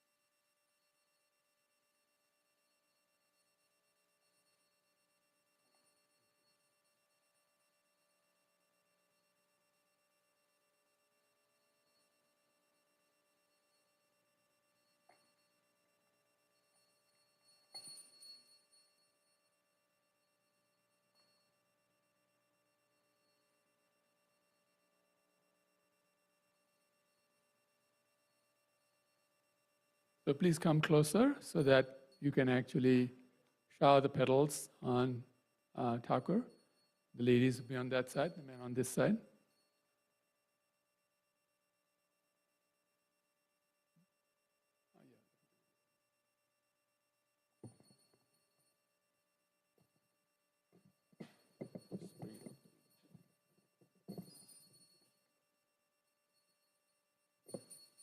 So we'll be actually offering these petals 9 times, and I'll be saying Desha Pushpanjali, which you repeat as you offer them 3 times. 3 times 3. Okay, so please repeat after me. Please come in closer so that you can. Please come in closer. You can come right here, right behind me on the side, so that the flower petals do actually come on to Thakur. I'll actually get out of the way.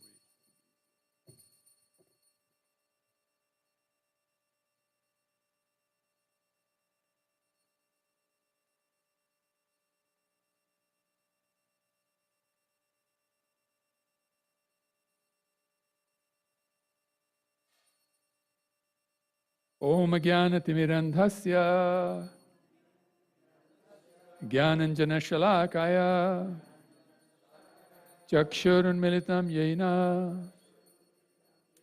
Tasmai Shri Gurave Namaha Sri Chaitanya Manobhishtam Stapitam Jaina Bhutale Swayam Rupaha Kadamahyam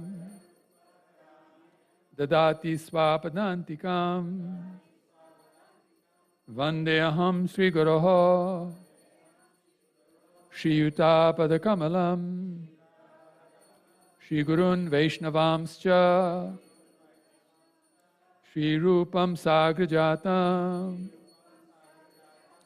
Sahagana Raghunathanvitam Tam Sajivam Sadvaitam Savadutam Parijana Sahitam Krishna Chaitanya Devam Shri Radha Krishna Padan Sahagana Lalita Shri Vishakanvitamscha Nama Om Vishnu Padaya Krishna Prishthaya Bhutale Srimate Bhakti Vedanta Swami Niti Namine Namaste Saraswati Deve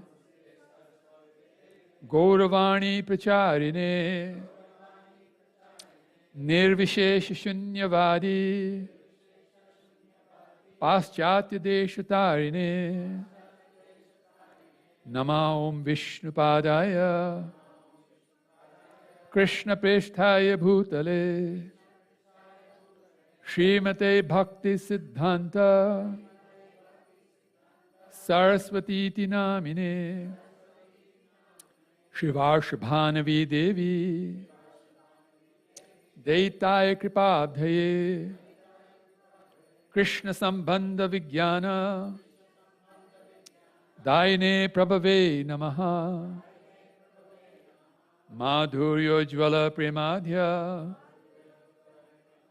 Shri Rupanuga Bhaktida Shri Gaura Karuna Shakti Vigrahaya Namostate Namaste Gauravani Shri Murtaye Dinatarine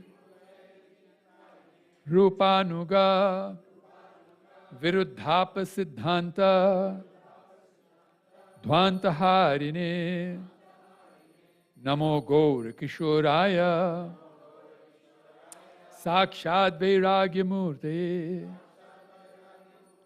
Vipralambara Sambhode Padambujayate Namaha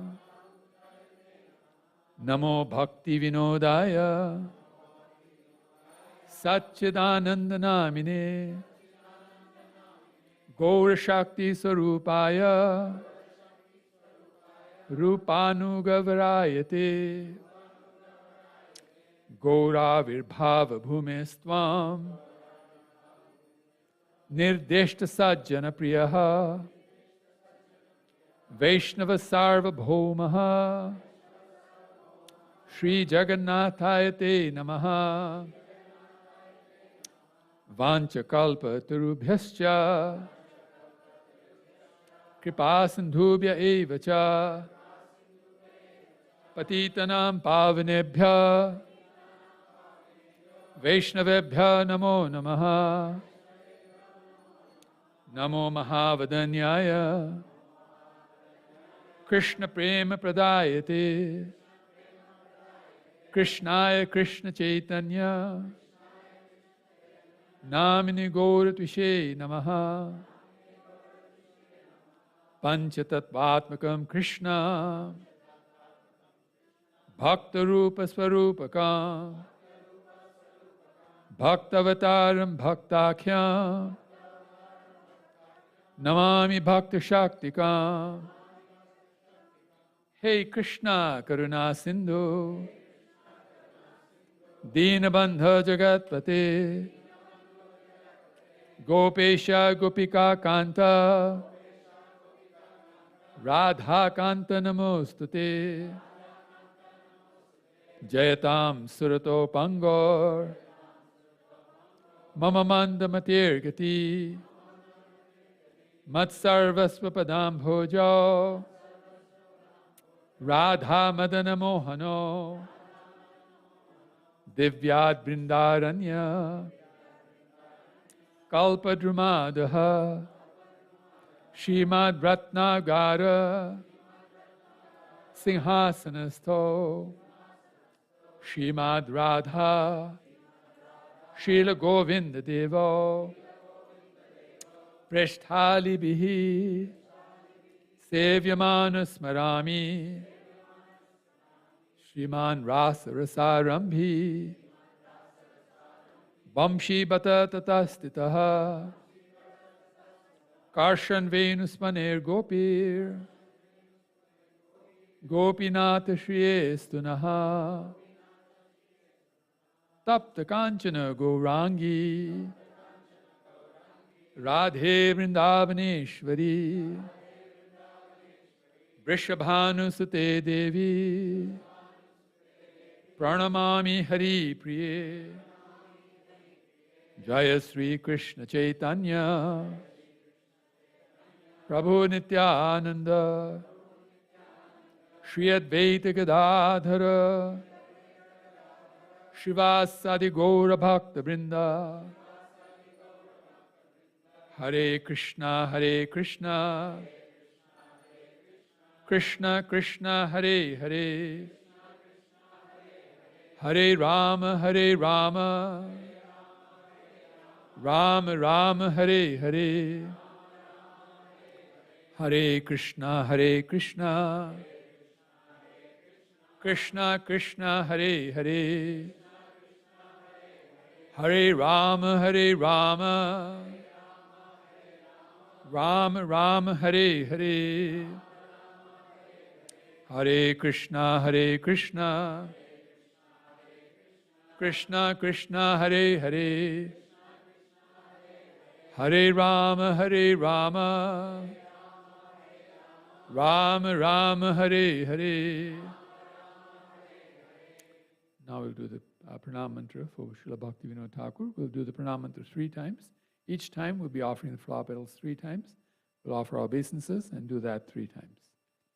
Namo Bhaktivinodaya Satchidananda Namine Gaura Shakti Sarupaya Rupanugavrayate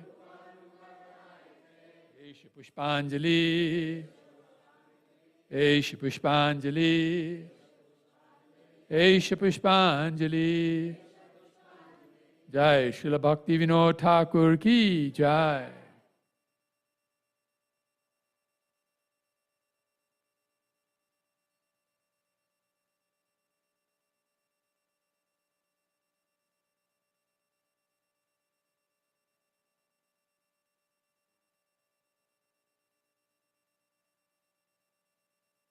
Jai.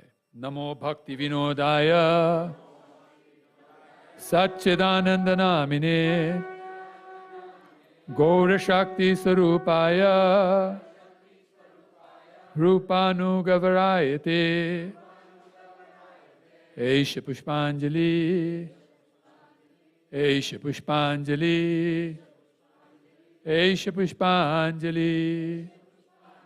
Jai Srila Bhaktivinoda Thakur ki Jai.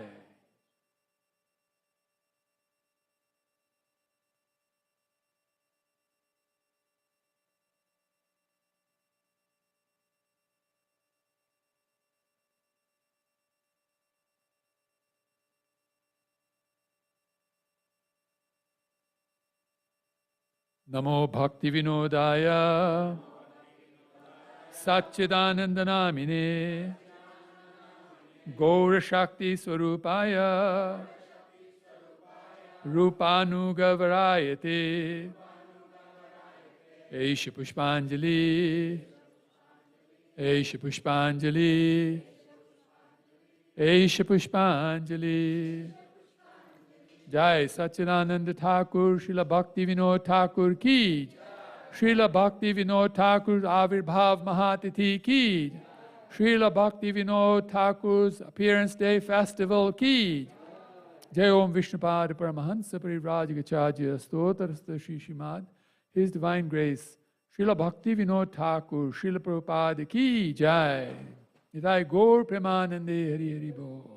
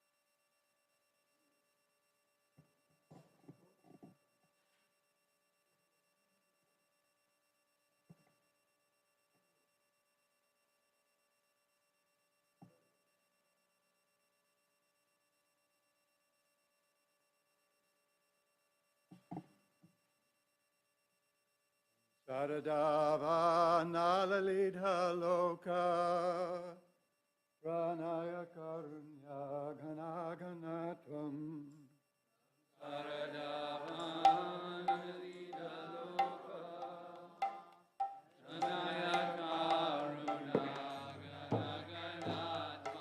Praptasya Kalyana Gunanavasya Vande Guru Shri Charanarvindam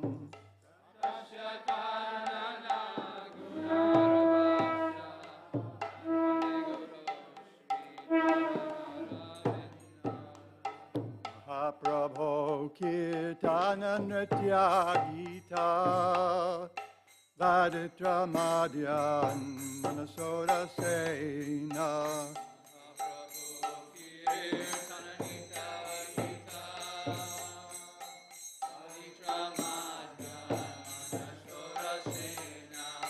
Romanchakam Pashrutaranga Bhajo Vande Guru Shri Charanara Vindam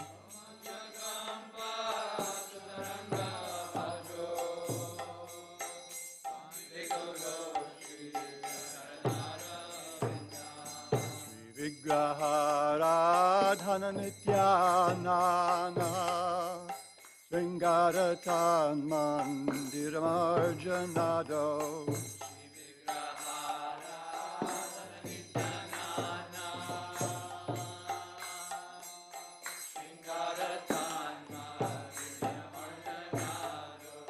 Yuktasya Bhaktan Shanyunjatopi Vande Guru Shri Charanara Vindam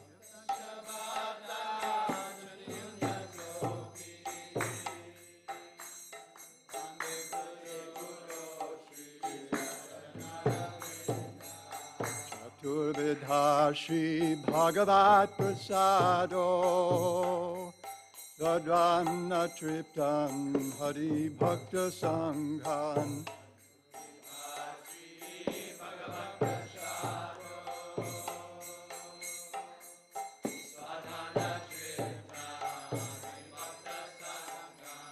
Prataiva Triptim Bhajata Sadaiva Vande Guru Shri Charanara Vindam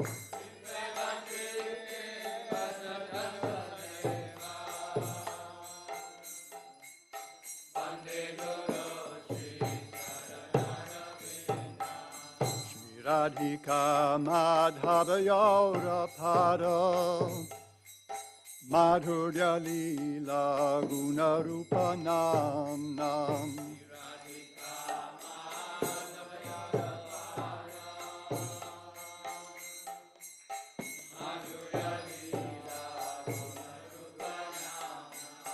Pratikshana Sadvana Lolu Pasya Vande Guru Shri Charanara Vindam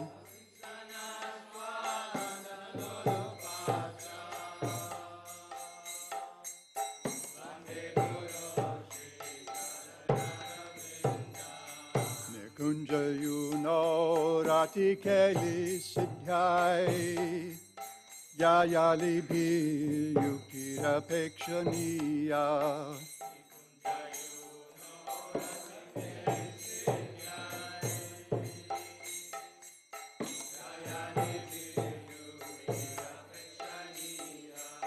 Tatrati Daksha Dativallabhasya Vande Guru Shri Charanara Vindam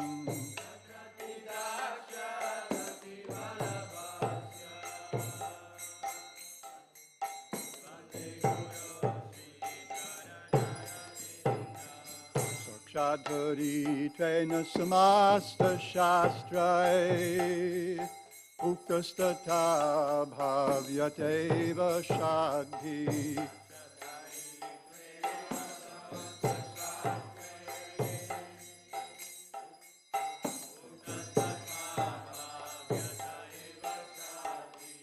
Kintu prabhorya priyaeva tasya Bande Guru Shri Charanarvindam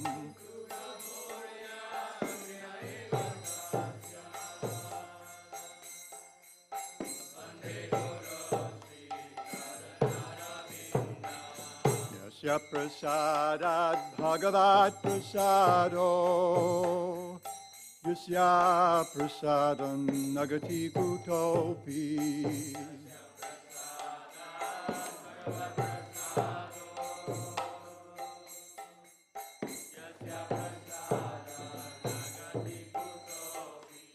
Jayang stuvang stasyaya shastri sandhyam Vande Guru Shri Charanarvindam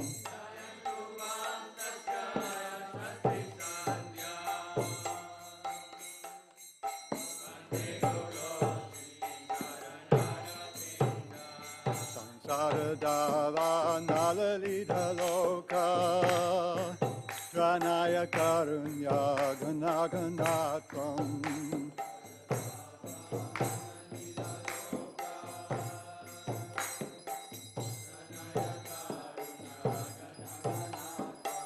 Praptasya Kalyana Gunarnavasya Vande Guru Shri Charanarvindam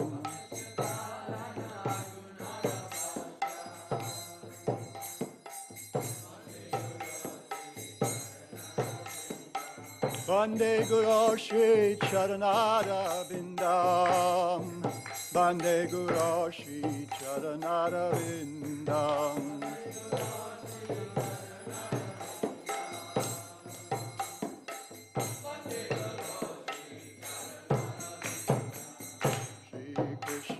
Chaitanya Prabhu Nityananda Shri Advaita Gadadhar Shri Vasadi Gaur Bhaktivinoda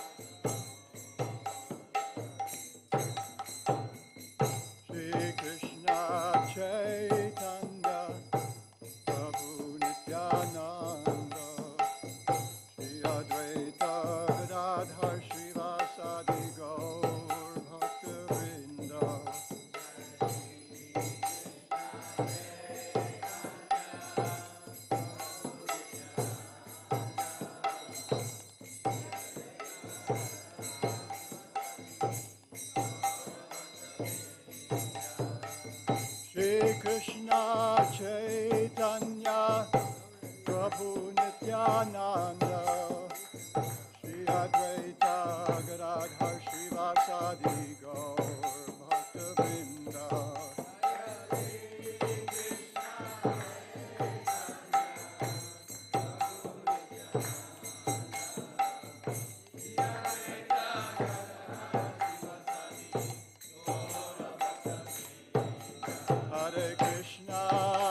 Hare Krishna, Krishna Krishna, Hare Hare, Hare Rama, Rama Rama, Hare Hare.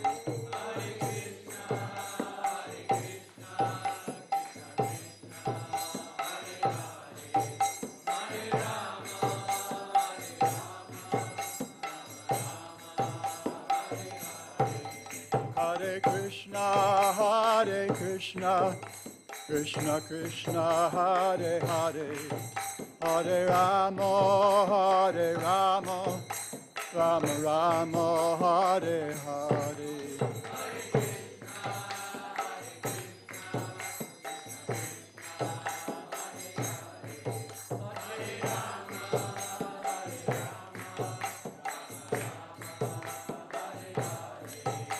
Hare Krishna, Krishna Krishna, Hare Hare, Hare Rama, Rama Rama, Hare Hare.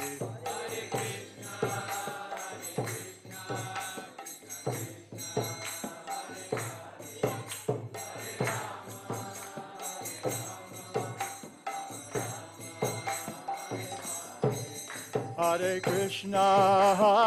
Krishna, Krishna Krishna, Hare Hare, Hare Rama, Rama Rama, Hare Hare.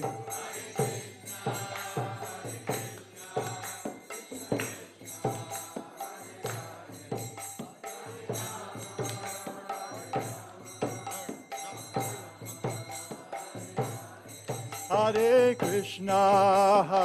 Krishna, Krishna Krishna, Hare Hare, Hare Rama, Rama Rama, Hare Hare.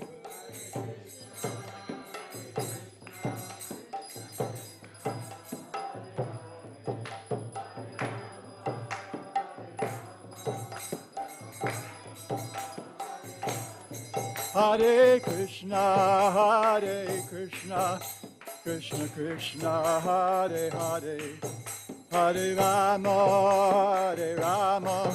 Rama Rama, Hare Hare.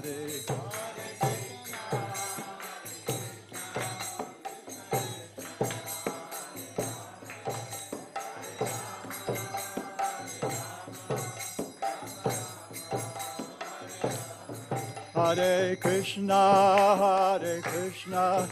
Krishna Krishna, Hare Hare, Hare Rama, Rama Rama, Hare Hare.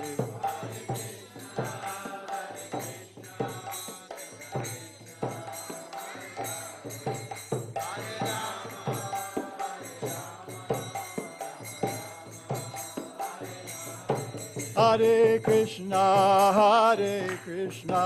Krishna Krishna, Hare Hare, Hare Rama, Rama Rama, Hare Hare.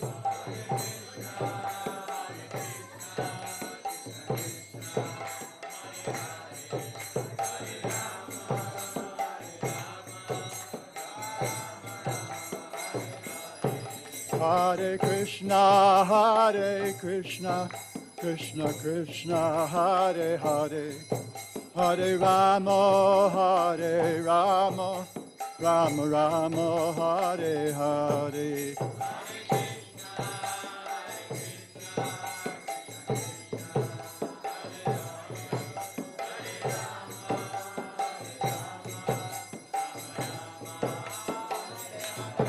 Hare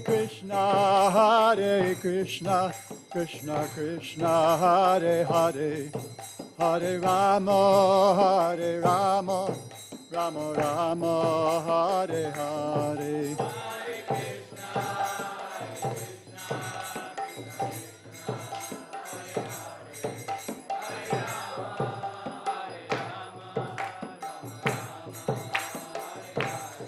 Hare Krishna, Krishna Krishna, Hare Hare, Hare Rama, Rama Rama, Hare Hare.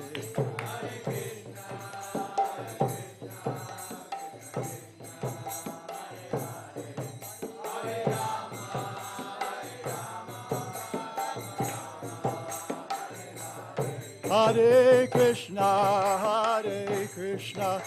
Krishna Krishna, Hare Hare, Hare Rama, Rama Rama, Hare Hare.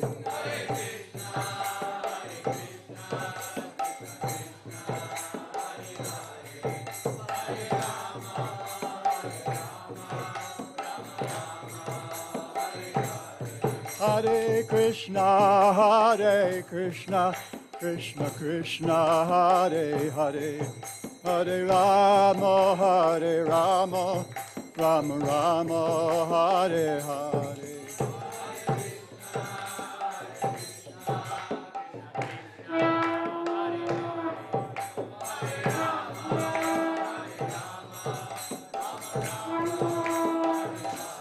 Hare Krishna, Krishna Krishna, Hare Hare, Hare Rama, Rama Rama Hare Hare.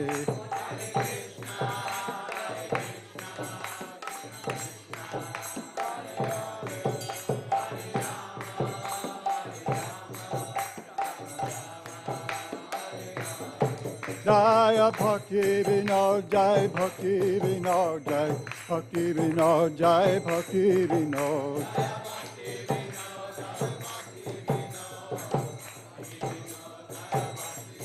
Jaya Prabhupada Jai Prabhupada Jai Prabhupada Jai Prabhupada.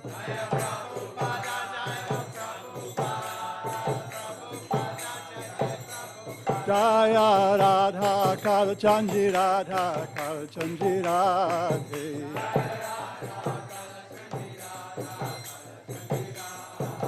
Jai Radha Kalachandji Radha Kalachandji Radhe.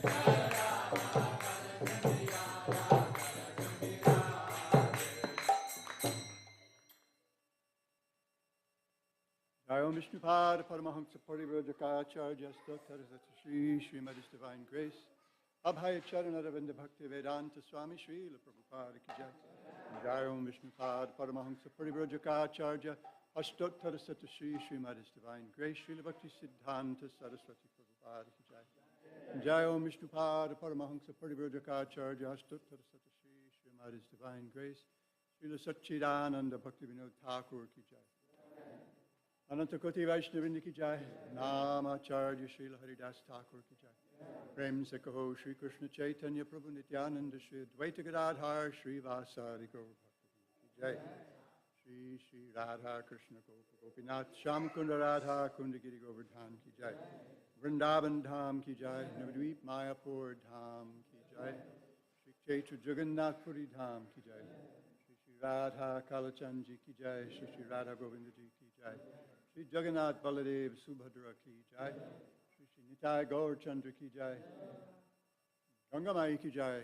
Jamunamai Ki Jai. Bhakti Devi Ki Jai. Srimati Tulsi Devi Ki Jai. Samaveta Bhakta Vrinda Ki Jai. All glories to the assembled devotees. All glories to the assembled devotees. All glories to the assembled devotees. All glories to Sri Sri Guru.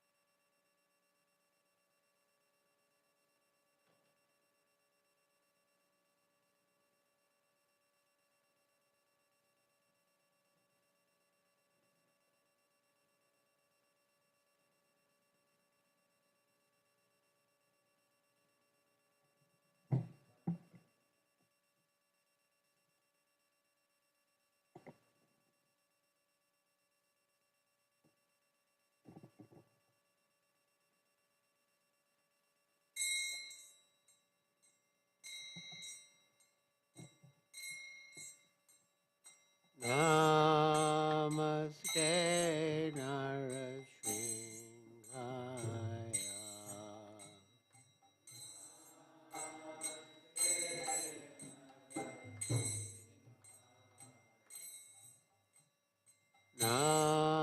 Namaste Narasingaya.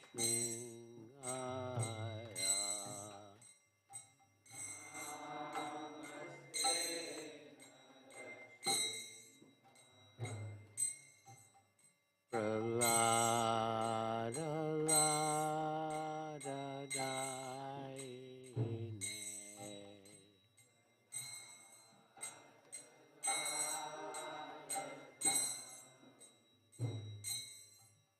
Hiranyakashipu Rakshaha.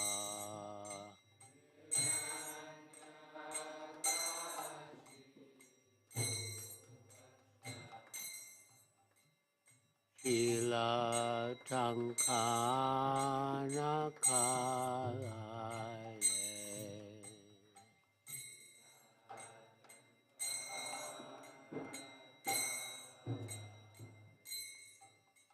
Ditona Shinga Paratona Shingo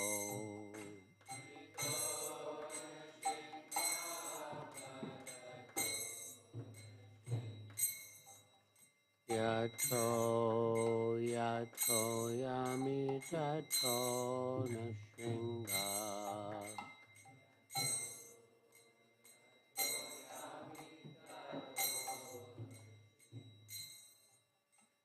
Bhayena Shingo Hridayena Shingo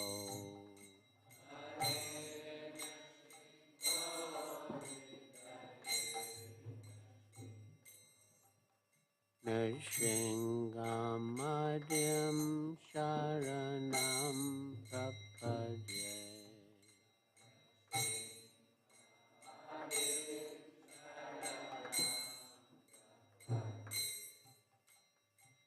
Tavakara Kamalavare Nakam Adhuta Shinga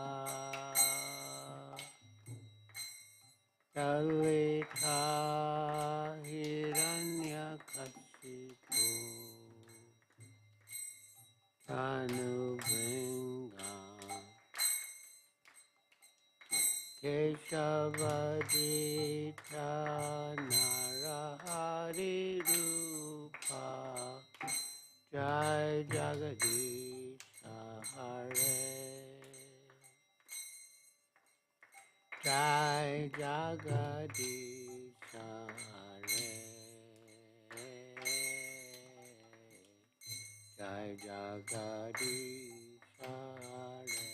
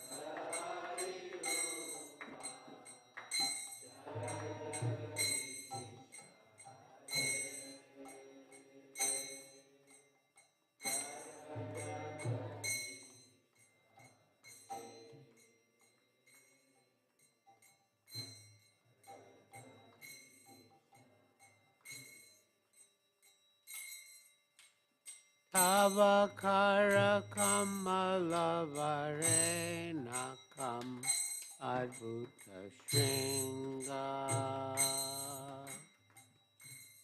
Dalita Hiranyakashipu Tanubringa Keshavadrita Narari Rupa Jai Jagadisha Hare Jai Jagadisha Hare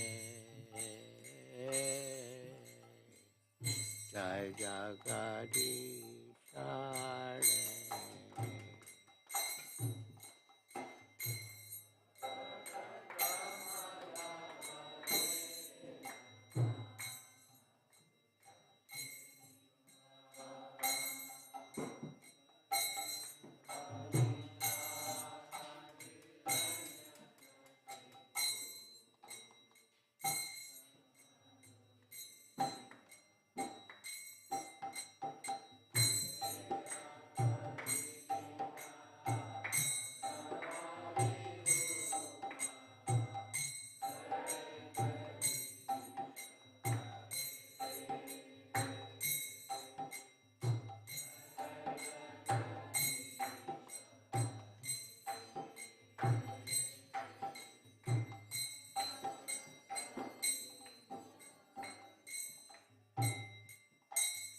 Jaya Nrsimhadev, Jaya Nrsimhadev, Nrsimhadev, Jaya Nrsimhadev.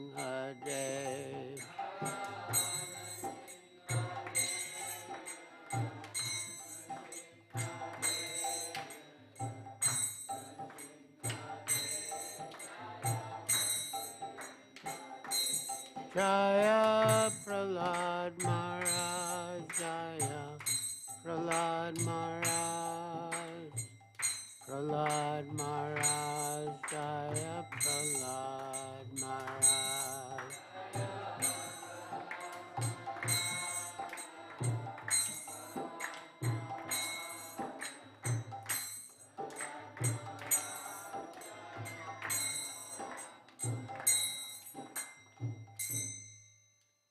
Sringa Bhagavan ki jai, Prahlad Maharaj ki jai, Srila Prabhupada ki jai, Srila Bhaktivinoda Thakur ki jai, Nitai Gaur Premanande Hari Hari Bol.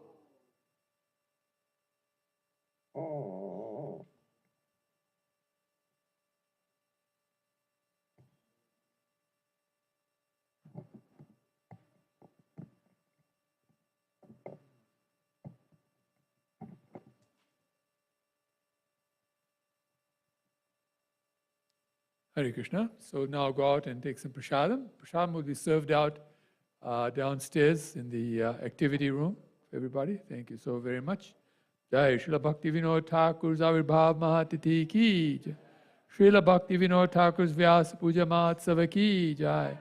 Satchidananda Thakur, Srila Bhaktivinoda Thakur ki jai. Jai Gaur Premanande Hari Hari Bol. Srila Prabhupada ki jai.